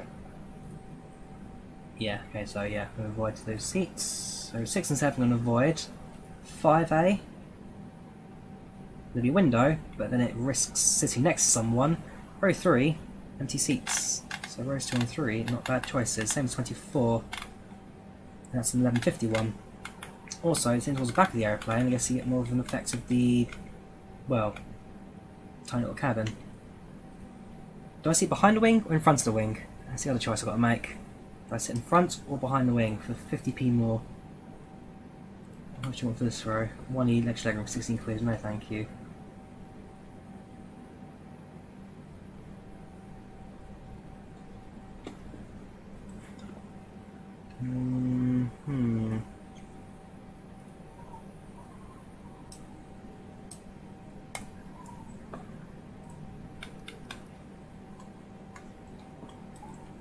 Our flight's progressing alright. Nothing complaining yet here.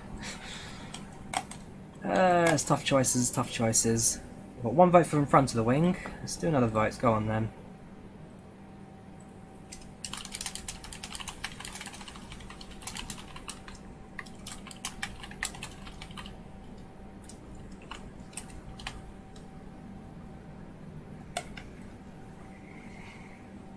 You get a minute.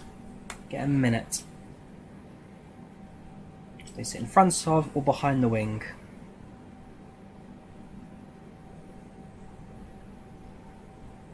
If there's 0 votes, then I'll sit next to someone. I'll pick a middle seat in the middle of 2 people. If I get 0 votes in this next minute, I will sit in 23E. That's the catch 45. Sorry, catch 22. Okay, I think we're leading for the front.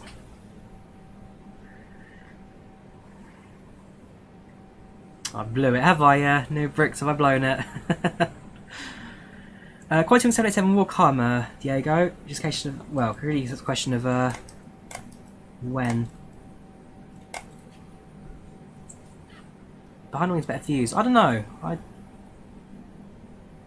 don't know if I agree or disagree with that fact. I mean, you get a slight streak from heat blur from the wing, from the engine.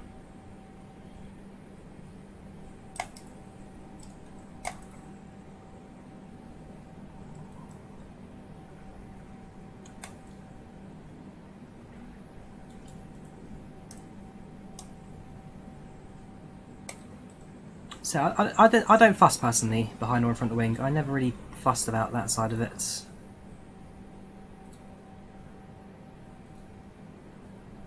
Right, well, True gets C flat. Ooh, that's a good question actually. 77-300. Are they proper grimy old flaps? I mean,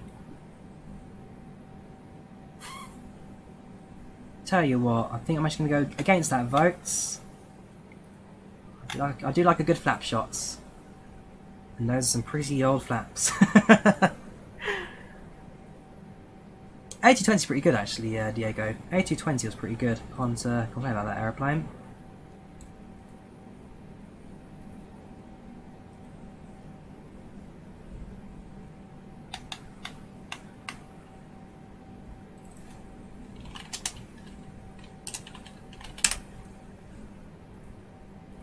Jet 2 interior is pretty standard for a 733 at the time. That's the cockpit. I'd love to get a chance to look inside that if possible, but I don't know if they'll let me or not. It's a tough choice. Very tough choice.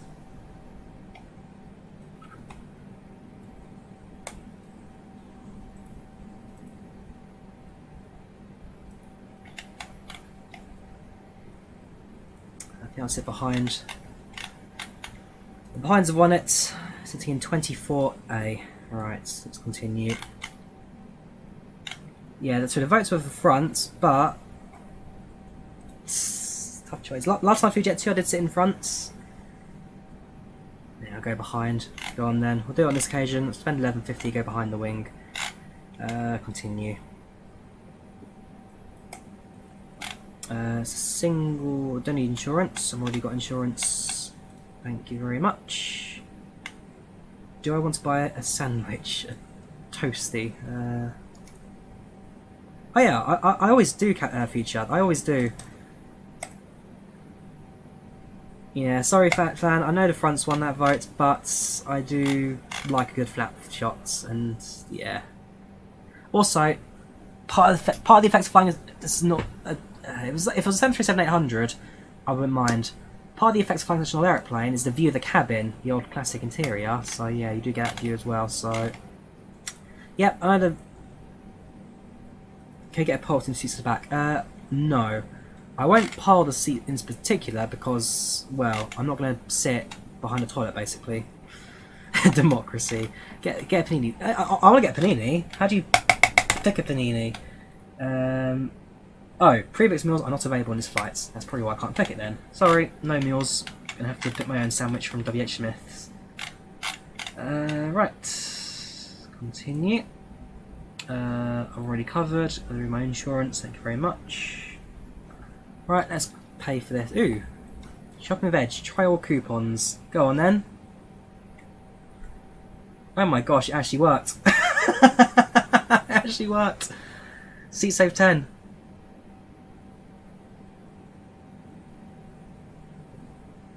Off 20 not valid. I didn't expect that because what's that one that speeding? Slow down plane, slow down. Bit of turbulence. I saved £1.50. Oh yes. Thank you very much. I didn't expect it to work, but fair enough, it worked. Why are you flying? Honestly, I don't know. I'm just doing it for the sake of flying it. Right, let's pay for this. I'm going to do this off screen because last time I did is put my credit card details on the screen for everyone to see.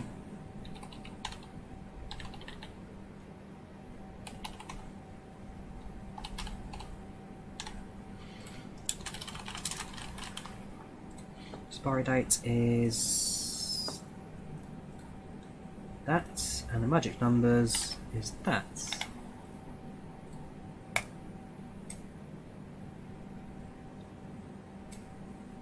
Oh yeah, the 747 firefighting, something else. We've all seen them on the side of airports. When I was younger, I used to think the one at Stansted Airport was an old NASA space shuttle that just got abandoned side of the road, but nope, that was a real thing. Right, booking contact is me. That's my phone number. Email address is that. I've got a Jet2 account, thank you very much.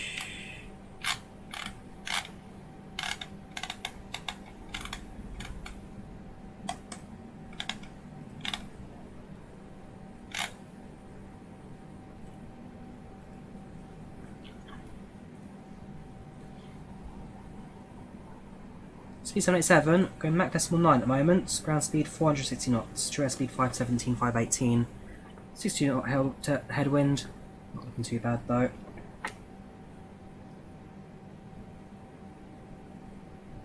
Let's authorise the payments.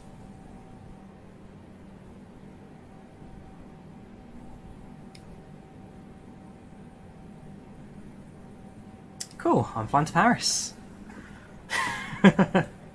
Now let's look at my return flight immediately. You wrote 24, won't it? That'd be the best choice for me. Flying into, is this Gatwick? Yes, flying into Gatwick, so I'll sit on the...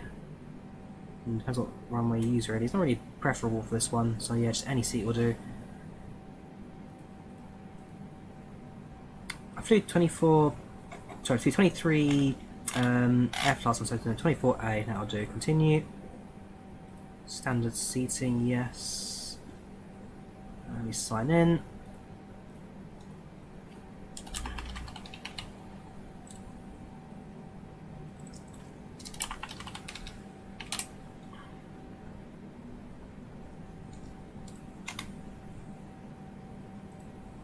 Not too bad, Superflight. Apparently I'm flying to Paris again because I hate myself. Just because I like my flying, and it's a relatively rare aircraft I'm going to be on, so why not? Prices have increased, have they? No. Is that the one? Oh, okay. That flight's the flight I looked at, the 1925 departure, has actually increased. It's only by about €3. How much was it? Where's it gone? Screw it. I mean, the alternative is... That's too expensive. Ooh, that's on Tuesday though. Don't do Tuesday, I'll do Monday. €85. 70, yes, yeah, okay, fair enough. It's €3 more expensive. Sorry, €2 more expensive, but I'll leave it 25. That's what I have to do. Continue as standard. If too long, oh well. 24A. Continue. Small bag on the seat because that's what I need for excursion.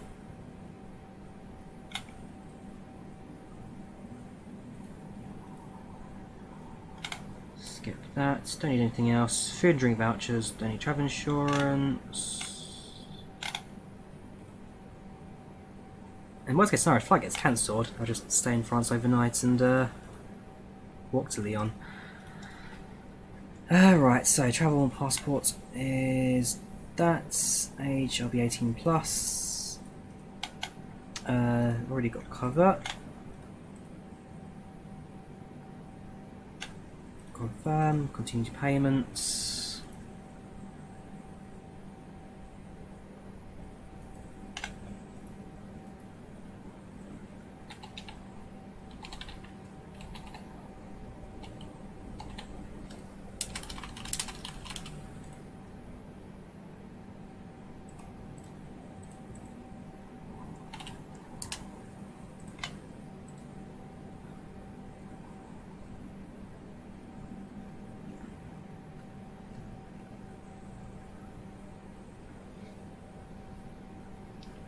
Cool.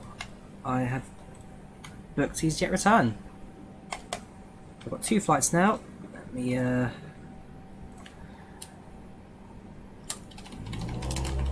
so I can't believe I've done this, but I've gone and done it anyway. Right. That's in. Confirm jet to. Yes, I'm going to Paris. Mental.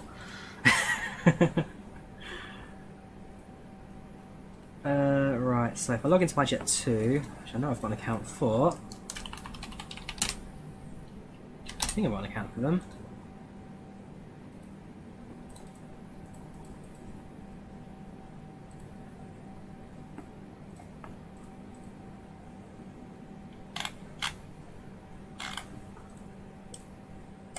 I think the 300 is most available, Superfly, the A146s, the 300 is most available.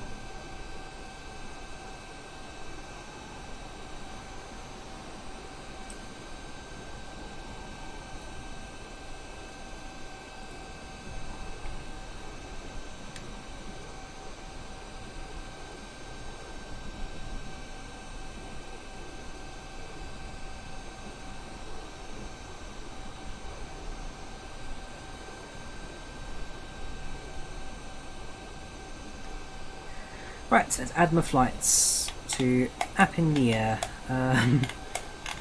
Still think I'm absolute mentalist doing this.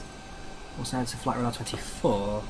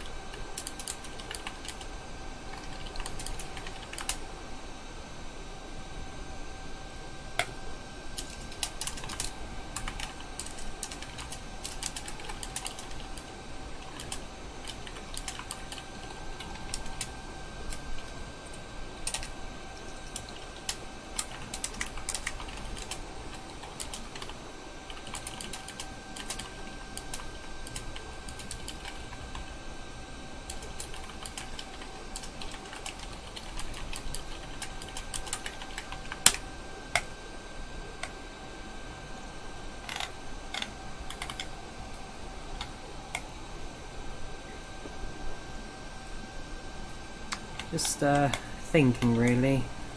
Thinking about my life decisions and choices that led to this moment. LS315 on the 25th.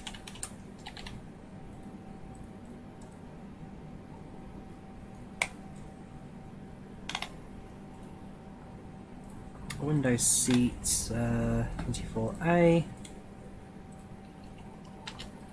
This is leisure, economy seats, save.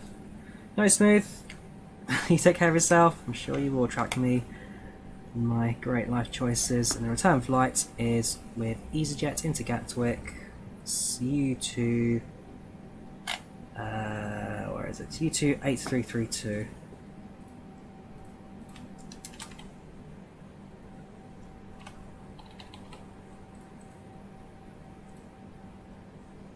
I'm gonna meet at a train station, I'm gonna hold a sign saying Drawyah.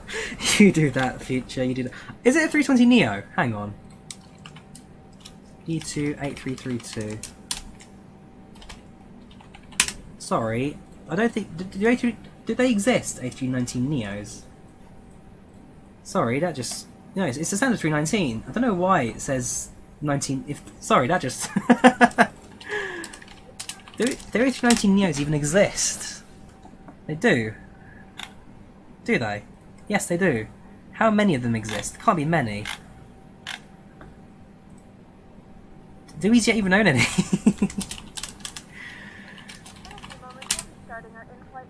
Production list. Yes, but not EasyJet flights. I thought not. Sorry, that just threw me. Maybe some of the newest ones. Not many of them. Sorry, what? CinoJet, AMAC, China Southern, GainJet, K5. That's it.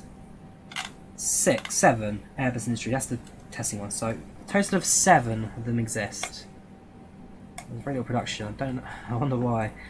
Airbus A319 standard.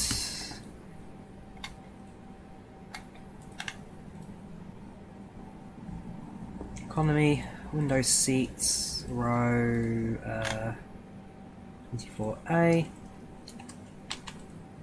There's a leisure trip.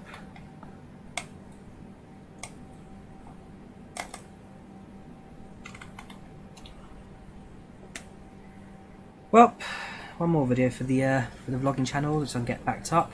Speaking of which, I'm letting my editor know that I've got one more video sent his way tonight. Well, tomorrow.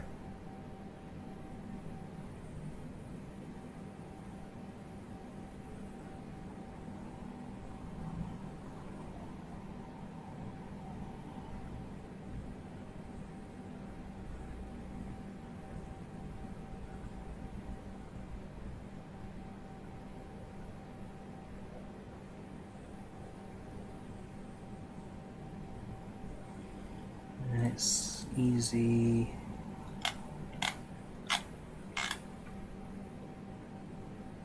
Where is it? U28332.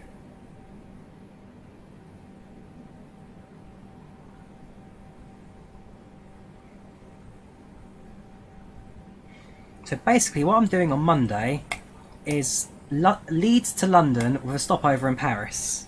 That's what I'm doing. Leeds to Gatwick with a stopover in Paris. That's the absurdity of what I'm doing. Okay. It is what it is.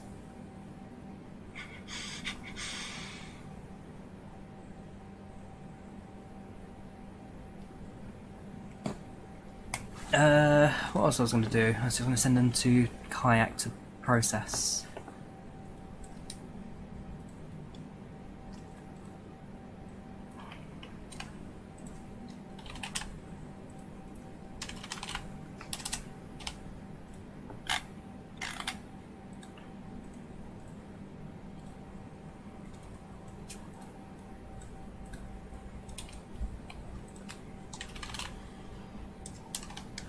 So that one and that one, and then while I'm at it, I need to go to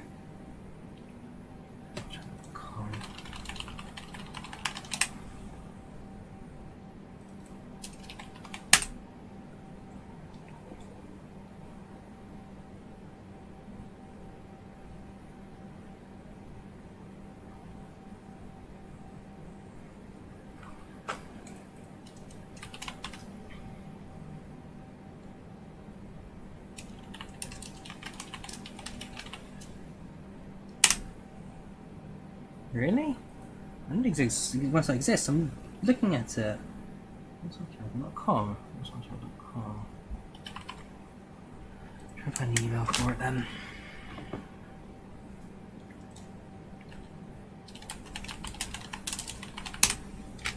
That card can go.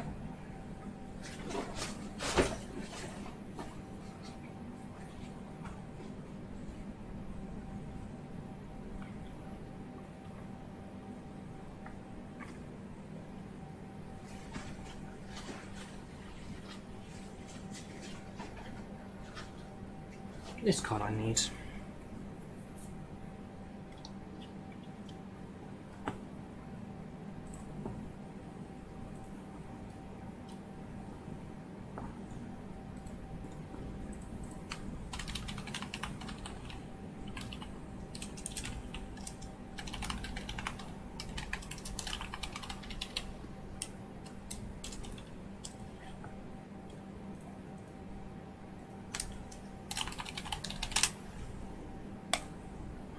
Right, so it's a one-way ticket from London to Leeds for the 25th of April, arriving before, so what time does the flight leave again? It leaves at 1:30, so I need to get there for 11:30 the latest.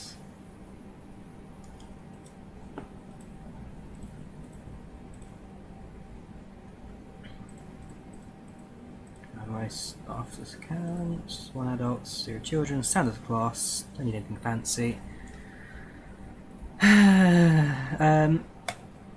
No, I've done Eurostar Paris in the past, Clark. The only reason I'm not doing it on this occasion is because of the fact that I can't leave the border control for the sake of, well, stamps. Right, so I can do it for pretty cheap actually. Is that advanced though? Is that off-peak? This is super off-peak single. Ooh, no, because that gets me to Paris. Sorry, it gets me to, so actually I need to get there for 11 o'clock latest. This is a 40-minute bus connection I've got to make as well. So I've been on-peak tickets, I think. So if I got there, left at 9 o'clock, for 11:16. I'll do this one at 8:30 instead. So £35. Because 11:46 is too late, so yeah, that'll be a single time peak ticket, that's fine. By now,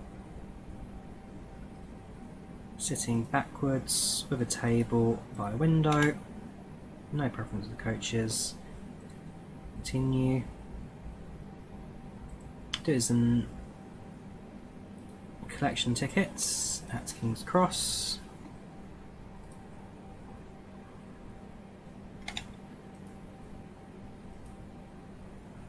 Do I have money on this account? I need to transfer. Transfer.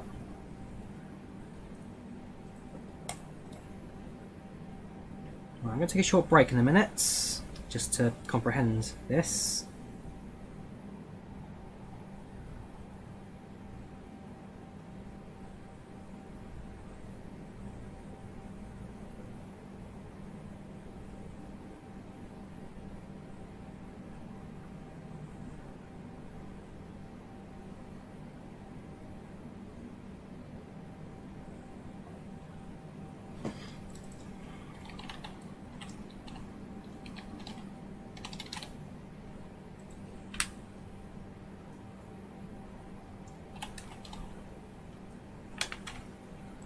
Expires 09/23.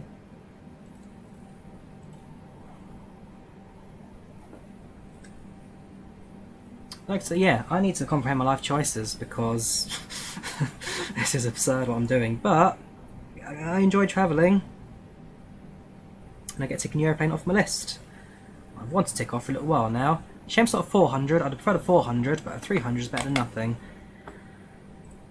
Welcome to TKC.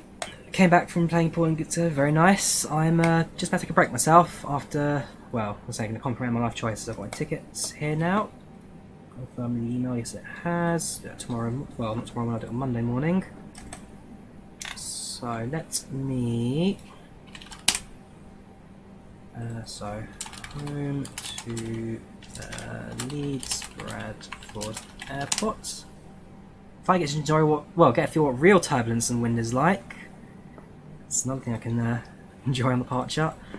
Right, Leeds Bradford. So I need to get to Leeds by 7 plus 50, so it'll be 11. 11:30. 11:40 even. So it's going to catch the departure at 8:33. Is that the same one? The answer is yes. That's 8:33 departure. So 59. 10 minutes connection at Leeds.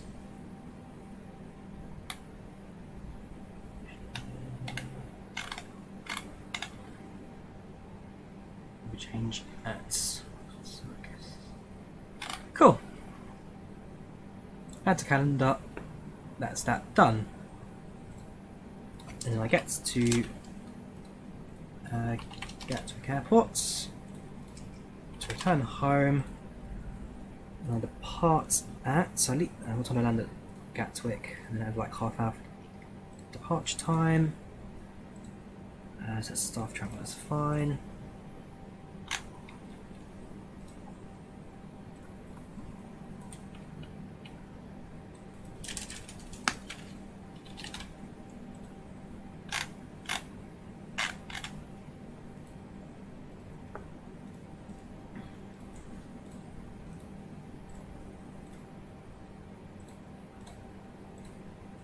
So we land at 19:35, so say leave at 8 PM.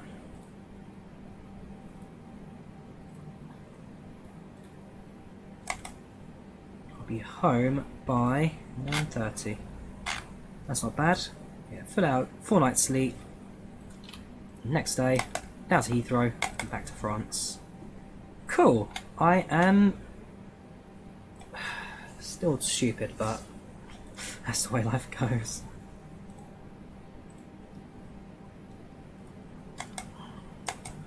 Yes, TKC. Like I said, I've got an editor who's going to do some editing for my videos and stuff. You'll give me a lift to the airport if you're there for the future. Yeah, like I say, I've got a guy who edits videos for me, and we are doing flight trip reports, so it's just a case of actually, well, going live with it now. Still stupid, but that's the way it goes. Right, so books flights this year between now and the end of the year. Actually, between now and the 1st of July, because I still need to book a few more flights around it in terms of work annual leave. I'm flying. Ooh, that's not updated. Really? Give me 2 seconds, let me just catch up. I'm surprised it didn't update. What was the tail registration for yesterday's flight? It was EasyHU, I think it was.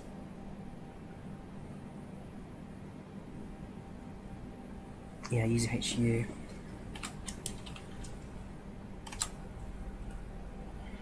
That's fine. And that's fine.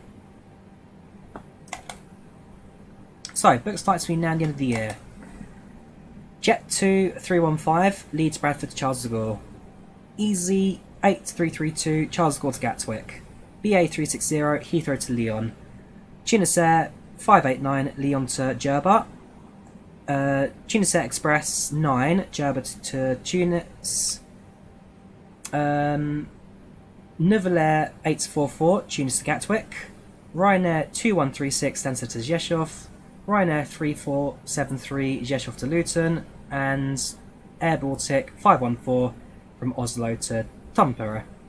I need to add 2 more flights to this. I need to add a flight from London to Oslo and Helsinki back to London. So I've got at least 11 scheduled. And depending on if I can get myself down to Zur in Tunisia on one of my days of trip, I may have 1 or 2 more flights. That one I'm still planning and thinking about if it's worth doing or not, or if I ever do a Star Wars tour. So I'd love to do one day, but it's not going to be my #1 priority. Yeah, so I've got at least 11 flights. I've got 9 flights already booked, and 11 that I am pretty much guaranteed to take. And that's before middle of July this year. I'll take no flights from the actual school summer break because they're expensive. And then after the school summer holidays, then so I can rebooking stuff again. So, Monday, busy day. Fun day, busy day.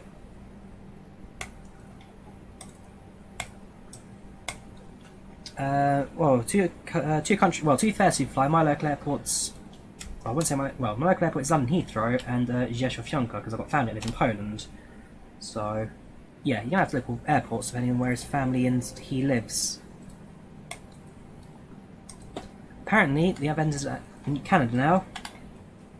Too cloudy to see anything, but we have entered Canadian airspace.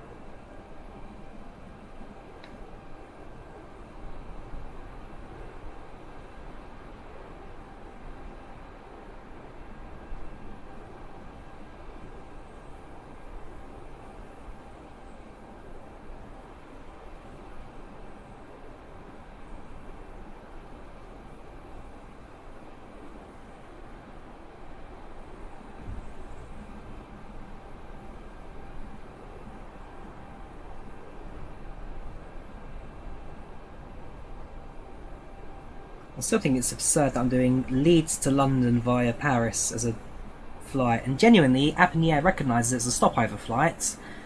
3 hours 30-minute connection layover.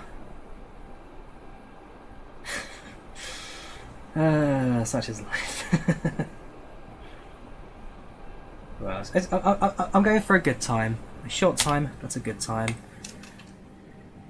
Right, so I'm going to take a short break now. I'll be back in a couple of minutes. Just need to rethink my life, so I'll be back in a bit.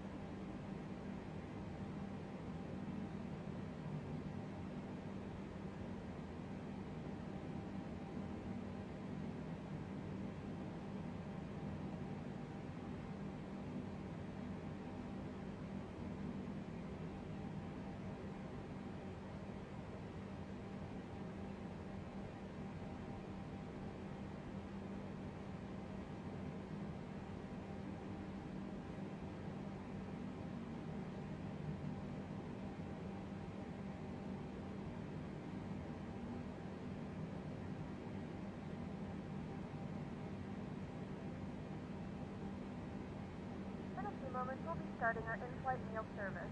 Please look in your seat back for our menu, and one of our crew members will stop by shortly for your order. If you'd like to order additional menu items, you may hit the flight attendant call button at any time, and we would be happy to assist you.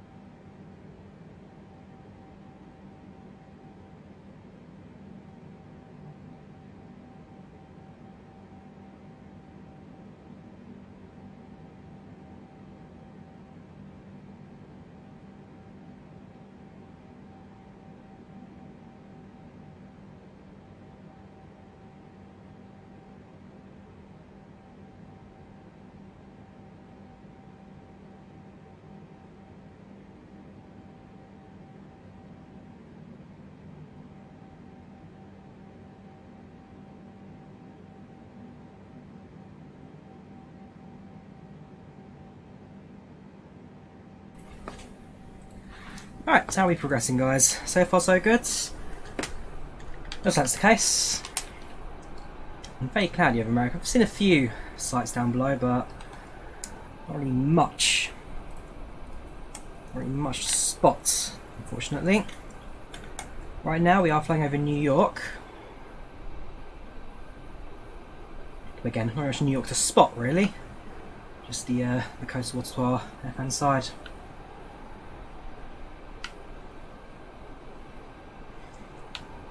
Apart from that, 787's acting admirably. No complaints yet on the aeroplane.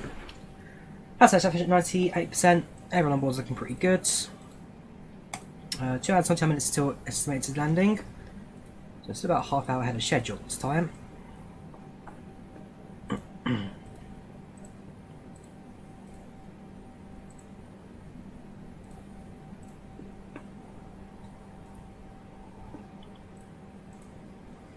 So yeah, I've made small adjustments to get yourself onto the correct course as well, different waypoints. Running intercom, looking pretty quiet this time.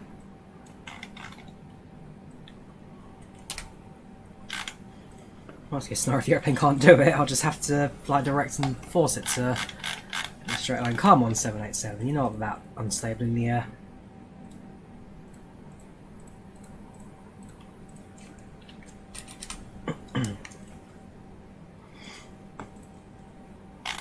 Point. Let's check our cruising level. We meant to set climb at a couple of stages on flights. We're well beyond. So well beyond Nico, so 380. Delta India Whiskey. So it doesn't just coming up. So yeah, comes to 380.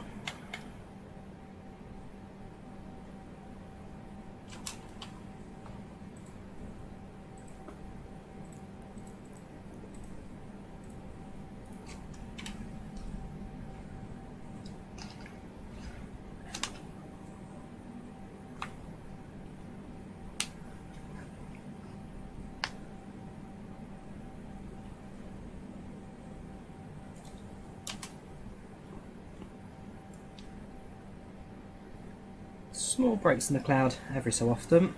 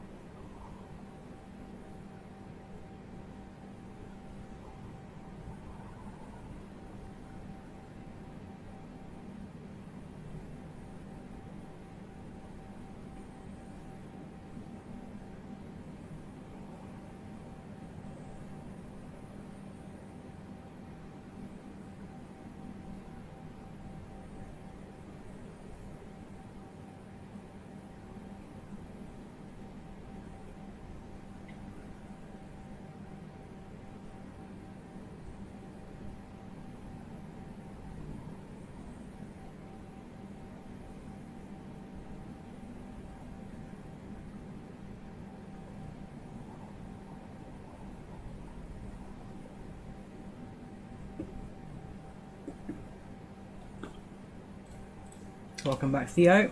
Giveaway, Josh, top of descent. We get to our top of descent, that's when we do our giveaway.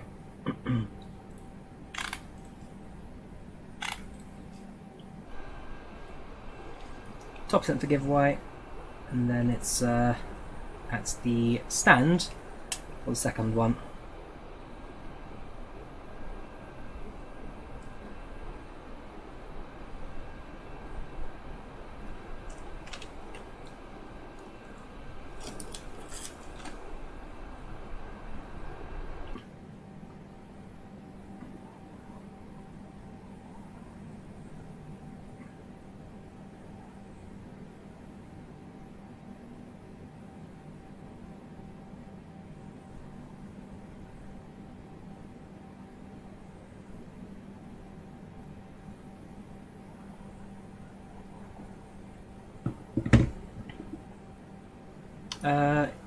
Yes, Charlie. I'm off to Leeds on Monday.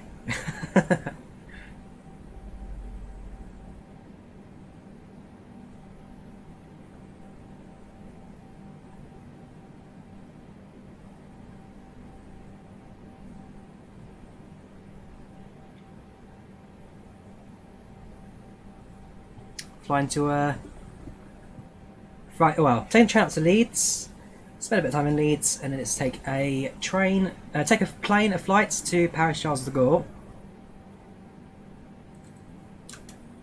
and then Charles de Gaulle to London Gatwick, because why not? And yes, unfortunately, Future Eclipse has already offered to drive me to the airports. So, got a lift to the airport sorted, meet at the train station, off to the airport, fly out to Paris. So, yeah, it's only a short little flight. The main reason I went for it was because Jet2 737-300, and the fact of the old 737 Classic family, I'm sure I've been on them. I'm certain I've been on the 400 before with either Lot Polish Airlines or British Airways about 10-15 years ago, but I just got no real memory of it because it was so long ago, so that's the main reason I'm doing it with Jet2. Take an Uber. No. If I do get no other option, there's always the bus. Bus is pretty good. But yeah, I'm sure I've been on the classic 737.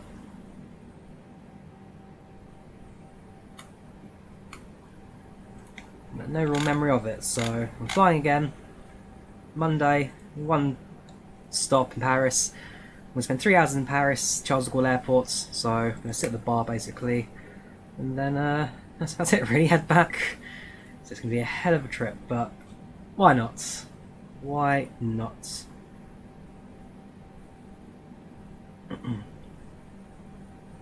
Or walk, it's the middle of nowhere. You can get me free trains, can you? Well, I've already paid for my train tickets. London to Leeds. It's going to cost me £35.75. 35.75.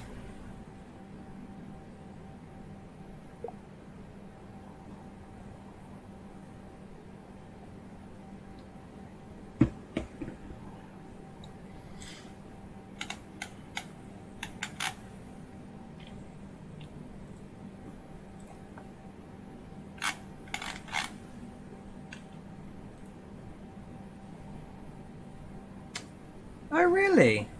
Ah, interesting to know. See, I'm just the lowly station worker, the top I work at, so nothing fancy what I do. I'm just bottom of the pack, slave to society. Nah, so I do enjoy what I do. How far top percent? Top percent is in. Go to the progress page. Doesn't show it here. We're landing at 2104 Zulu. So at least another 3 hours or so to landing. No idea, doesn't say. What I can however do is look into our approach. It's pressing runway 12 right on arrival. Quick check on the IVAO whereby there's no ATC at the moment. There is not. We change it if we need to. So runway 12 right. And this will be on the NOSAT 1 Bravo approach.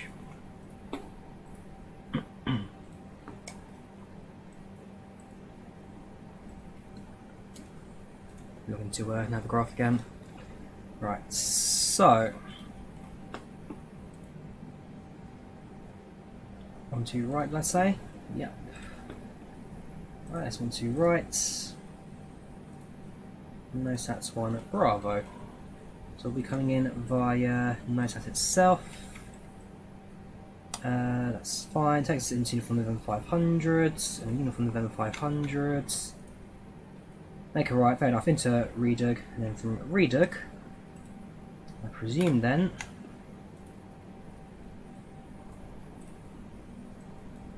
the left hand turn, get onto the localizer, and then bring down to land, that's fine. So, to the ILS onto right. Three choices, 1, 2 or 4. Even there's a difference. 1, 2 or 4.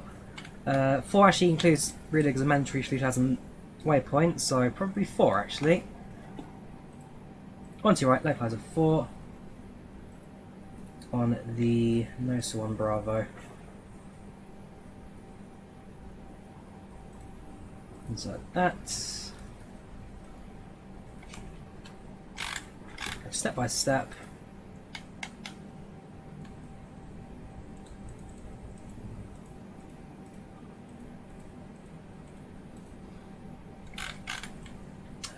Create its continuity. So no set to Hatcho. Step, step, step.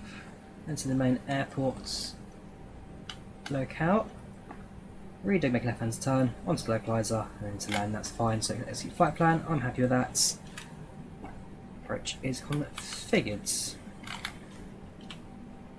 If I go over to the performance page, 25 degrees of flaps, 135 knots approach speed. And our runway information is also 3,505 meters long. The minimums for runway 12 right, 220.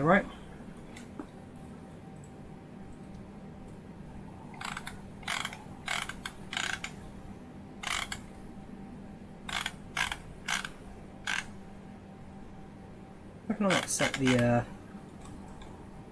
in the right place.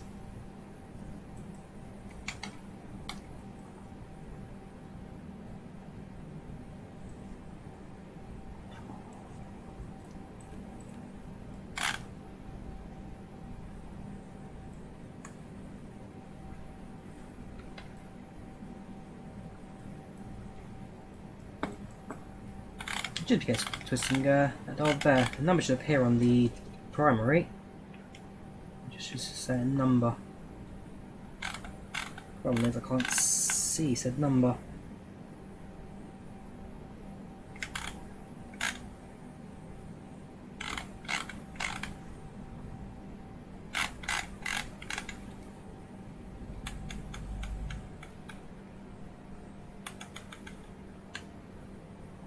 Enough. Well, minimum is 220, so yeah, it kind of goes from there.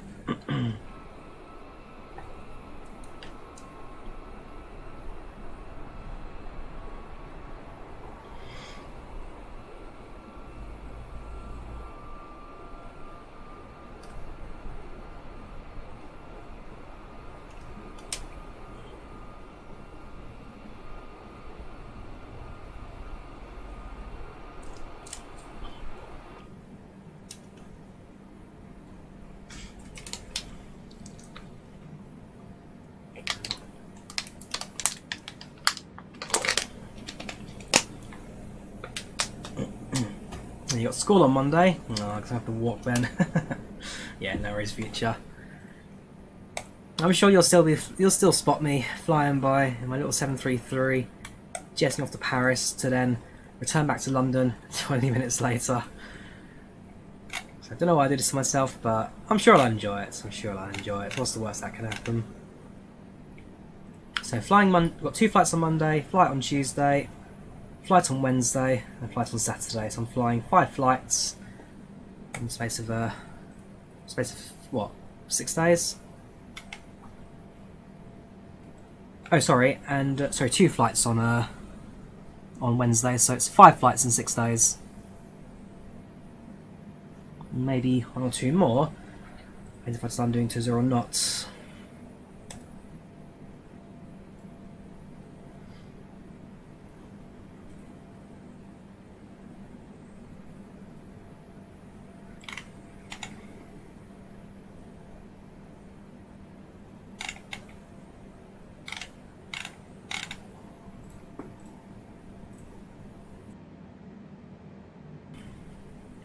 Very good. Yeah, it should be pretty alright. I've been to Paris Charles de Gaulle. It's a lovely airport. Sure, I'll find enough to do within the airport walls before my trip back to Gatwick with EasyJet. Short flights as well. The EasyJet leg will be very short indeed. Probably just watch a film or anything. Got a few films on Netflix I can watch. Got a little bit more of that last Tiger King series Doc Antle story to finish. Next time after your trip, not sure yet. Flights, but I'm going to do one tomorrow stream. Again, I haven't decided on routes yet for that one, but I'm going to do the flight tomorrow stream out to Amsterdam. That one's guaranteed because of the scenery. And that's about it, really. Got a few premieres to go for next week. A few premieres for real-life flights, and that's about it. Trust me, if you think Tiger King was interesting, watch the Doc Antle series, the one they're doing at the moment. Very, very dark.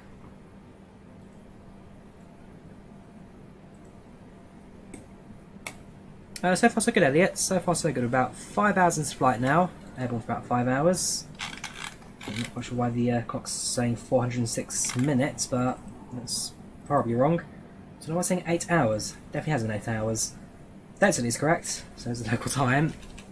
But yeah, flight's progressing pretty well. 787's performing very good. Yes, this is lifetime weather, Jan. This is lifetime weather.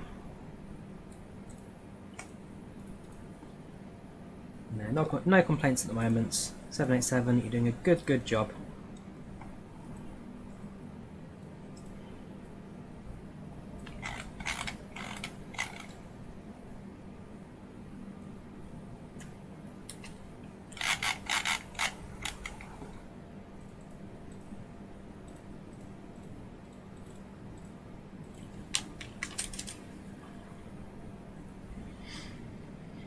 Uh, 787 could do Mach 9 if you need to, Lee. It's not impossible. I mean, well, the red is where the overspeed limit is. It's actually well within the overspeed limit of the aircrafts. That's why, it's crosswind. Basically, it's not coming from behind, so it does play an effect.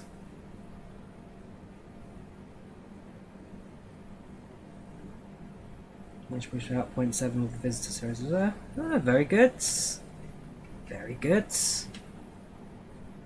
I'll be sure to try to get it downloaded tonight before the stream tomorrow, dude. Thanks for the updates. A giveaway sent by Bartholomew. It is for Macco Sim Cancun.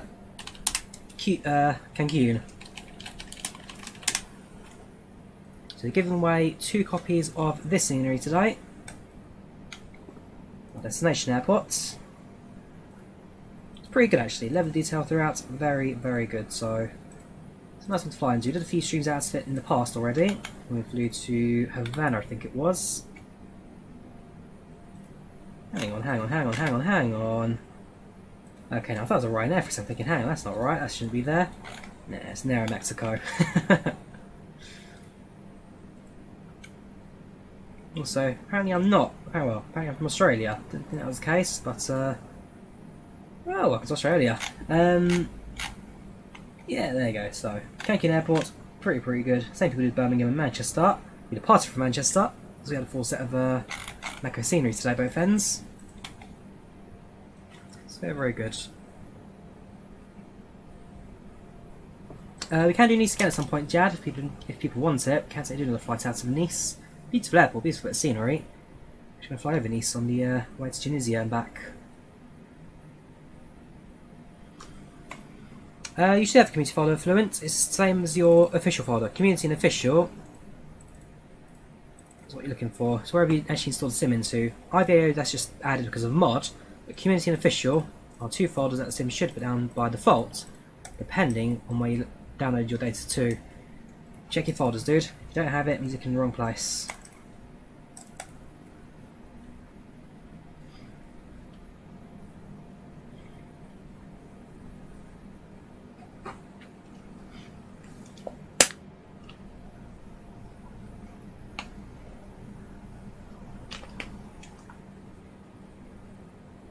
Yes, this is the HeavyDivision 787XH, California. We are using HeavyDivision today. Very good add-on, highly recommended. Just try transform 787 into an aircraft. Very much worth the flights.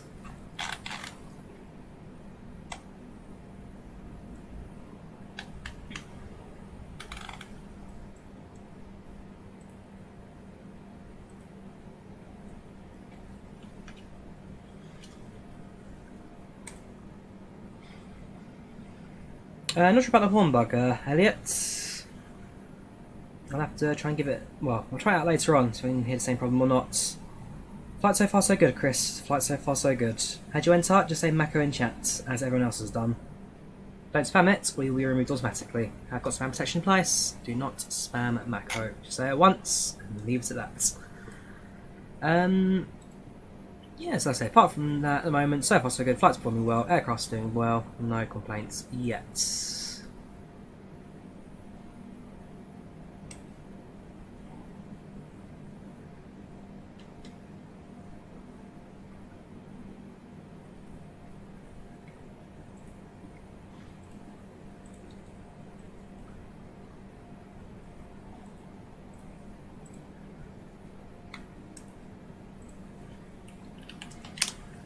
Now, in preparation for my Jet 2 flights next week, I'm going to need to I'm going to go to Swiss Air right now, since I've phoned with Swiss Air already. Thank you very much. Good on Swiss Air. Go Switzerland again. I'll likely use them. Right, Jet 2. Let's get my booking up on the websites.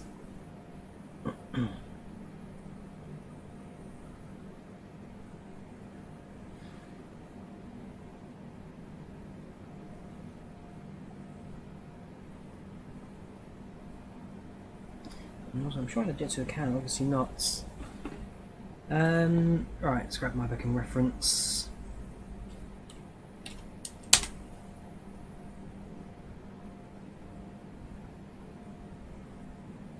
Okay, the flight for Monday was just too good to turn down.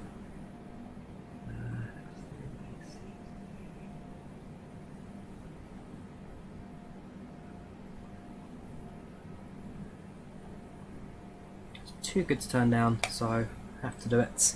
Have to do it. Can you reinstall Transport DLC if you've got it, Elliot? And yes, you can reinstall DLC. If you've understood it. You own it, it's all yours.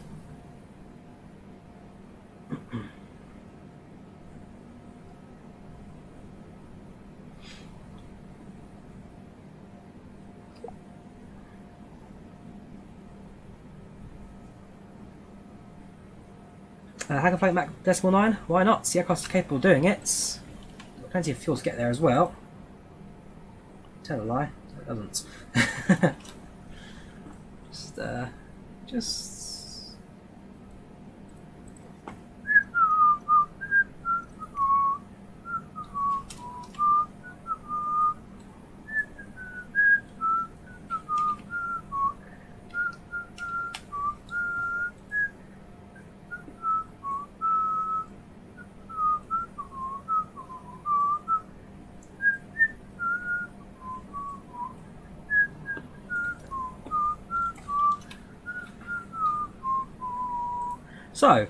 So nothing's happened. Nothing's happened.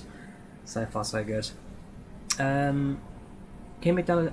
I mean, the A330 is not difficult to download, Charlie. If you already, yeah, you literally just download it off of FlightSlot 2 and drag it into community folder. There's nothing special. Nothing. Nothing you need to do. The Concorde was different, Flight Fan. We don't talk about Concorde. We do not talk about the Concorde.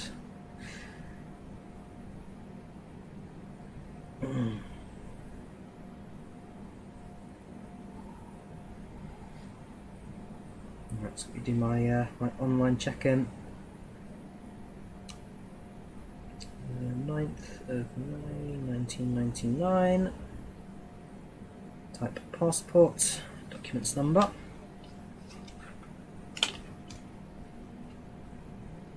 So just do my online check-in now for the trips on Monday. Is it bad that I know my passport number off by heart because I use it so often? Expiries 3rd of September 28. And then I want the very last of Jen's passports. in 6 years' time when this thing's about to expire. Last ones will have expired in 2029. Nationality British.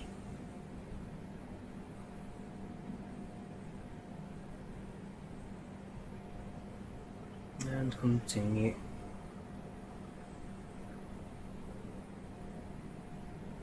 And for insurance, already got that.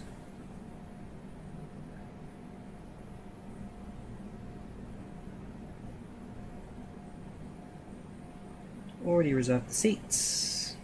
Don't need cabin luggage.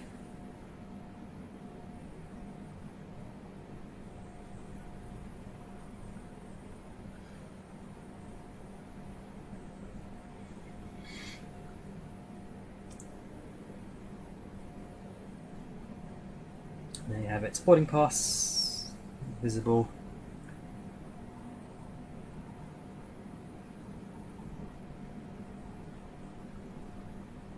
And I'll do the same for the inbound flights with EasyJet. I watch some airlines live. Big Jet TV I've never been a fan of. Not my cup of tea, I'm afraid.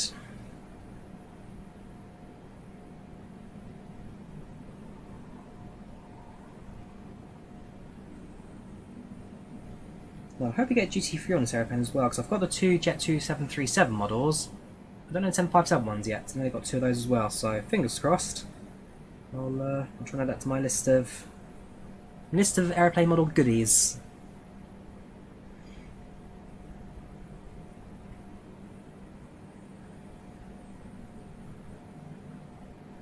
Interesting, my flight from yesterday still also visible. Shouldn't be the case. Yesterday 22nd, so this is the 22nd. Yes, very excited for the PMG 737. So when that releases, that's what I'm going to do, is pick it up. Well, I'm not a fan of Big Jet TV. I mean, if you do a lot of plane spotting at Heathrow, which I used to do quite a lot of back in the day, they've never been the friend of spotters, I'm going to say. Also, some comments he's made in the past, bit, yeah, not so, yeah, he's not my cup of tea, like I say. I respect what he does. He's brought a lot of people into plane spotting, further more than you could ever expect. So yeah, a lot of respect for the guy, absolutely. Just not my personal cup of tea, I'm afraid.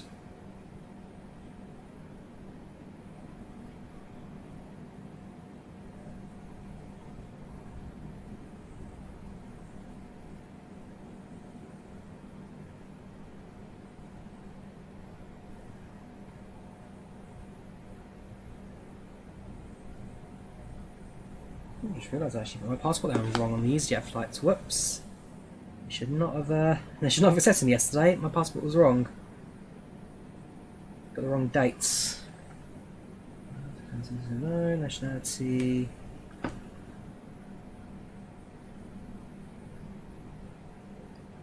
So whoopsie.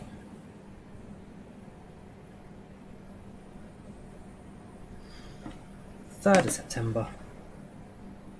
Not the 8th. I mean, it's such a small little change that, but that's that is an error. Should be more careful about that. Right, done the seats, no sports equipment. Just like that. Check in. Cool. Boarding pass received.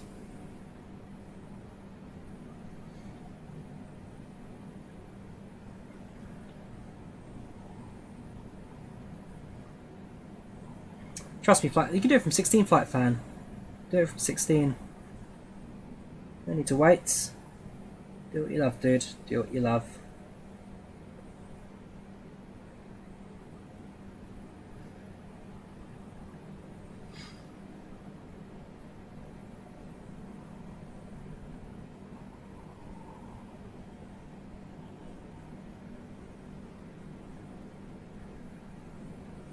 So descending, Josh, in about 2 hours we start our descent. 2 more hours.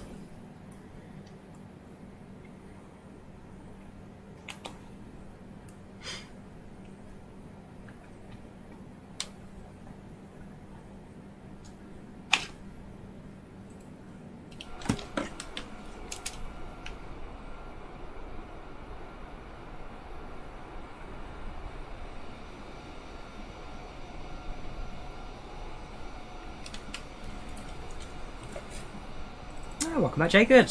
Hope you enjoyed your sleep, dude. Yeah, you're not the first person to say that you've fallen asleep on my streams and wake up further down the flights to a random location. When I went to came back from Zurich yesterday, it was a late night flight. I was on 2 hours of sleep, so I decided to take a nap for basically an hour and a half on the flight. I woke up kind of as we were starting our descent. Well, went into our descent, actually kind of more towards the start of our final approach.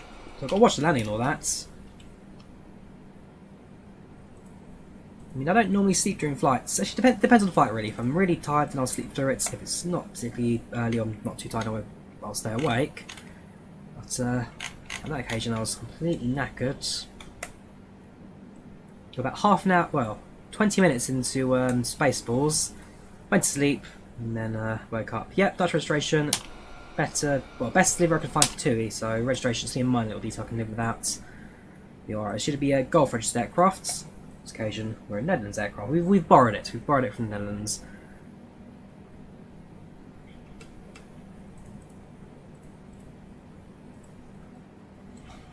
All my screenshots uploading. So look around Volanta. So the other people's sim screenshots. That's a pretty nice one. Looking at actual flight sim 320 in the background.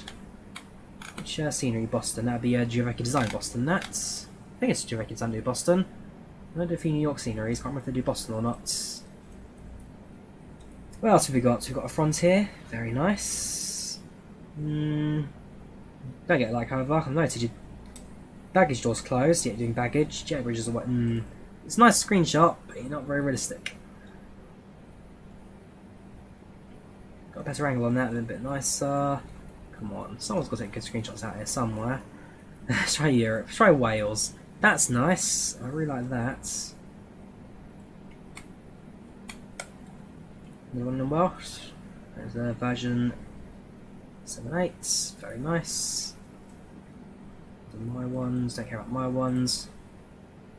That's nice, that's P3D. I love to get the angles right, the lighting's right, the colour, that's very nice, you get a like for that.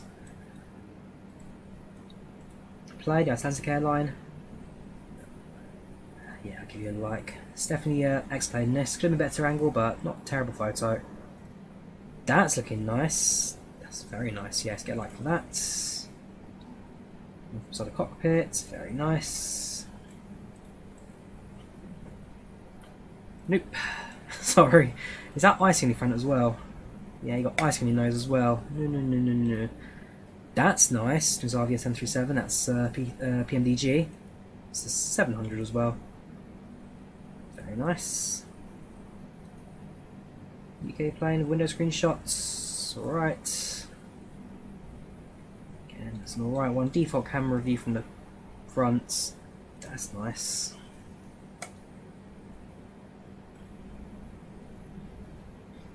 Trainer 16, what, can you not use a train on your own and do 16 wherever you are? Loose pole, that's... in the UK, you can use trains from like 11 years old without parents having to necessarily be with you. I don't know where you got 16 from in your place. That's nice. Yeah, there's a few nice screenshots still appearing. 12 minutes, 12 minutes, 9 minutes, 17, 16. There's a couple of nice screenshots slowly appearing. Others not so. What's that? Navigraph Airlines out in Mexico. That's default explained terrain, but nice screenshot nonetheless. That's a CRJ in the Aerosoft, or is that the X-Plane? I think it's Aerosoft. Yeah, nice screenshot again, good angle.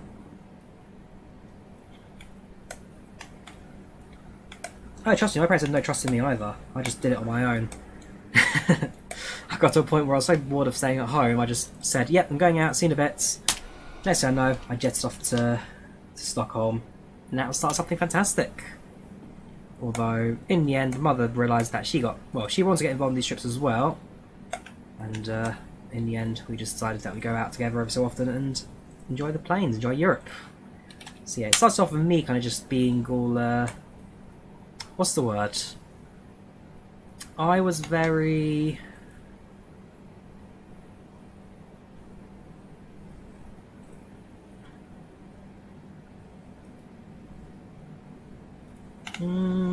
what's the word? I was being rebellious, went on a few trips, and best decision ever made. So yes, there you go. I mean, I can always make trips in the UK, no problem about any problems. Just say, yep, I'm going here, see you later, come back in the evening. So I had one day, go to Stockholm, book a cheap flight, and the rest was history.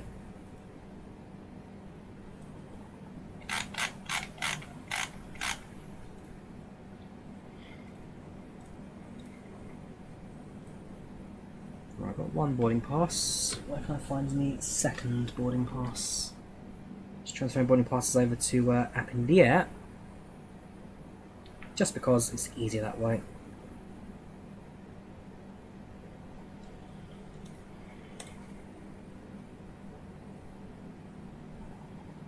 Spontaneous. How do we land, Jason? About 3 hours. About 2.5 hours even. 2.5 hours do we land.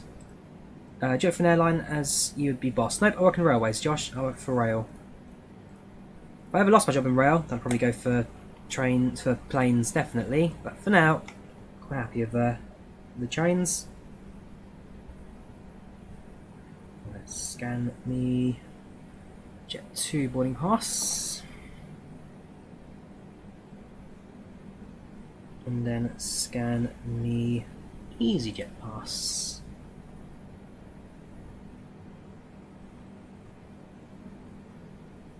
So flying out 24A, yeah that's right, 24A.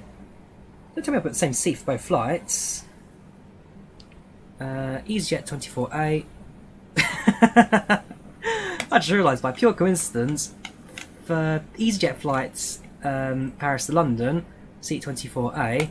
For Jet 2 flights Leeds to Paris, 24A. By pure coincidence, that. The capacity is Jet 2 73300, see if I can get the capacity up for that. 737-300 has a capacity of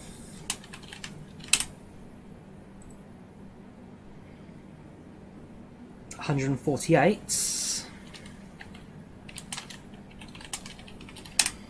EasyJet's capacity carries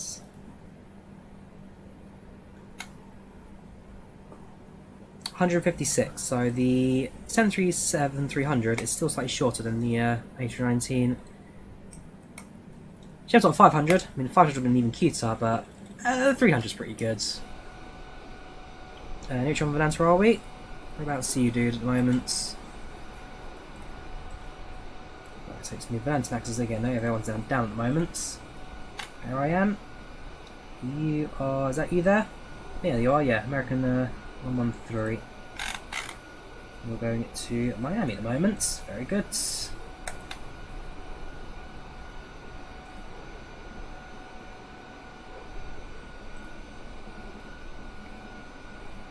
I'm not going to like that because 1, the angle's a bit off, and 2, it's a 777.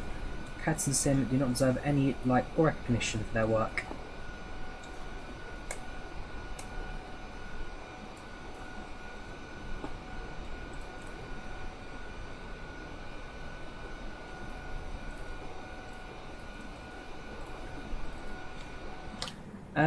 Nazanex, how you doing? Hop channel, chat, how does dude? How you doing?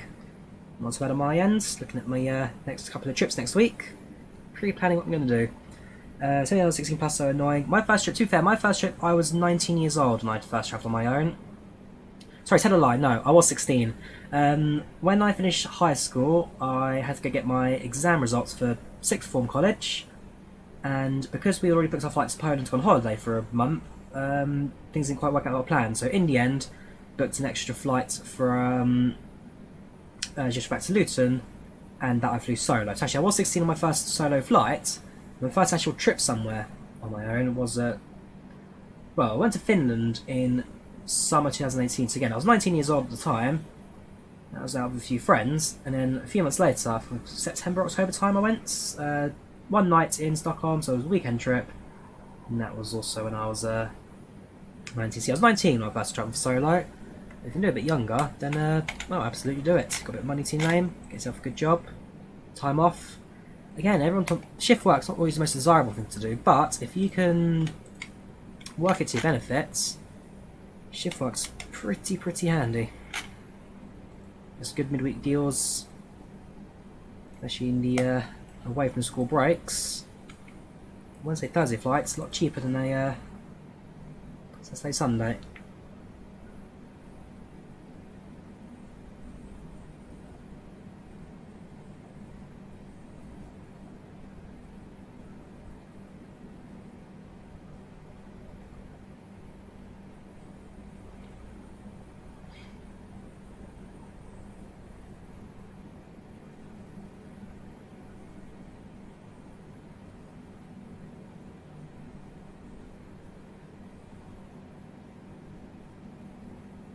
I'd probably use my extra holiday.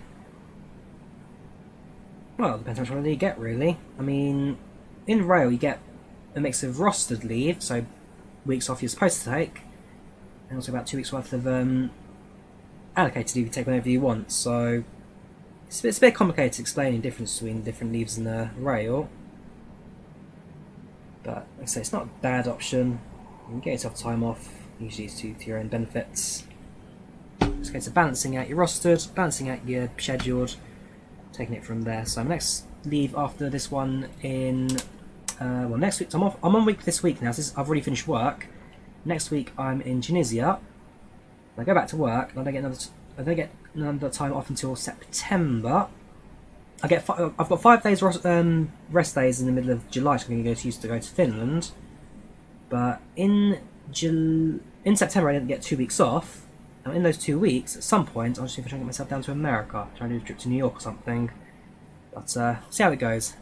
Geek, how you doing? Welcome to the channel, welcome to the chats. How you doing today, dude? Hope you're keeping well.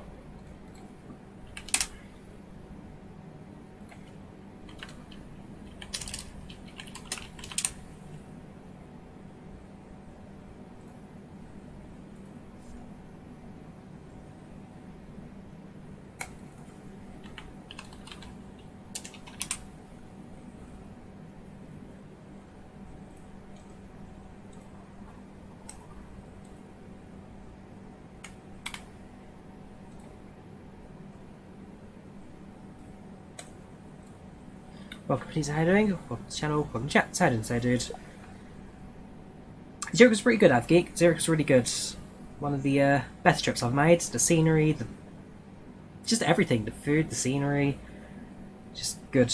Although, I'm not going to talk about... Well, I say food was good. We don't talk about my McDonald's in Zurich Airport. If you know, you know. Most people don't know, and I'm not going to repeat it because it was bad. But no, it was a good trip. Definitely worth going out there, even if it was for a day. The trains, the scenery, just beautiful, beautiful stuff out in Zurich. If you're on Instagram, check out my story. Okay, it was nice to actually go out to the Eurosline as well. Actually, look at the trains I've driven on in Trainsim World. It was worth a trip out. Worth a trip out.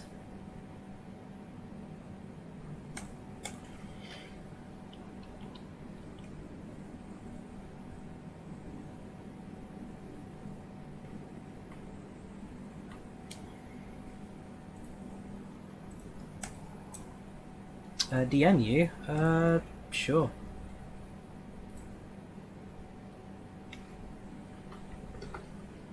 Oh, I've got no messages from you, unless I'm looking in the wrong place.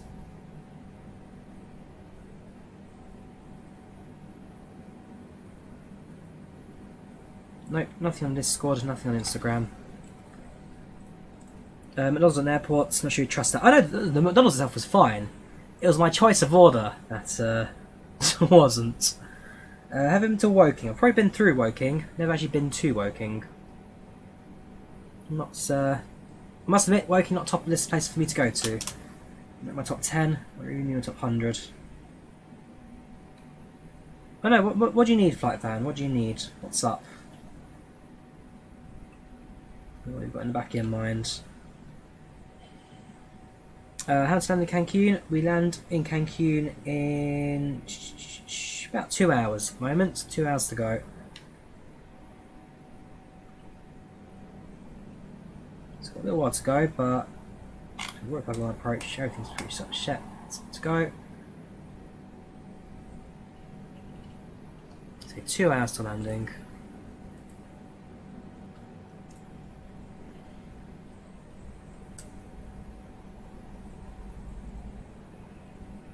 So if you know, you already know. You have to be on my my Instagram best friends list to see what I did there. So I'm looking at pictures of it now. Long story short, apparently in McDonald's Switzerland, if you order a cheeseburger, you can add extra slices of cheese free of charge. You can have up to 10 slices of cheese. I'll let you do what you must with that knowledge.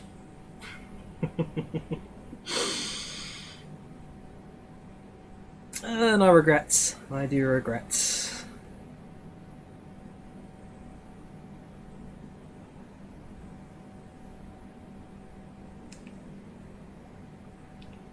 Right, we pop to the loo. I'll be back in about 5 minutes. See you in a bit.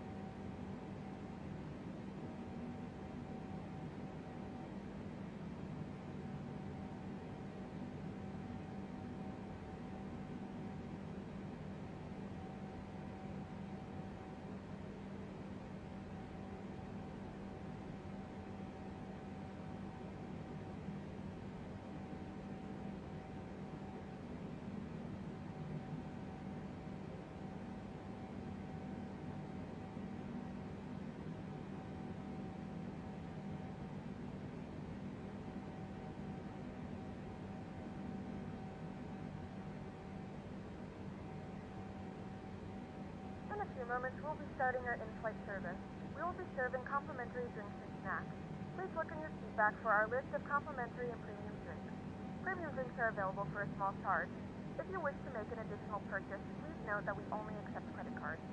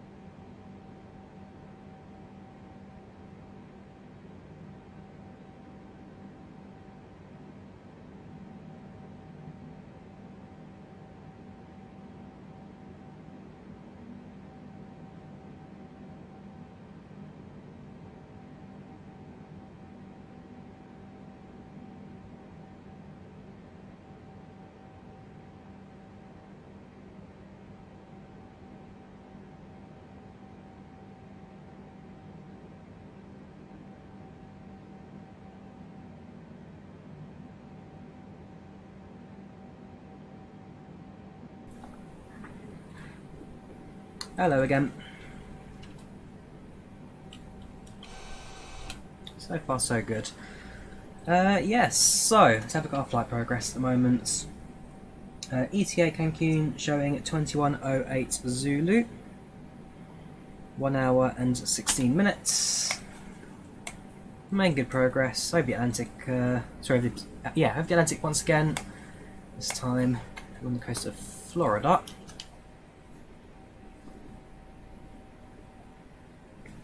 We'll be there soon. So far so good. 787 of course performing admirably today.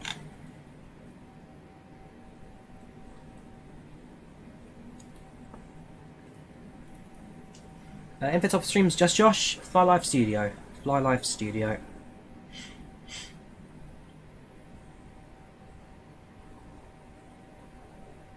As I've literally just told you. No need to spam in chat, dude.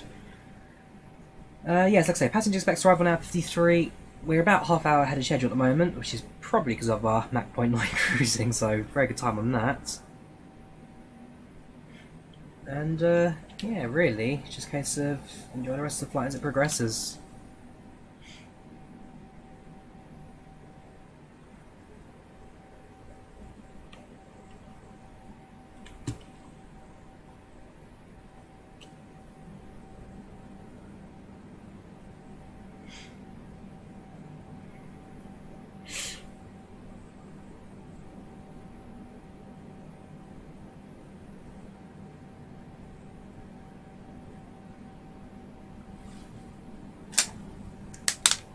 Nope, not reversed. TUI logo is correct on both sides. Actually, what tail logo?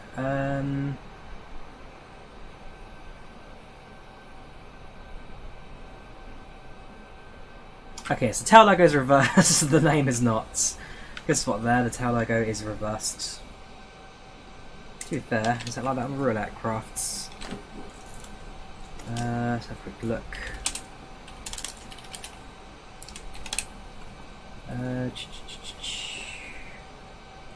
So notch at the, yeah, fair enough, notch at the back, notch at the front, so that logo is incorrect. This side's fine, the other side is not.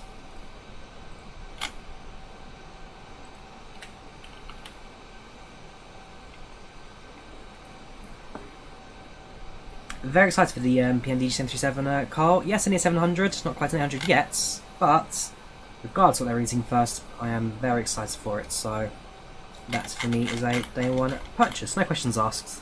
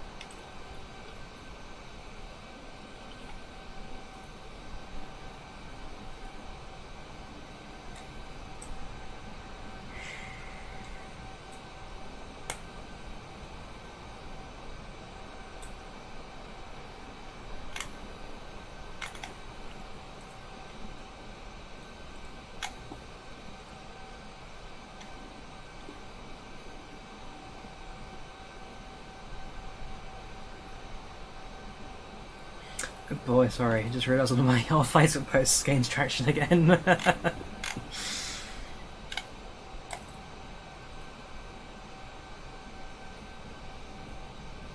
that comment can go.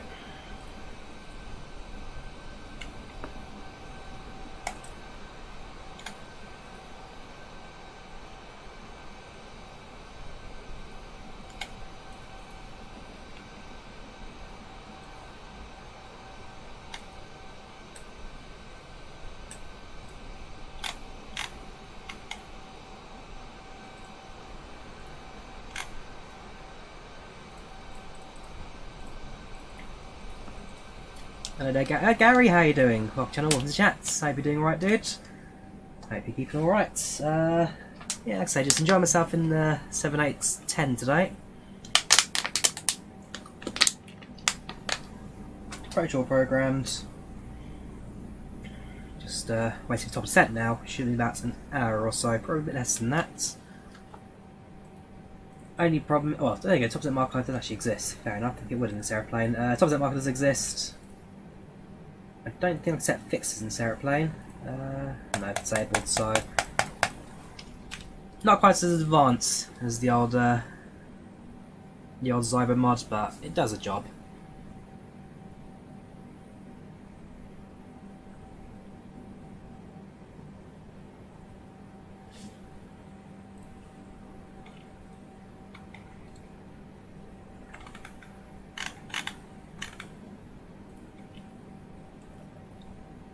Hopefully still on for the 5th of May? No, 3rd of May. 3rd of May.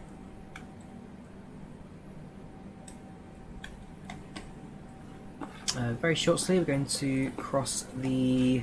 Well, we're going to cross the south coast of Florida. So, Port St. Lucie, cross Palm Beach, spot my on the left hand side, and the other side. Yes, Mach decimal 9, got to love the old MSFS physics there. It does a job, it does its job. At least it's, well, we have gained about half hour in the air at the moment, so that's going to work for time-wise. I was quite surprised I've got 10 likes, probably because of the steady disappointments down below. Again, how'd you lose 3-1 to Arsenal? It's rubbish. And so over there got the City Stadium as well. This one close followed by, this is off the coast of Ireland. Yes, there's Cancun scenery, Owen. In fact, we're doing a giveaway for it today. The Macco Simulations Cancun Airport. If you want a chance to win a copy of this scenery, then just say Macco in the chat. Giving away 2 copies, one at top of descent and one at stand when we arrive. So if you want a chance to win the scenery today, just say Macco in chat and you are in for a chance to win. Of course, you've got to be here to claim it. If you win it and then you're not going to respond about 2 minutes because you've gone AFK, then give it to somebody else. No, Zapgeek. See you later, dude. True, true. We also did have a result as well the other week. Yeah, forgot about that. Thanks for reminding me, Geordie. You've just ruined my day now. Josh, how are you today? Completely forgot about that game. You had to remind me.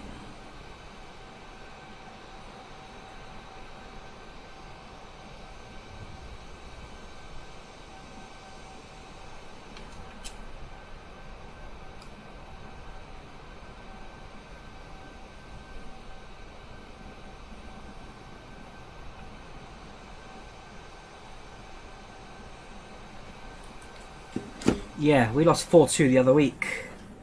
Forgot about that. It happens.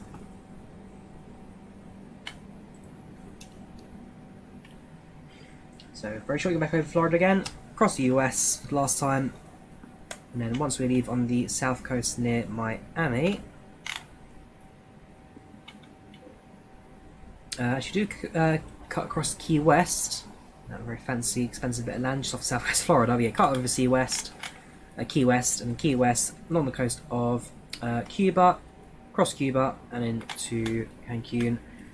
We're almost there actually. So, say less than an hour. Well, less than an hour to top of descent, an hour and a half or so till landing.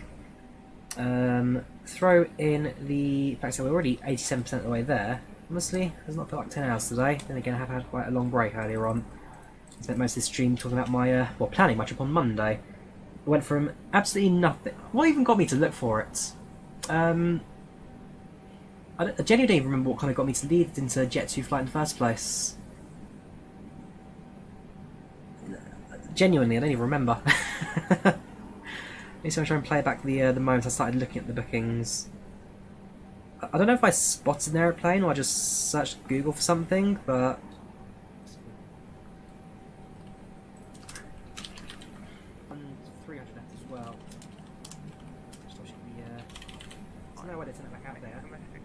Sell it for scrap, get the money off it, get insurance. That's it! The engine failure. So, what's his name? Had an engine failure this morning. So he flew out of Manchester at the same time as I've had an engine failure, and then we talked about how if the 757 had an engine failure in real life, then Jet2 would probably get rid of it because they've got one left. Turns out they've got more than one. But yeah, that led to them me searching for the 737-300, thinking that they also were pretty much, well, they are on the way out, but how many had left? Then I had a look on the then I had a look on Flight Radar for where they fly from. That's at Leeds. Have a look at flights. Oh look, a really cheap flight, and that's where he span out of. So yes, yeah, that explains that then. From a 757 hydraulic failure on their flight sim to me booking a real life flight in the 737 on Monday. Thank you, Aya. Thank you for the kind words. I'm glad you're enjoying the watch.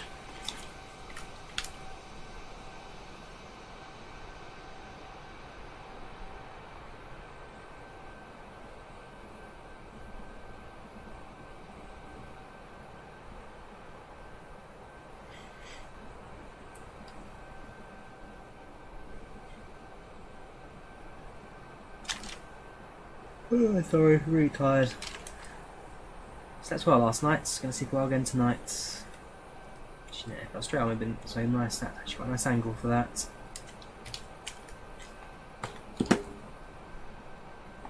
What's wrong with it? Well, for me, Ryanair is my go-to airline.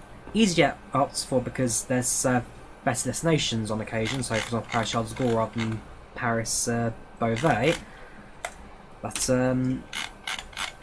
yeah, most of the time Ryanair usually is my go-to airline for these kind of trips. And Ryanair's definitely a flying of a 16 plus.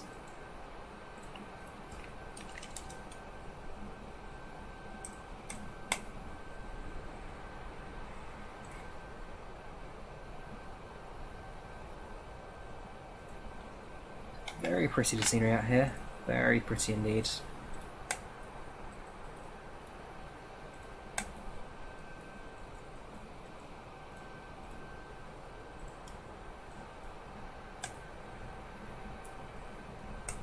Tap doesn't reach Monday. Have winds are picking up drastically tomorrow. Should be a fun arrival. Oh, I'm not flying to Leeds. I'm flying from Leeds. Unfortunately, I'm flying back to London Gatwick from Charles de Gaulle. But hopefully get some gusts on departure, which will be fun to blow us around at least. Now I'm sure the thing about flying into Leeds is that I need at least 3.5-4 hours extra on top of that to get myself home again. So I can't go too late in the day where trains start shutting down for the night. Then can't come in too early because then I've wasted a whole day in my destination. So yeah, just departing I'm afraid this time. Yep, over Florida now, Kale. Flying over Florida. ETA 1 hour and well, about an hour and 10 minutes this time. Getting closer to Cancun, getting closer and closer.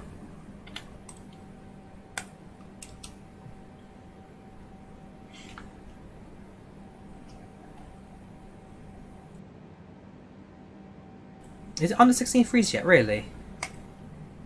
Really? Can't be. I know it's not because when you check in for an EasyJet flight, it asks you how old are you at time flight?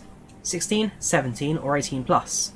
I know that for a fact because I checked into an EasyJet flight an hour ago. So sorry, dude, you're wrong. EasyJet is definitely 16 because they monitor the age of passengers when they're on the booking process.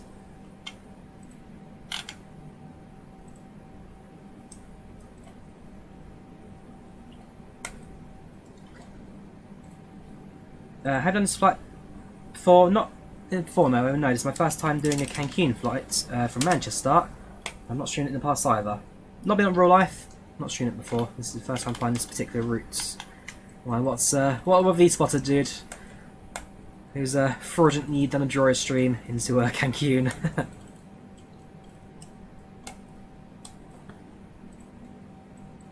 That's our Helsinki down to Fort Worth and 350 Finnair. Very nice, Axeli. Hopefully that is an aircraft I will be flying out of Helsinki in real life in July. Just waiting for my roster card to give me a date back for my annual leave.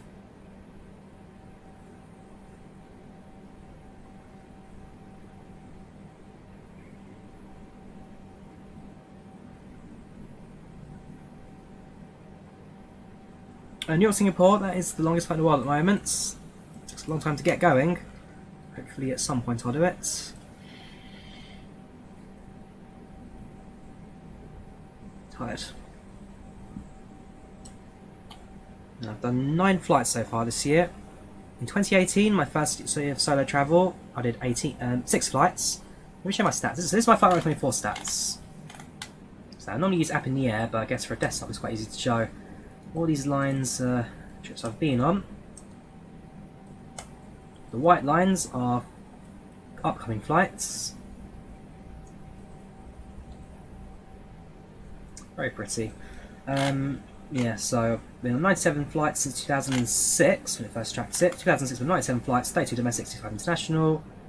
Most of these domestic flights have been actually in the last year, to be fair. Last year I took how many flights? 25. Most of those domestic. 64,000 miles, 120,000 kilometres, 2.5 times around the Earth, 195 hours in the air, which is about 8 days or 2 weeks, 8 days or 1 bit weeks of flying. And that's how much CO2 I've burned. I do try to offset my CO2, so that's something I need to do at the end of the year as well when it comes to this year's lot. 97 economy flights, nothing fancy. 72 flights in the window seat, 5 in the middle, 4 in the aisle. 94 flights for leisure, and 3 for other reasons. 1 was a school trip. 1 was a... I think one was a school trip, and then 2 of them were kind of just fly-arounds in local aircraft, I think. What was the other reason I've done it for not leisure? Says airworthy experience. It was a school trip, and I can't remember what the other one was.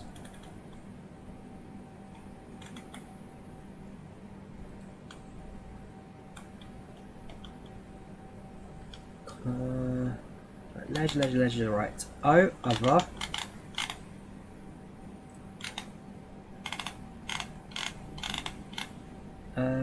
Right, the 2 legs for the school trip, fair enough. The outbound leg and the return leg for the school trip. And sadly, all these flights from way back. No telco information, just no information for these odd trips. I can remember is the 2014 EasyJet flights, EasyDN, I've got a photo of that plane. Yes, Gary, hopefully soon going to throw Delta Yankee Alpha into the mix. We'll go back to Volanta, go to the aircrafts. There you go. 71 flights, 169, get 420 for that. That's as I say, Delta Yankee Alpha. I've never been on it, I've got no real connection to the aeroplane. It's just the tail code that just happens to be on all my 737 Ryanair flights because I'm too lazy to change the tail code on the side of Volanta. So whenever a new sim comes out and the 737 arrives, I get a Delta Yankee Alpha made for it. When PMD released the 800 onto Flight Sim in like 6 months' time, I'm going to get Delta Yankee Alpha commissioned for it. Why? Because I just fly this airplane a lot. No connection, nothing fancy. It's, what, 12 years old now, so it's not even basically a new aircraft. It's served itself well. I believe it had a wing strike a couple of years ago due to ground, well, I think one was getting pushed back and you just had to click on the wing or something. But, hey ho, it is what it is. Yankee Alpha, that's my 7-3. In fact, I'm so confident. Edit.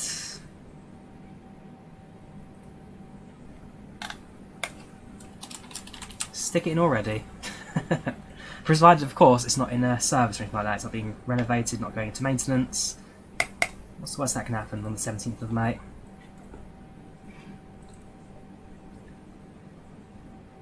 Oh yeah, it's one of the oldest in the Ryanair fleets.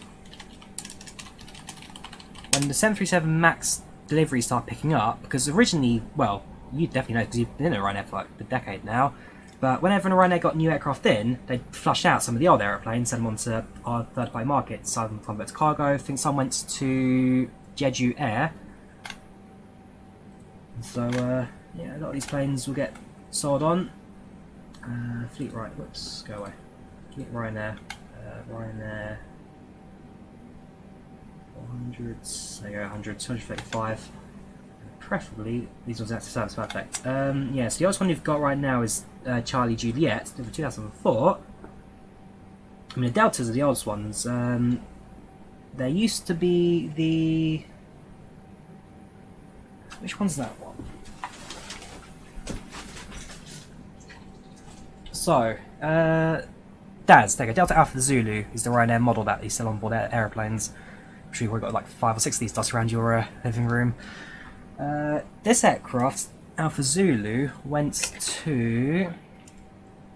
I'm going to do this in a separate window because this is my private browsing. Stuff on there I do not want out. Alpha Zulu went to Nordstar. So it was leased apparently, yeah. Back when we used to lease aeroplanes, they now buy outright.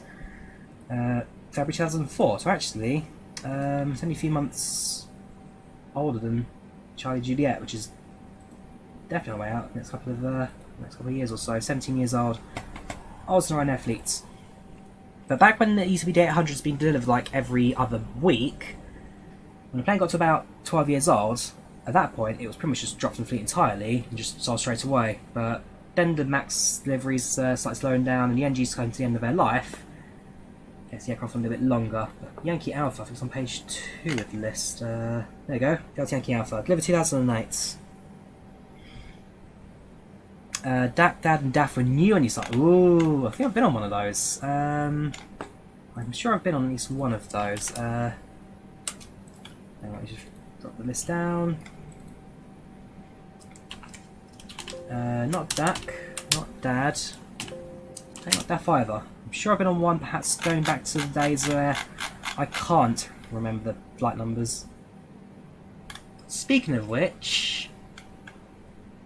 Nah, unless you've got Ryanair records for 2013, apparently this is the 1 year where the Ryanair flights from Stansted to Jeshov and Jeshov to Stansted changed from 2136 to 2137 to 2236 to 2237. I only know that because I've got an email from the only... back when I did all these flights, I basically went back into my timeline and went through my father's emails to get all the flight emails, confirmations, that kind of stuff. It's the only time I ever got... On this occasion, it was an email that I got from... it was about a delayed flight, so the flight's being pushed back or something, or cancelled or whatever. Instead of 372136, they called them MSFS 22, which for me threw me off, because normally it's 31, but I don't know. I presume you don't have any records for 2013 August flights. Or even tail codes. If you've got tail codes, I'd love you. I'd love to know the aeroplane I flew back in 06. Because that would have been my very first Ryanair flight, because Ryanair first started serving Jeshov in 2006. Before then, it was a flight either LOT, EasyJet or British Airways into Warsaw, and then, connecting them from Warsaw by minibus. Well, in 1 year, I think LOT actually had a connection flights with Eurolot and everything. Again, that's going way back into the past. I've got no proof of those flights ever existing. No emails, no confirmations, nothing like that.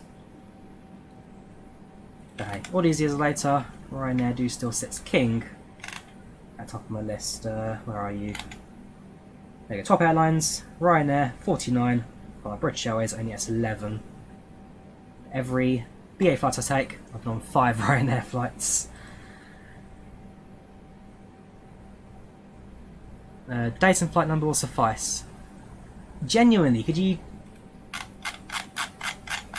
Because all the missing ones I've got one EasyJet that's missing from 2014, that's long gone. Genuine... Okay, go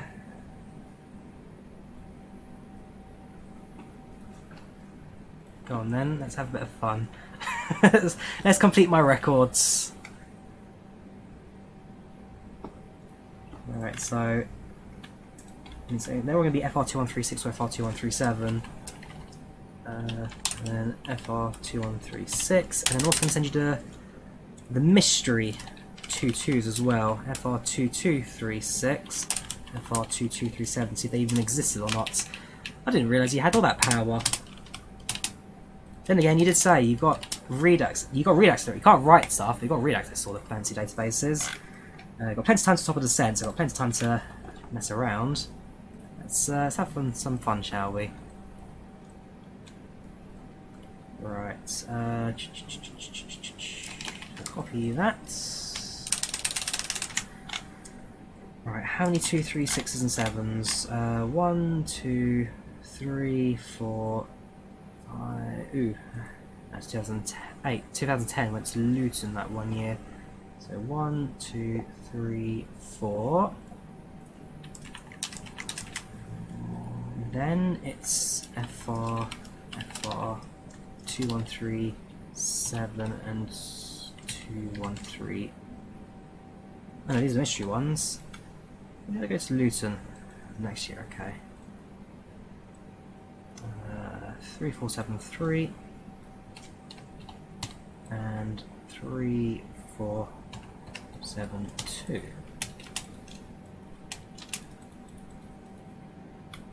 Then it's 1, 2, 2 more normals. Then it's FR2236 and 2237. Just going to put in question marks because of the flight number. Next thing you know, you've got the pilots' names, their addresses, and where they are right now. Right, 237, 236, that's the EasyJet, skip that one. It's FR2137 and FR2137. Also, you probably know the time of these flights as well, because all these times, some of these I got accurate, some of these were guesses. You know the time of departure, the time of arrival, stand numbers, the gates, all that fun stuff. Sounds like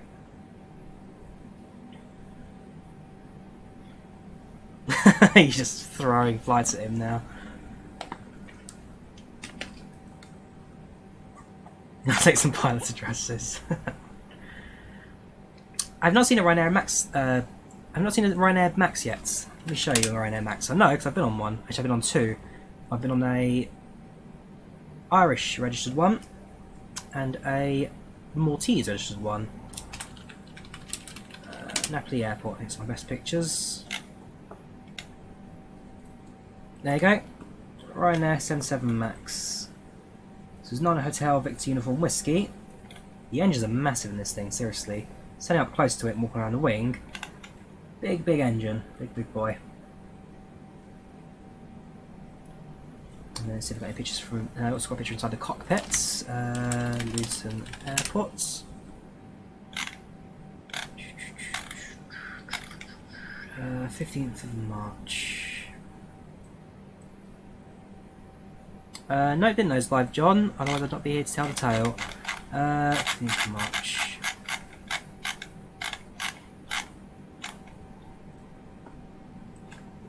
Yeah, the problem is my phone doesn't take very good low-level photos. So photos are pretty blurry. But there's a photo my mother took, which fortunately is not so blurry, and I cannot find it. She's on WhatsApp, didn't she? On Facebook. She's on WhatsApp. Need to back up that photo later.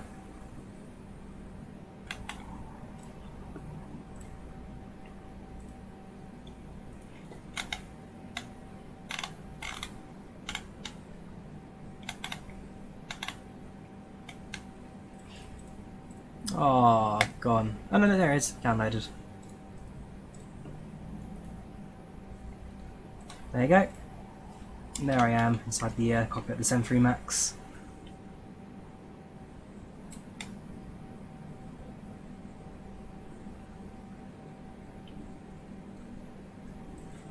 Yeah, I had a bit of a laugh. Well, I had a laugh with the pilot in command left seat. Had a little joke, and then let him on his way back to Napoli on the return leg. And 2 flights faced my 1 flight so far, very good. How did it feel? I mean, the 73 Max certainly feels a bit heavier than an NG, especially in turbulence. So you certainly feel more the winds when it rocks, but apart from that, it's not too bad. Alright, let's get the dates for you, Mr. Gary. So, starting off at the top. I'll do it normal process. So it's 31, 08, 16, 27, 08, 14. The mystery flights are 25, 08, 13 and 04, 08, 13.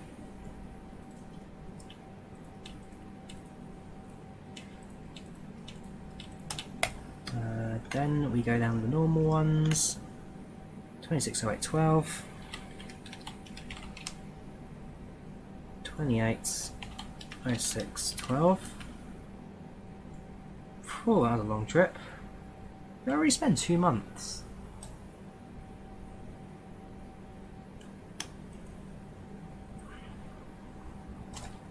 Bear with me. That date does not... Would I have flown on the 28th? Maybe the 28th of July, not the 28th of June. I was in school back then, 2012. Past. 2012. Yeah, 20th of July. Date wrong on that.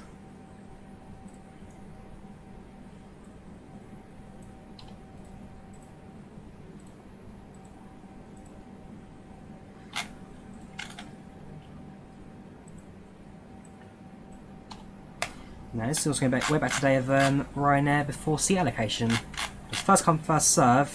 You'd rush onto the aeroplane and then you'd pick a seat, hopefully next to a window. I remember when I boarded 1 year, there was one of the very last years that the Ryanair allocation rules changed. Boarded the flight, there was this what was it?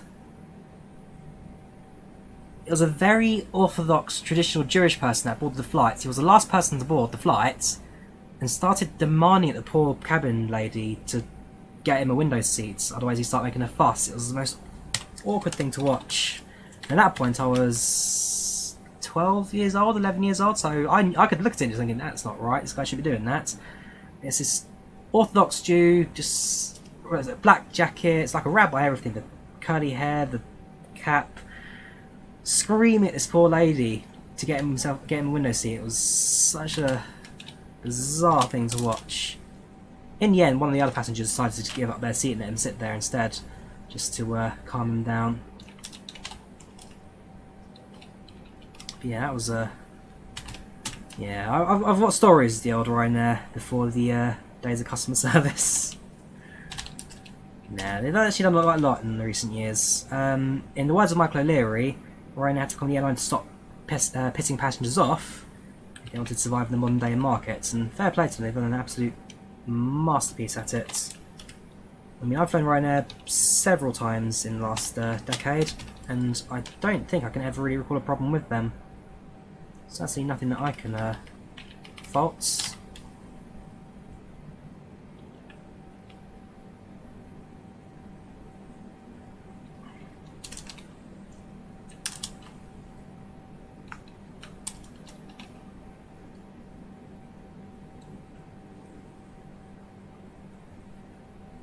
Uh, 29, that's fine. 30, 08, 08. 29, 07, 08. 6, 30, 08, 7. 26, 07, 7. 29, 08, 06, and 27, 07, 06.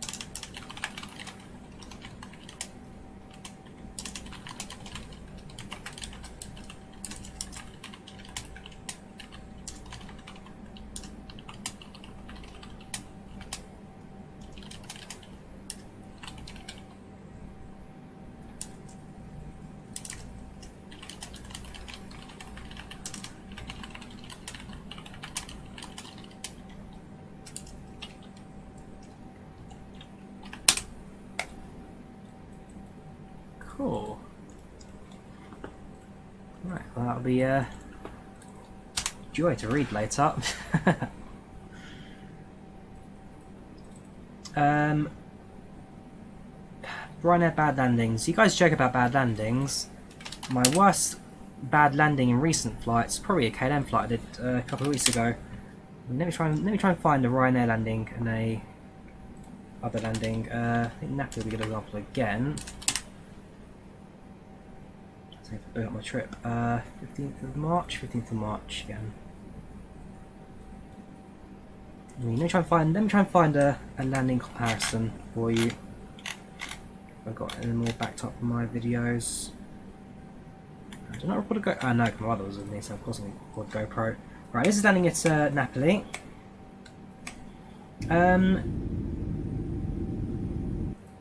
So Ryanair crashes. They've had incidents. They have one aircraft written off after bird strikes, several bird strikes, but they've not had any crashes that was fault of the airline. That's for certain. There you go. This is a Ryanair landing into Napoli. Yeah, I'm sure you hear it all the time, Gary. I'm sure you hear it all the time. Here you go. Aircraft comes in, and boop.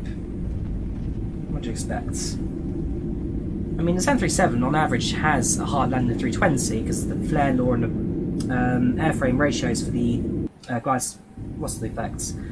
The ground effects. The ratios for the glide effects are slightly different between the 737 and the A320. So you're getting a hard landing in the 737 regardless, but nothing out of the ordinary. Let's have a look at Amsterdam Schiphol, my KLM landing. If you had £1 for each time, you'd be living quite well here in the UK, Gary. Over in Ireland, I don't think you get much out of that. Where is it? This was on the 24th of March.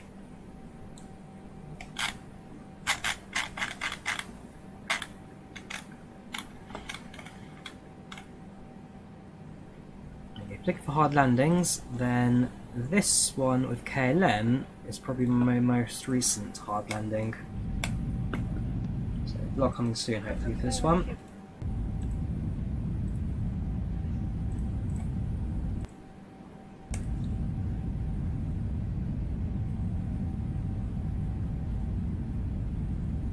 Here we go, KLM approach. Hey, these are real, these are real.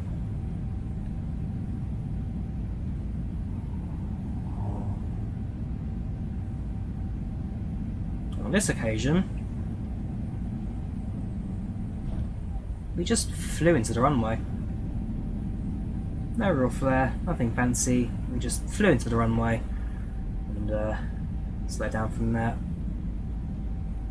The passengers behind me, it's like joking about Big Jet TV, not landings themselves. I'm trying to think, have I had any hard landings recently? I think it's even better actually from my. There you go. I think this one gets a bit better, both the audio and the shadow on the ground as well. This is 737-800 nose, 738. Comparing the same airplane here. If you're in Airbus next, I'll give you an A320 landing. That's pretty hard in a minute. That was a British Airways flight into Milan, Bergamo. Here you go. Look at the shadow on the ground. Just fly into the runway. Bang.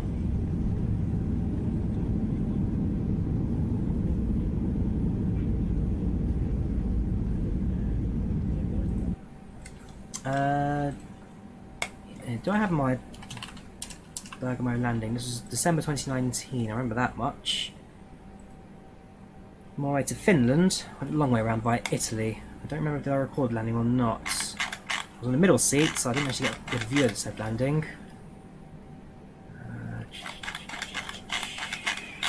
Right, that's Atlanta's Ryanair into Volanta. Yeah, I was in the middle seat, so not really the best view of the landing.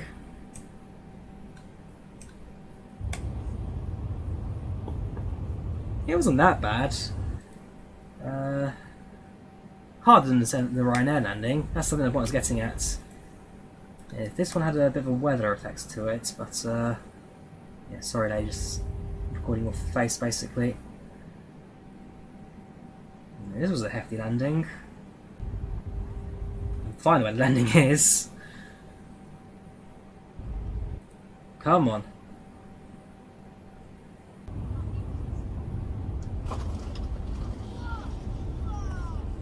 There you go, so let's get a bit more of a run on that. Give you more of a landing on this one. There you go. She's asleep. She is out cold before this landing. Yeah, sorry lady, I'm just throwing into the deep end here.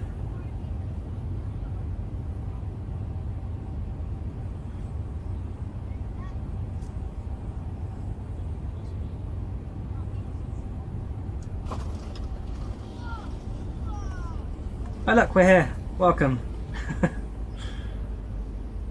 And a bit of rudder effects there, so we all sling to the right. Yeah, that was a hard landing. Remember that one well. Ooh, another one. Was this a night? No, this was a daytime flight. Norwegian Airlines into London Gatwick. That was another hefty one.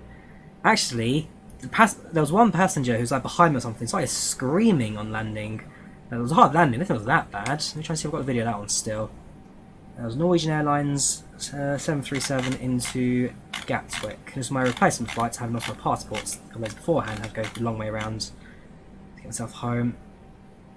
And that's departing from Helsinki. Here we go.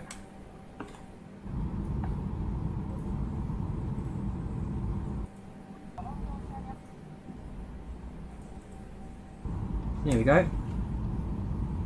This was another hefty landing.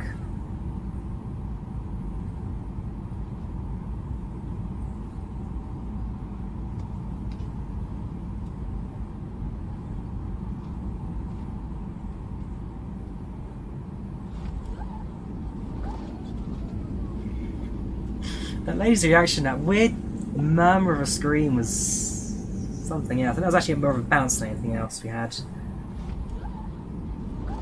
Yeah, we bounce that landing. You can actually hear, you touch down, you hear the wheel spinning, and it goes quiet for a second or two before it touches down again.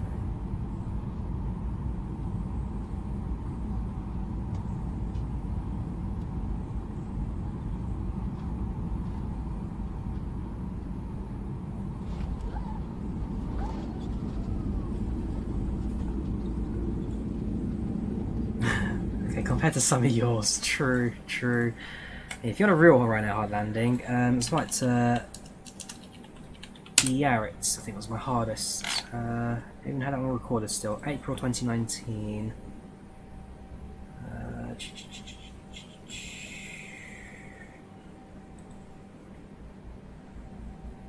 I don't know if I saw that one or not because I do actually. I'm surprised I still got this one.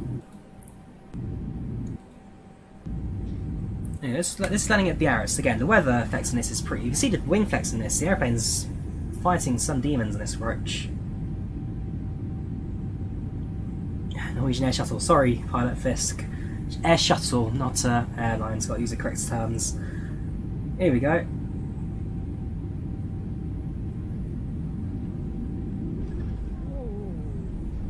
Even I got a reaction out of that one.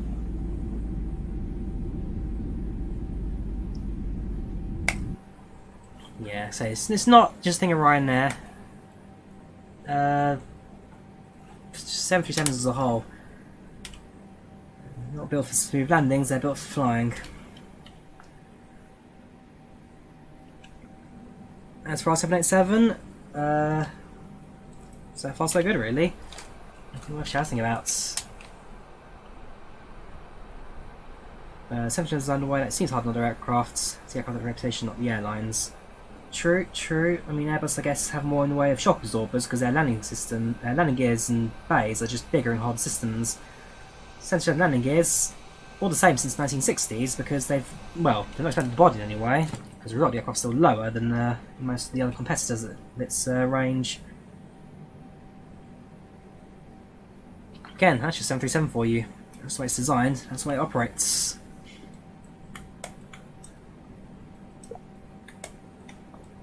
Past Key West, on our left hand side we should get a view of Cuba. Press on that in the distance. Top descent in approximately, God knows how many miles, 320 miles divided by 2, 160 miles, just 140 or so miles to top of descent again. I'll tell you exactly, but it doesn't tell you top descent here. Oh, it does! 150 miles, there you go.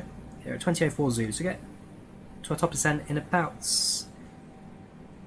54, so about 18 minutes really. 28 minutes to top descent, 28 minutes.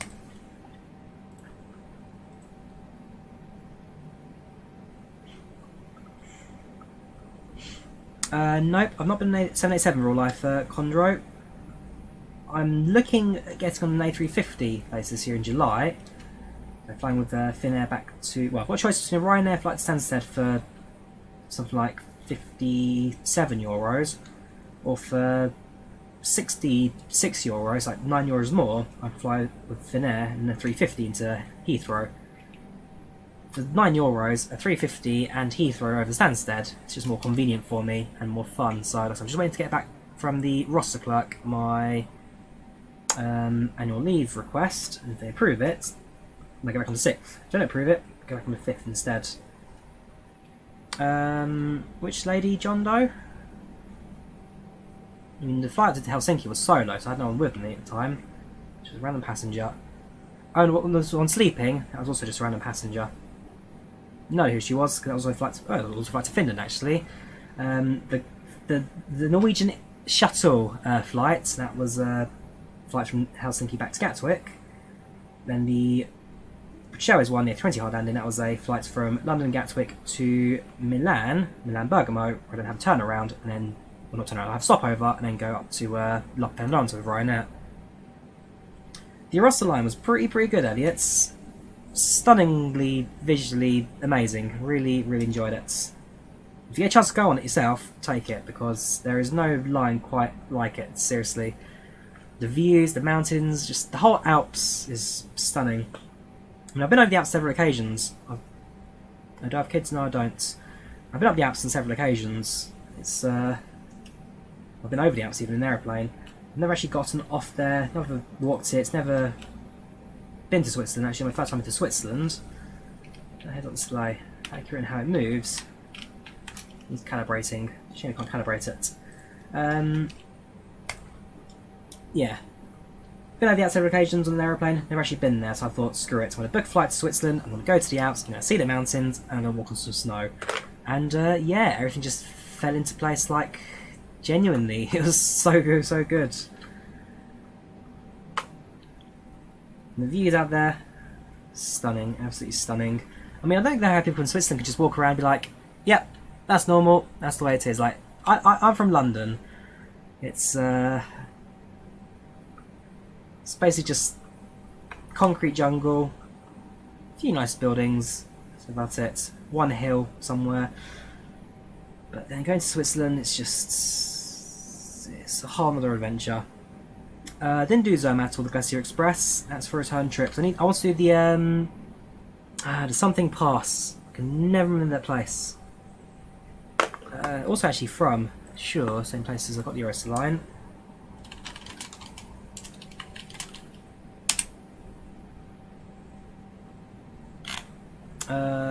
Not Donna, not Stevens, not KLS America.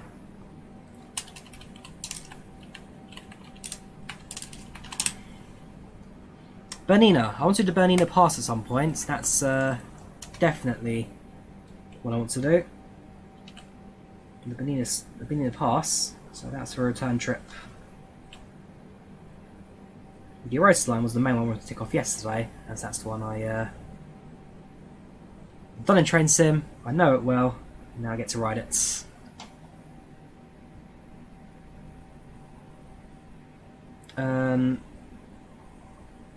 Descent's in about 25 minutes at this point. JPX, about 25 minutes of descent. How to get flights tracked on Flight 24? Well, in the case of yesterday's flights, it's because I was flying the flights in real life, so it's flying the real life flight plan. In terms of actual logging, then my Flight 24 is what I use. Actually, I mainly use AppInTheAir on my phone, so I much prefer the layout of AppInTheAir. Also, mobile friendly.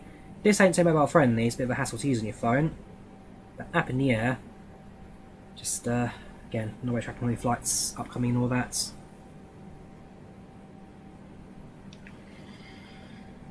I speak a little bit Polish, nie mówiłem troszkę po polsku, no nie jest bardzo dobre. Nie rozumiem, nie mówiłem troszkę.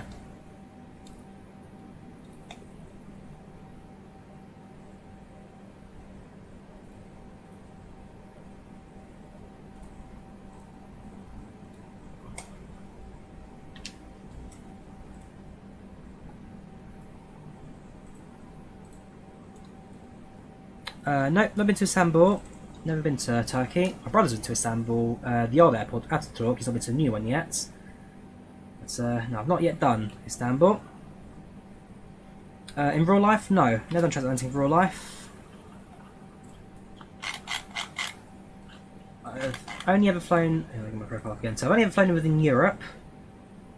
On Wednesday, I made my very first flight out of Europe, which is from Lyon to Djerba in Tunisia.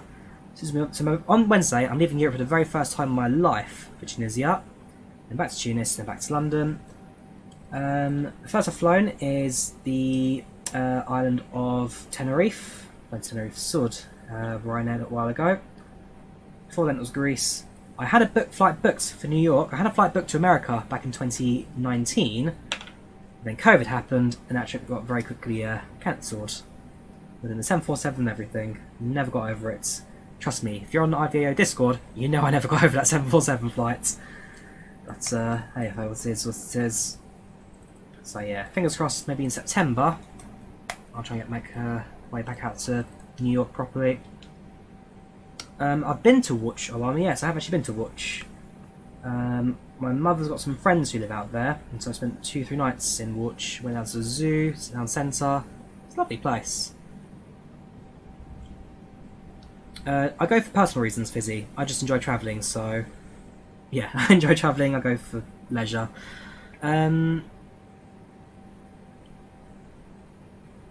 Katowice is your land. I've been through Katowice. I've mainly been to Bytom, which is just the north. I've been to Bytom. I've not really done Katowice. I guess a couple of times, but never properly.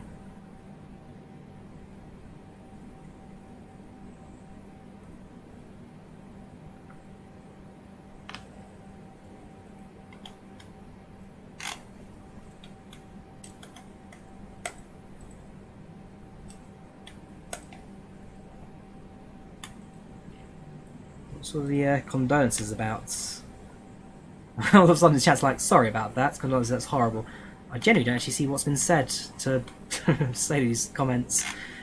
I've not been to Moscow, nor will I at any point soon. I'd love to go to Moscow in Russia one day, but at the moment, not the top of many people's lists. What's your hometown? Love that place, very good. Not been to Romania. I want to, but I've not been there. Oh, the 747 trip. It's not that heartbreaking, is it? Let's see if we've got the boarding pass for it.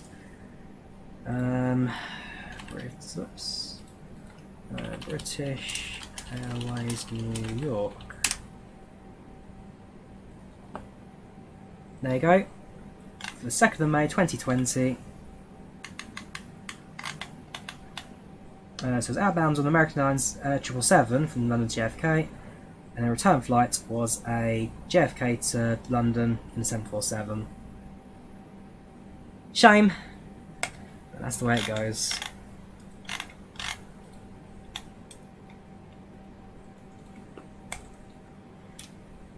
Stanko, how you doing? Welcome to the channel, welcome to the chat. How you doing, dude? Hope you've been well. Of course, I was just getting towards our top of descent, which again, I mean, technically, this airplane should have proper VNAV and see actually manages the altitude at different steps on the way, so 14 above, 8 above, 6 above, 5 above, 3,000 at Erdam. Technically, it should have working VNAV, but we'll give it a go. If it doesn't work, we'll just do, well, vertical speed selects. King of Sofas, John. I'm well aware of that joke.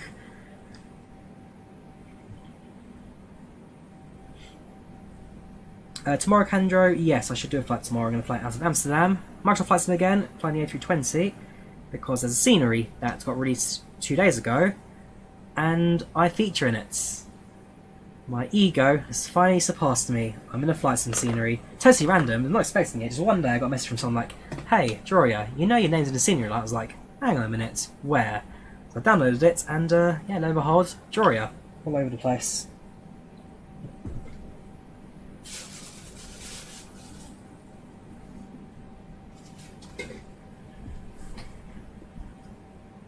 Charts are pretty good. The capacity charts are very good. That and the updated navigation database. Error cycles very handy to have, so I'd recommend it. I'd recommend it. Oh, I watched those videos by Luke. I never remember his surname, but yeah, he's the one that goes all around Egypt and India, and well, falling for these scams, I guess, and showing how they work. Very good watch. The Brussels scenery, I should have that one, so I'm still waiting for news on that. I might chase them up later. But yeah, Brussels scenery, I'm well aware of it. I don't own it yet.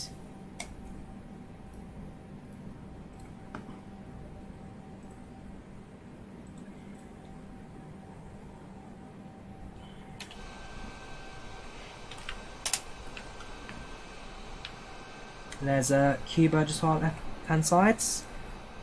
I'm trying to spot Havana there. Okay, it's too far away to behind us. Yeah, welcome to Cuba.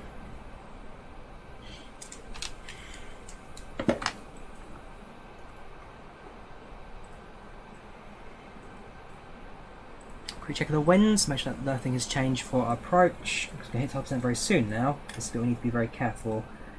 210 at 12 knots, which means I think runway 15 is, sorry, 12 right's the runway for use, that's fine.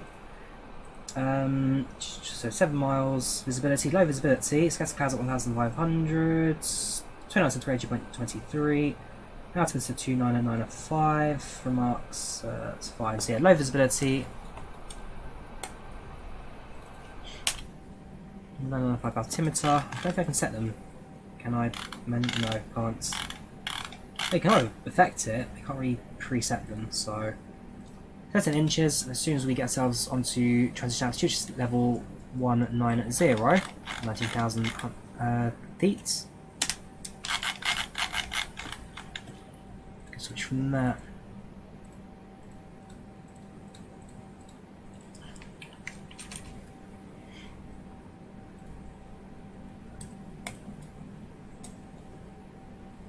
Balance Summon scenery comes out in less than a month. Can't wait, been waiting about 40 years. Yeah, the balance scenery, because balance, I've got their Stansted, which is pretty good. Not perfect, there are minor things here and there which I'm seeing changed. But yeah, balance sceneries are usually very, very good, so do enjoy it. Do enjoy it. So I've got their Stansted. I used to use UK2000 Stansted, but I moved over to Boundless because it's more modern. Again, as much as I love UK2000, his sceneries just have aged quite a bit. So, yeah, I wouldn't mind seeing some love for it. It's not quite what it used to be.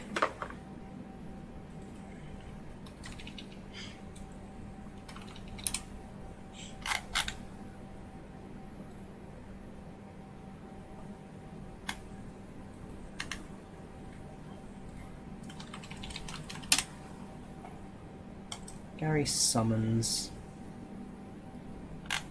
You know, I've never actually seen what the guy looks like. I've used the sceneries for years, but I've never actually seen the guy behind it. I presume it's not a... Oh, it's a flight sim screenshot, is it? No, it's not.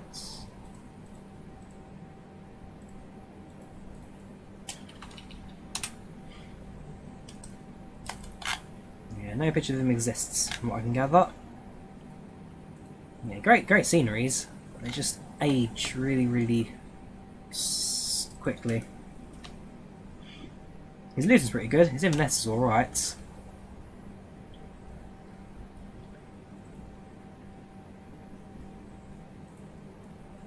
Next flight game's tomorrow. Or is the plan? Next flight will be tomorrow.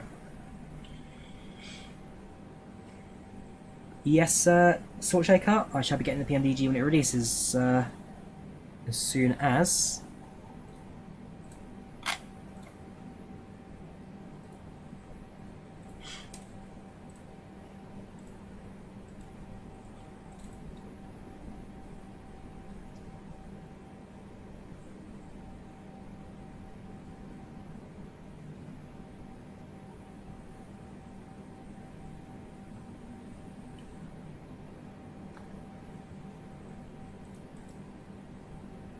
Top descent, 20 miles.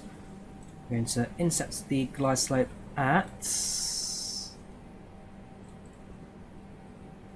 intercept glide slope at 1,300, but what I will do is I'll step up the descent down to 3,000 initially. Hang on, I should read this correctly. Yeah, so we need to be at... So no tap between 20 and 22. That's fine, we can help at least if we need to. 8,000 by November 500, 3,000 by reader. So we'll get down to 3,000 initially, so add down 3,000. Hold there if we need to. I was about 6 miles there. To note down and read the, just confirm our approach, and then bring it down from there. So set the altitude to 3,000.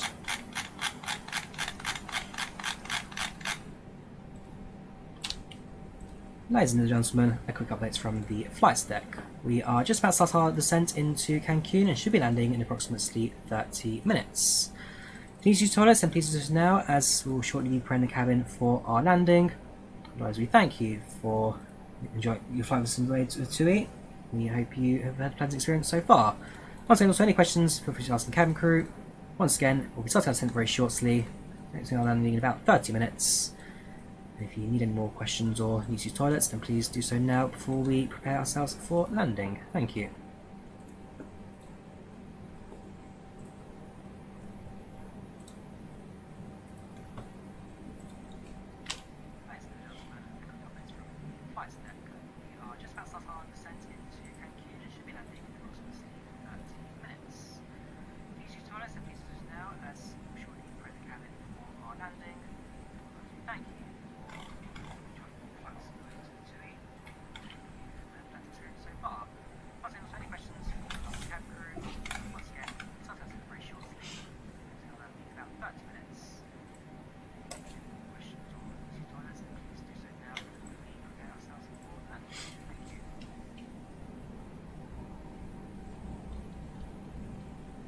Yeah, no worries, Gary.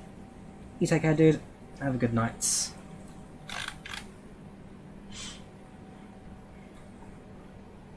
Alright, so start up descent. Yeah, one thing that Mauritius is really good at is the chat management of spam.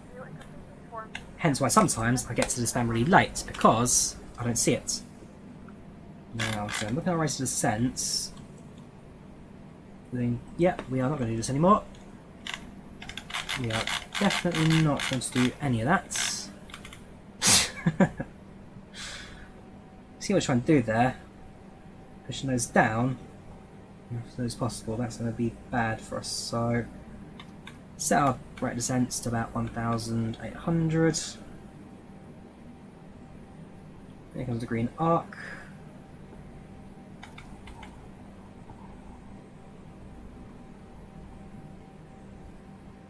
Yeah, so 787's VNAV for descent. For climate it's perfect, climate's alright. Descent doesn't quite know what it's doing.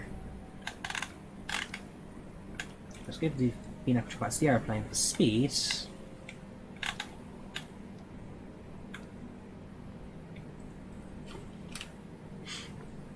Cool. So start our descent. Correct, so we only use 7, 8, 9 and 10, sorry, it's 8 and 9 ratio guard, but because Microsoft Flight only has a 10, we just stick with a 10, pretty much because of availability and go for it. Nothing else, just because we got it.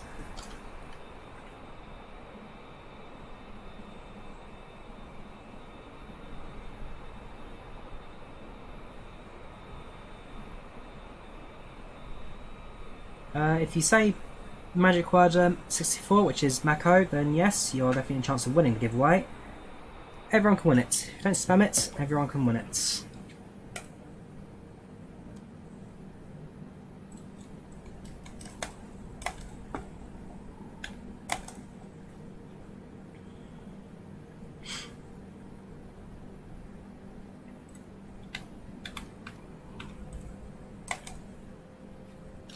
Correct, this is Microsoft Flight Simulator. The Macco Sim Cancun for Microsoft Flight Sim.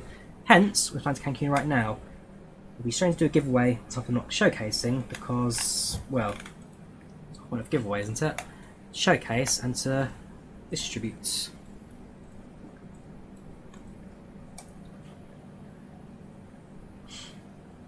Pretty much whole day today. Yes, pretty much whole day today. Been in this flight.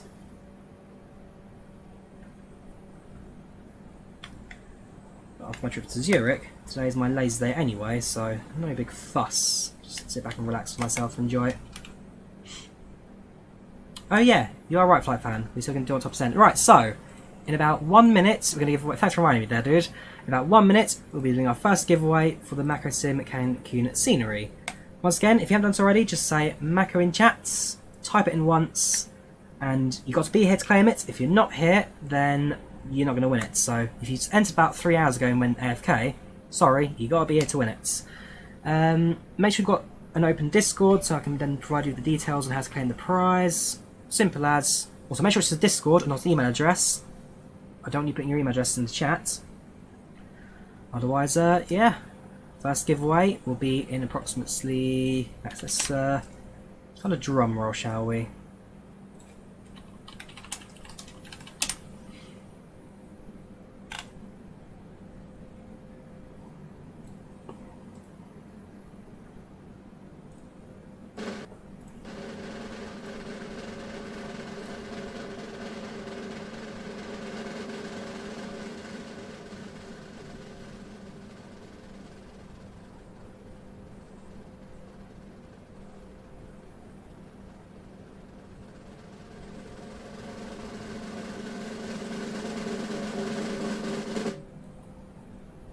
The Irish Half Geek, you here, dude?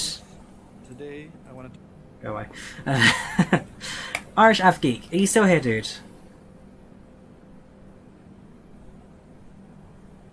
So you got a minute. We're at 13 seconds so far. If you're not here, you don't win it. That's the big rule. You've got 40 seconds, dude. Ah, Matt Designs, how you doing? Yeet. Captain Australia, how you doing? Irish, if you're not here, you're not winning this. You've got 25 seconds.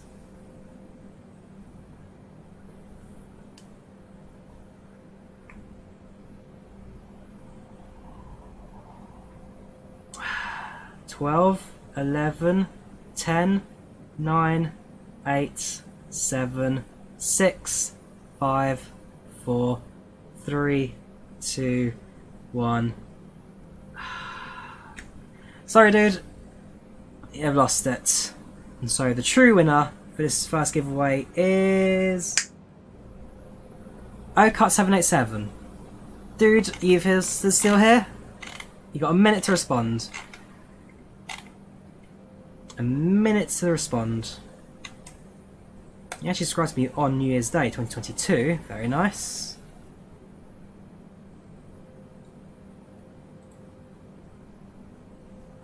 Don't tell me no one's shown up for this. You got 31 seconds, dude. Come on. There's literally a timer on screen. There you go. 33, 34, 35. Say something! There are 94 eligible winners.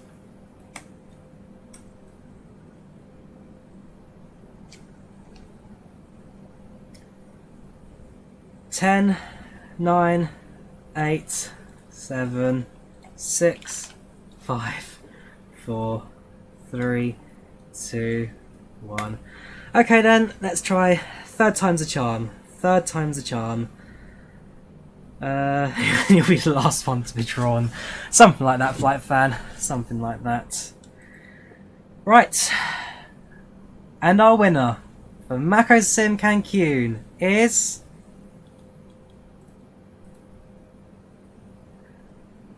well, I'll be. Right, I know your Discord. I'll drop you a message later. Fair play, dude.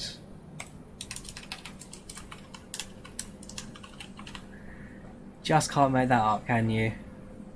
Yeah, Flight Fan 1. Congrats, dude. You're the first winner of Microsoft Flights in Cancun. I'll drop you a message later on with your instructions to claim the prize. Right. Genuinely not.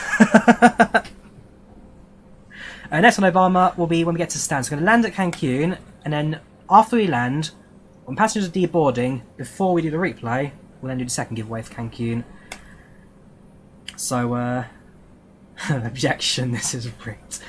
Don't worry, there's still one more opportunity to win Cancun if you want it.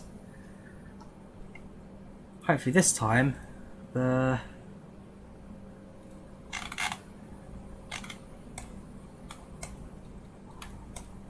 It takes so long to find a winner. How's my flight in the adopted Airbus? Like I say, decent aeroplane, no complaints about it. Seats were comfy enough, albeit I found the seat rigging really weird with the single frame spine at the back and then the two leg holes on the side. So the A220, not a bad aeroplane, just very, very noisy. Seriously, the entire flight, it was just noise, constantly humming at you. Here's the landing. So the whole flight was just constantly humming at you. Just listen, the hydraulics. It's like a... the whole time, just listen.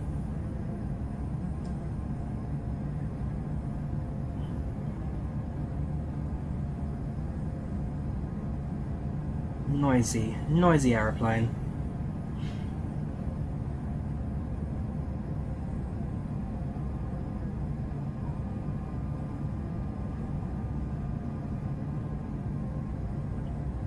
Again, Swiss Air, very good.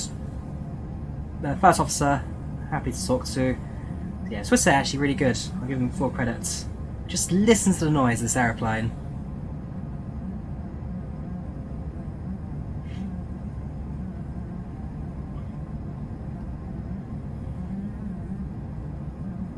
Non-stop. The whole time.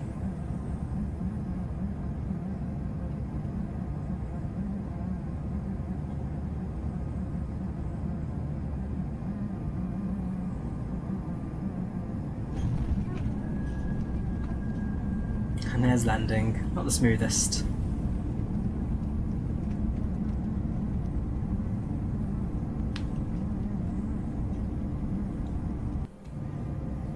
Oh, sorry, you want to hear a high-pitched scream, Matt? You want to hear a high-pitched scream? Because the takeoff spool in this aeroplane is...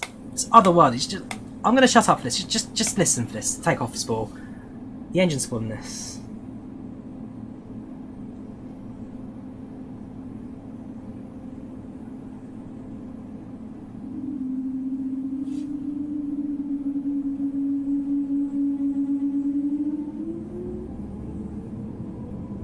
Every time they touch the throttles, that noise.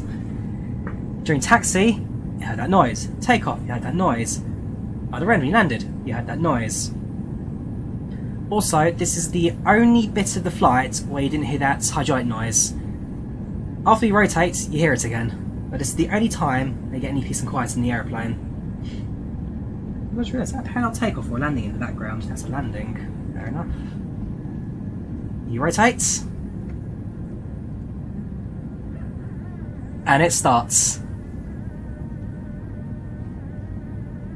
And it's that noise constantly for the entire flight. The whole trip, it's hydraulic buzzing. But again, this is the engine spool that really catches me out in this aeroplane. It's so noisy, otherworldly.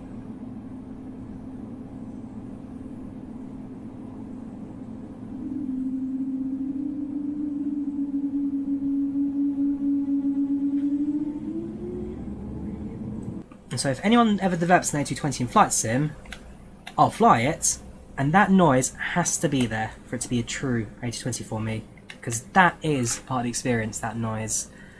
See what sounds back on again. Passengers back to your seats. Also, passing 19,000, so set local altimeter. Altimeter is 9.3.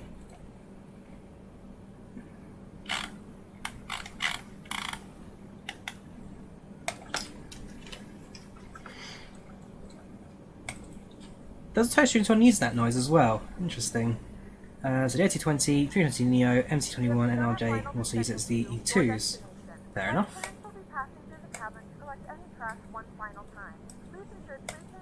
Do you prefer the A319 over the A220? I don't know. I mean, get back to me in a week when I've flown the 737-600. That way I can give you a comparison between the Embraer 190, the 7117, the 736, A318, A319, and the A220. I've not yet been on the CRJ. CRJ is the last airplane to tick off the regional aircrafts list. I've been on the Embraer 135 and 145, been on both of those. Fair enough, you get 170, 175 or 195, but I've been on the 190, which is a pretty staple aeroplane for that kind of Embraer size. But yeah, I need to fly on a...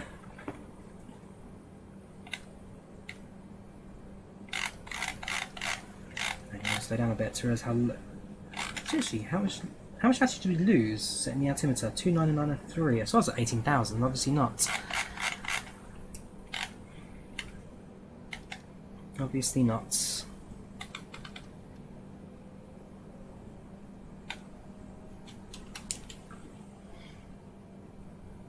One question for the night. Nutella on a naan. Did you watch that Luke, what's his name, video of him at Punjab food stand? If so, then yes, I've seen that video. Right, so that's all set. So at this point, I now need to focus on my approach now. So pop open FlightControlReplay, get that in the background. Yeah, if you want to win the scenery, just say Macco in chat and you're good to go. Just say Macco. M-A-C-C-O. This is B787 into Cancun. Nose Nicholas, you have a good night, dude.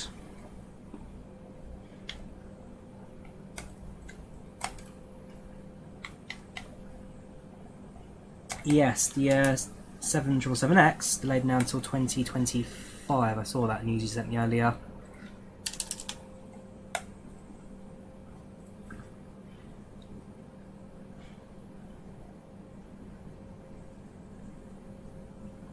Still coming from the shock.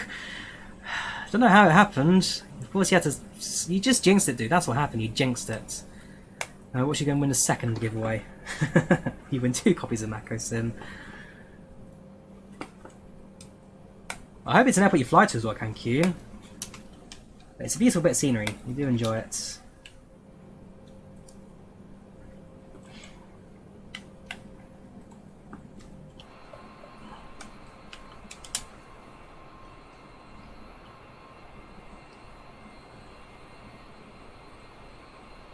Not sure about the airline yet. It's going to be an A320 out of Amsterdam.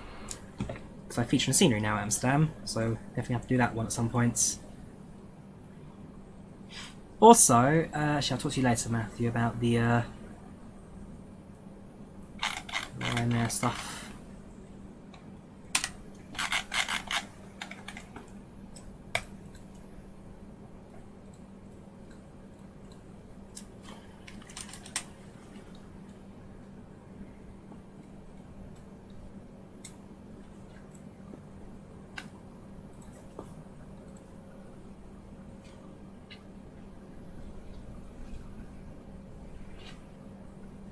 Cancun to Bristol, that's a flight.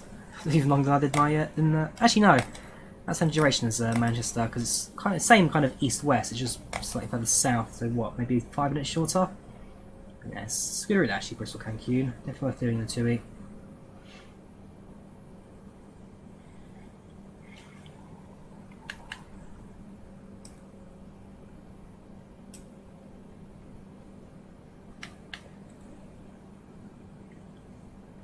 Which event tomorrow, future?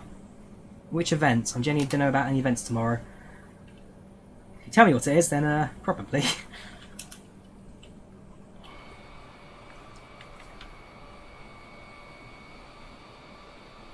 Let's see, Home Airport, so golf does seems appropriate. Fair play.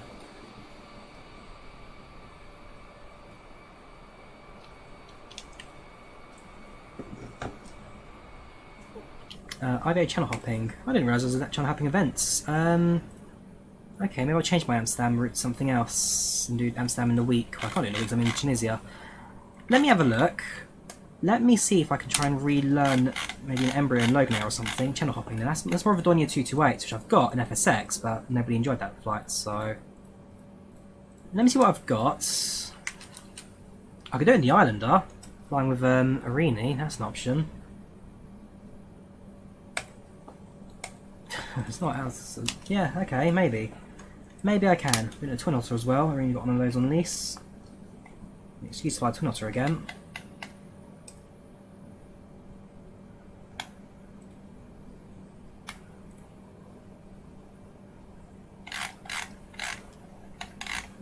Just now 230 knots. And Jersey Tower. I'll have a look at that plan and event soon. Thanks for the heads up.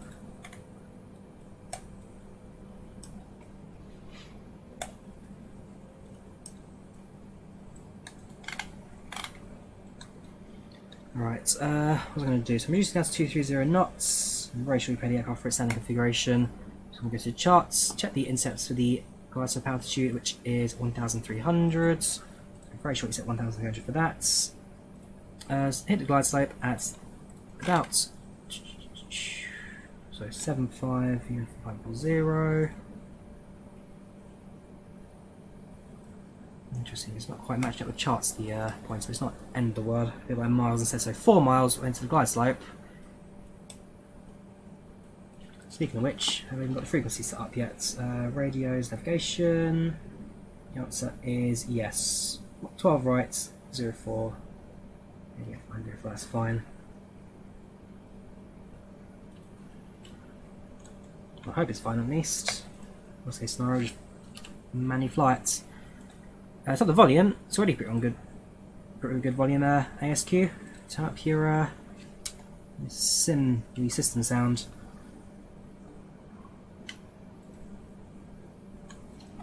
Just double check the frequencies. Hang on, it's 111.1.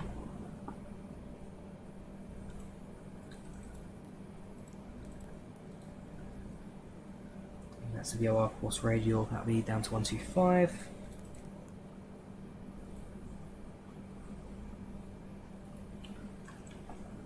Set 125 on the heading. So I'm too busy watching the A220 clips. I'm not actually quite yet ready for the approach and landing. There you go, perfect. So the diamonds have appeared. So that's good to go. So DM, cheers, Future. I'll check that out in a bit. Also, thank you, Future. Because of your Jet 2 flying earlier on your hydraulic failure, I'm now flying from Leeds on Monday to Paris with the 733. Yeah, your fault, dude. Totally your fault.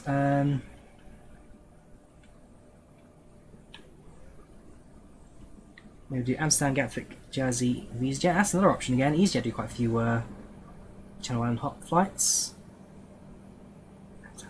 That's an option actually. That's a pretty good option. It means you can throw in Amsterdam, plus they're both quite short routes, so we'll see.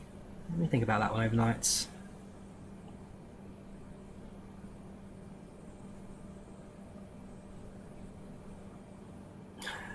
Yes, but it's because you flew Jet 2, you reminded me that they had them, pretty much.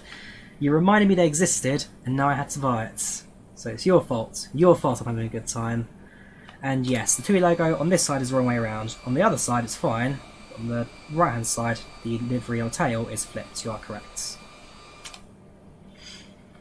Right, left-hand turn. Let's get ourselves ready onto the glider.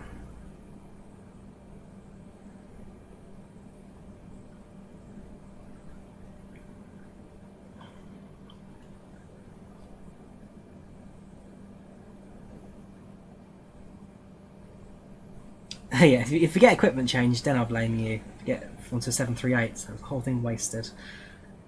Right, left hand's turn. Nope, then it's alright, mate. And at this point, we are supposed to be at 3,000 feet, as per the charts. So between Erdam and Ridug, 3,000, it's only that we start the left hand turn onto the glide path, we then continue our descent down to 1,200.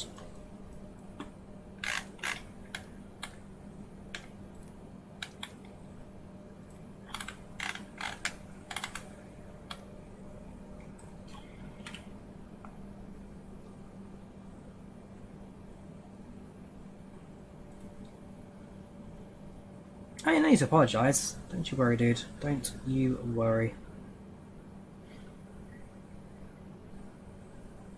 At 200 knots.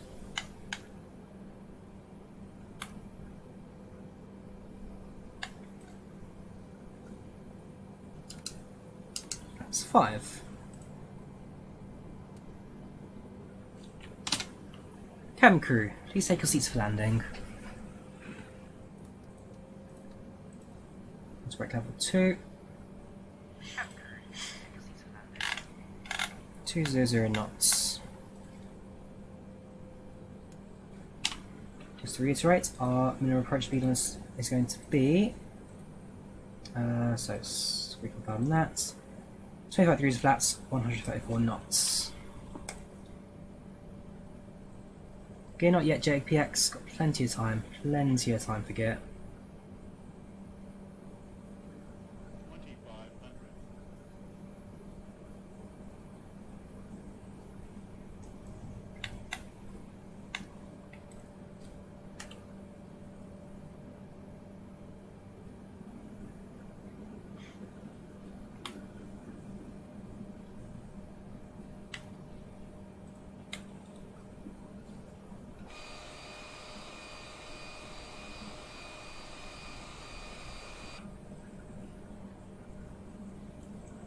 The ANAV gets onto the localizer first before we switch over to the approach mode.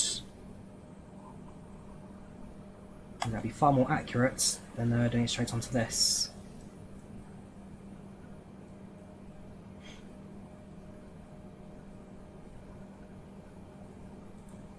It's localizer mode active. It's going to be straight jumps around to the approach mode. So as soon as it glide slope, aircraft will continue its descent.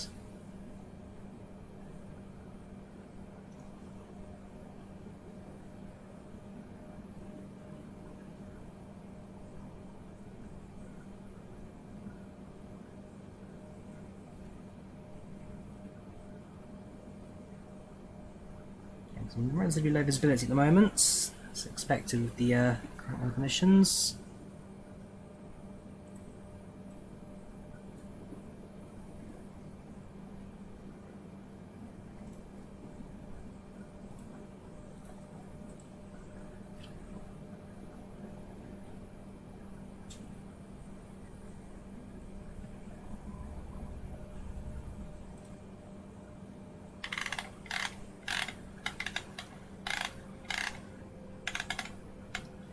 Use 170, flaps 10.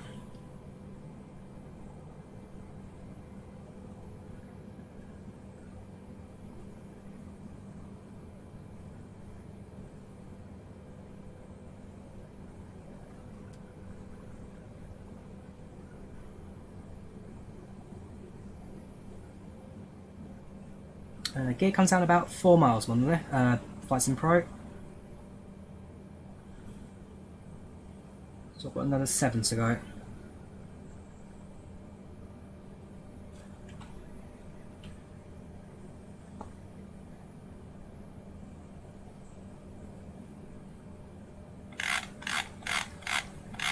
It's 134 knots. Gear down. That's 25.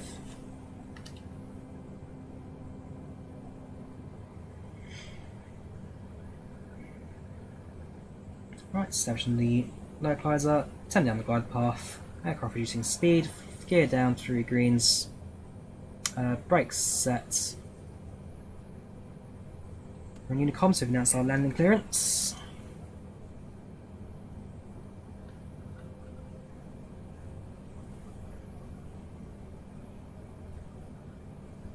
Visibility really not on our side today. Disable auto throttle, control the throttle, airport runway in sight.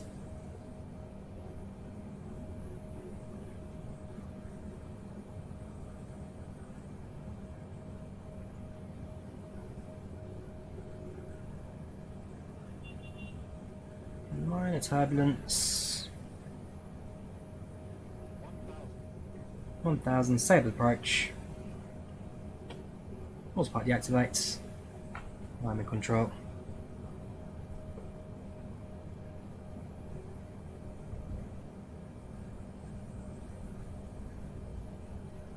Very slightly gusty crosswind at the moment.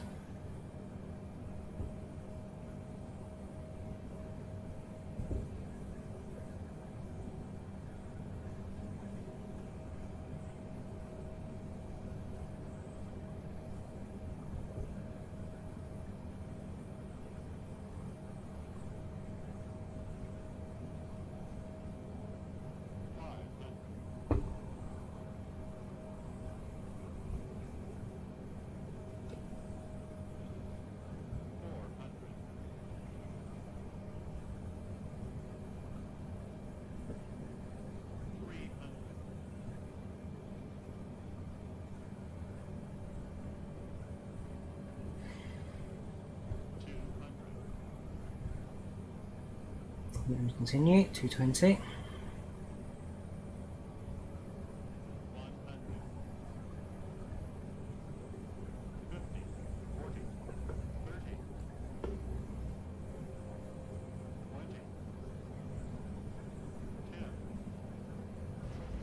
Reverse is set.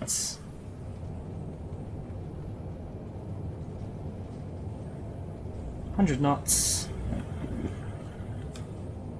80 knots, 60 knots, reverse is cut.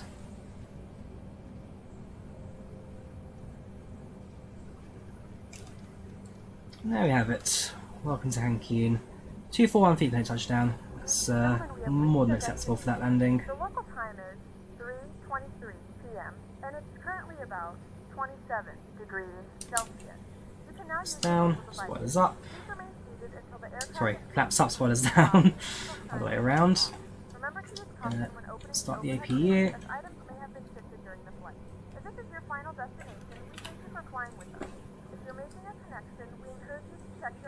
Transponder off.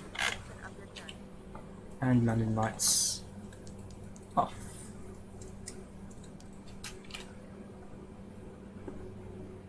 Taxi down to the international gates. So continue along the taxiway. Make a left coming up now. And one that stands at the side of the terminal building is where we shall be parking up. There you have it. Welcome to Cancun. Beautiful scene, like I say. Very, very well put together. Flight fans won the first copy. We'll try and win the second copy once we get to gates. Stick Macco in the chat and we shall be good to go.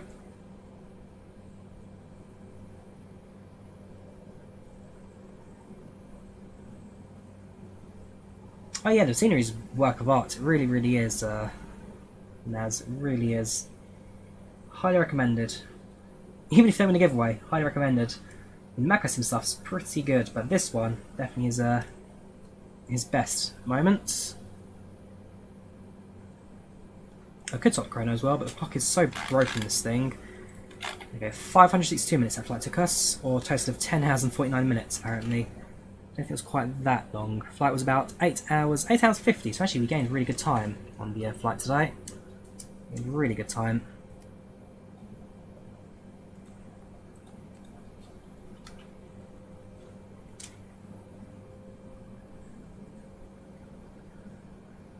Don't need to feature. If you enter for the first one, you automatically enter the second one, don't you worry.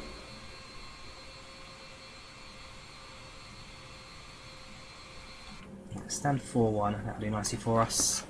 Secure the taxi lights. I'm telling you now, I've not been in the sim for 10 hours, future. I've not been sat there for 10 hours. I spawned about 10 minutes before I started the stream, don't you worry. And to give away, just say Macco in chat, Azul, Macco in chat. Find the right parking mark for us. We need a B787. So you get to the end. There's 777 parking, there's E350s, 767. And park towards the end then.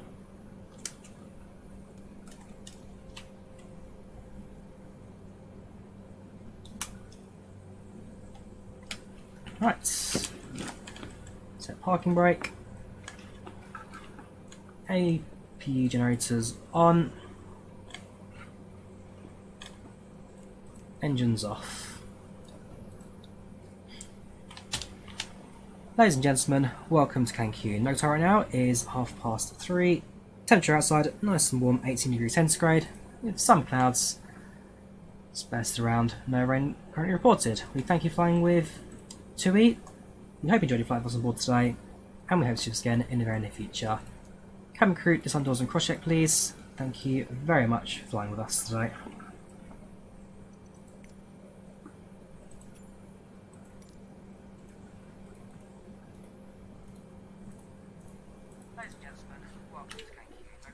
Right, not bad that, not bad at all. Let's drop some final screenshots onto Volanta, since it's going to disconnect very shortly.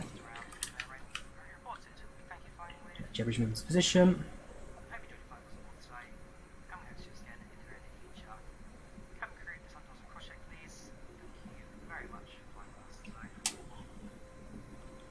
Okay, I think it's going to be quite connect the average there. It's a little bit off at the moment. We've got some interior as well, so actually we could take a screenshot from inside the building. Not the best. Oh no, he's going to move it. He's going to move it. The window's a little bit blurry, is it? I'll take one outside on this occasion. But yeah, overall, not bad. The reason it's going to move so difficult is because actually we did pass the 787 mark, 777 marker, so even that when we reached 777. Also, you bought from the front set of doors, you bought from the second set, hence where the business class, first class splits. Aeroplane, you're inaccurate. Scenery is still gorgeous.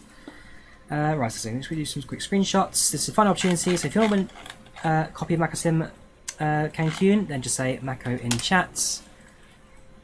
It'll be about a minute until we draw the winner.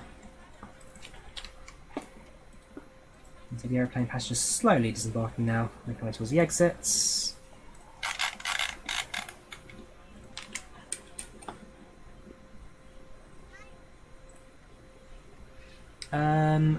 Nope, Cancun has ILS SG out.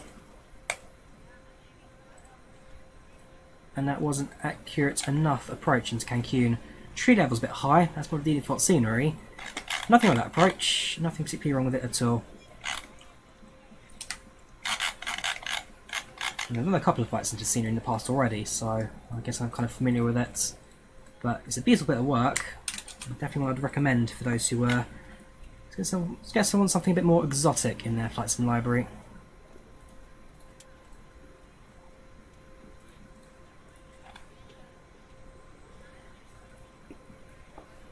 Right, so let's do this, shall we? The second winner for the Cancun. Yeah, you comment again, flight fan. Once you've won it once, you comment again. Don't you worry. Second winner of Cancun Microsoft Flight Sim is going to be Opacity. You here, dudes? You've got a minute to respond. If you don't respond, you don't win it. You spoke like 20 seconds ago. You must be here, dude. Hey, there we go. He's got it. He's got it, lads. He knows what he's doing. Right, drop me your Discord username. This needs to be in the format of the actual thing I can copy. So, for example, my username on Discord is the following. Like that, Drawyah8663. Make sure you got a version of Discord username I can copy. Drop me a message, let me know what your username is, and I can then sort you out with your copy of Cancun. Right, let's look at the flight reports. Let's go through the passenger end bits. Let's see what they say. So, Bravo Yankee 182 from 787-10 from Manchester to Cancun. 8 hours 43 minutes. Planned departure 12:29. Departed at 12:38. So, she departed a bit late, but gained enough time to land about 20 minutes early. 277 passengers, satisfaction 94%, landing rate at 242, and a block time of 9 hours and 1 minute. So pretty much exactly an 9 hour flight, that's from start to finish. So yeah, we'll save that. I don't think there's any other approaches on the IVAO at the moment. Yeah, we're getting aircraft at the moment around Cancun, so we'll discuss very shortly. But hey, not a bad leg that. So depart out of Manchester. Kind of fly a bit more north of our planned routes. Across the coast of the US, very, very pretty. And maybe approach into Cancun. Just let the final screenshot upload to Volanta now. So very, very scenic, very, very pretty. Here's us up in Iceland. Alright screenshots. The new embryo from Virtual Coal. It's not perfect, but they don't lie about it. Unlike, well, I guess Captain Sim never lied about their aircraft quality. It's just still really poor, but the Virtual Coal stuff, they're not perfect. They don't price it in such a way. They don't use names like the Pro, this and that. That's, is that really P3D? It's so flat for P3D. Not fun. Is that a ground paint? Seriously, who is this? Who took the screenshot? There's so much wrong with it. So much wrong with it. Pro camper, the default wing views. Nice heels though, so I'll give you a like for that, but not usually a fan of default heels. There you go, not a bad set of screenshots for this flight. Not bad at all. Right, and that. Let's do the replay, shall we? So get rid of you, get rid of you. Gonna close the passenger door.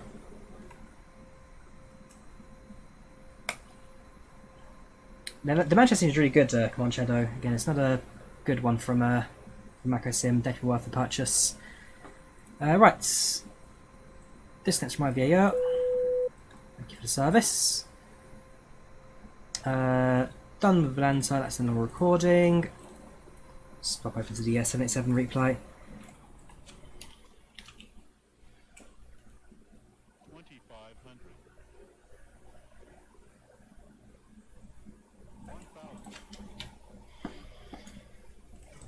Right, let's have a look, shall we? So, starting about 1,000 feet, landing very, very shortly. This point we're in hands-on flying, a little bit of turbulence for us to fight against, but just in case keeping the aircraft stable, really. Now we'll have FlightControlReplay using it right now. Future Eclipse using it right now. Still a very good add-on. Still highly recommended.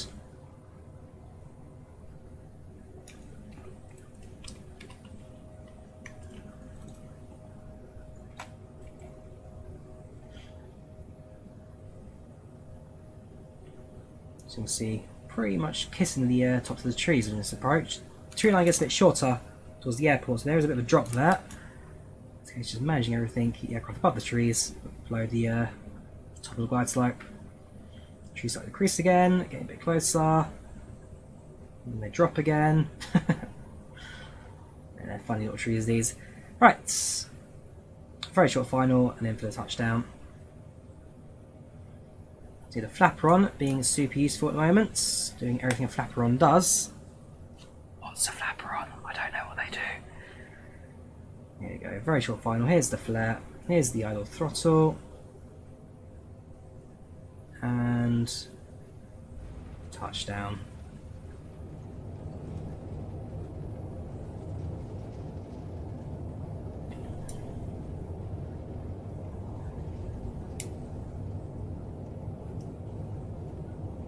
Yeah, it's called a flaperon.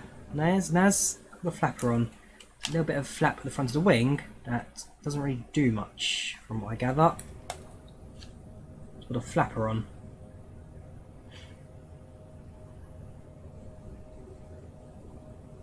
Records spoilers and reversers. The flaps need to do manually, Salt Shaker. Some things does manually, some things does automatically. Depends on what the system is, really. So hopefully they get it working on 737 soon. I do love this tool. So short final now, looking on the right hand side. It flaps. No smooth flying. You take care, dude.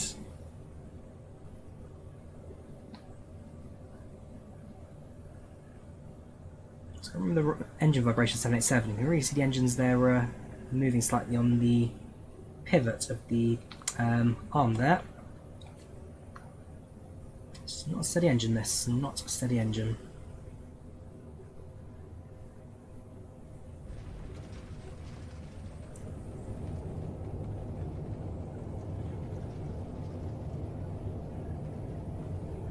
It's coming out on Wednesday, is it? Great. When I'm in the middle of my holiday, it's releasing. It's the initial release of that. Nah, hopefully they delay it by a week. Come on, PMDG. Make sure I'm at home when they do release it. Let's do the view from the landing gear.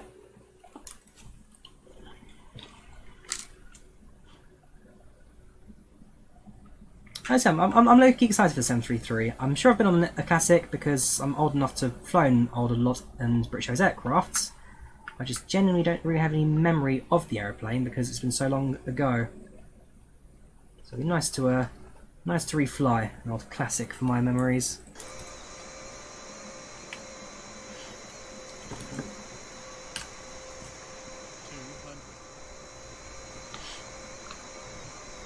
So short final, some small adjustments to the winds.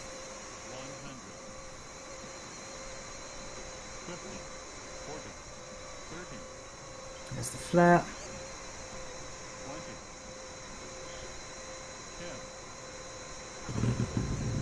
It's not a terrible landing, not the best, but not terrible.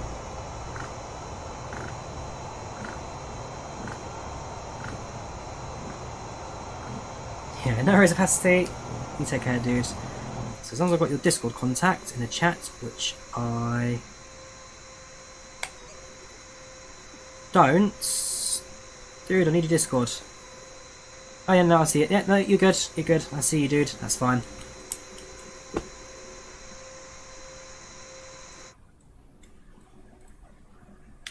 Gatwick to Cancun, we just literally did Manchester. We've already done one of these long haul flights. Yeah, if you guys want a Gatwick, I'll do Gatwick next week. No, I'll give it a couple of weeks before I do any other Cancun flights, at least anything long haul to Cancun, especially from the UK. Right, increase drone speed. Let's get on the runway a little bit, and let's watch landing from the runway perspective.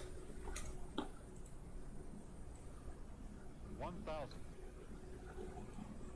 500, 400, 300. It wasn't the smoothest landing ever, Monolith, but I'm going to take it as long as it's a bad one. Right, short final. Here we go.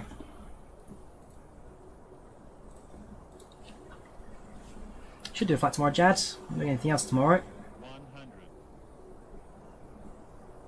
50, 40, 30, 20, 10.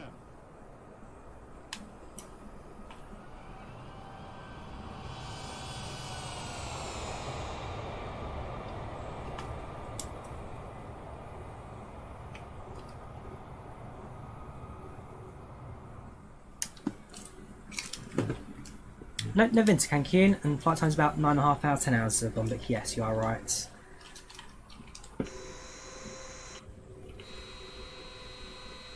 So, yeah, I guess that really is the end of our flight now. So, fair play to Opacity and Flight Fan, our two winners for the giveaway today. That was Manchester to Cancun, both sceneries provided by Macco Sim. Thank you very much for the sceneries there. Again, do check out Macco Sim. They're very, very good for their stuff, and their new scenery at Cancun is honestly fantastic. There's their link. Do check them out. Definitely worth a look. Otherwise, yeah, so that brings us to the stream today. Hope you enjoyed it. Leave a like if you did. Do subscribe if not already. Thank you very much for watching. I hope you see you soon for some more Microsoft Flight Sim action. Again, tomorrow should stream. No reason not to. Monday, flying to Paris from Leeds in a 737-300, then 320 back to Gatwick. On Tuesday, flying from Heathrow to Lyon, and then on Wednesday, Lyon to Djerba in a 737-600, then back to Tunis in a ATR 72. Might flight out of Tazur, again, depends if I can get trip working there or not. I'd love to, but if it can't be done, it can't be done. After that, I'm then doing a Navigraph 320 from from Tunis back to Gatwick. A week and a half of no flying. Then I'm off to Poland and back, and then I have a last flight for May, July, off to Finland. So I've got a few trips on the plan. We'll get on to that in soon. Right, thank you for watching. You take care, guys. Enough from me. You enjoy your weekends. Have a good one. Bye bye.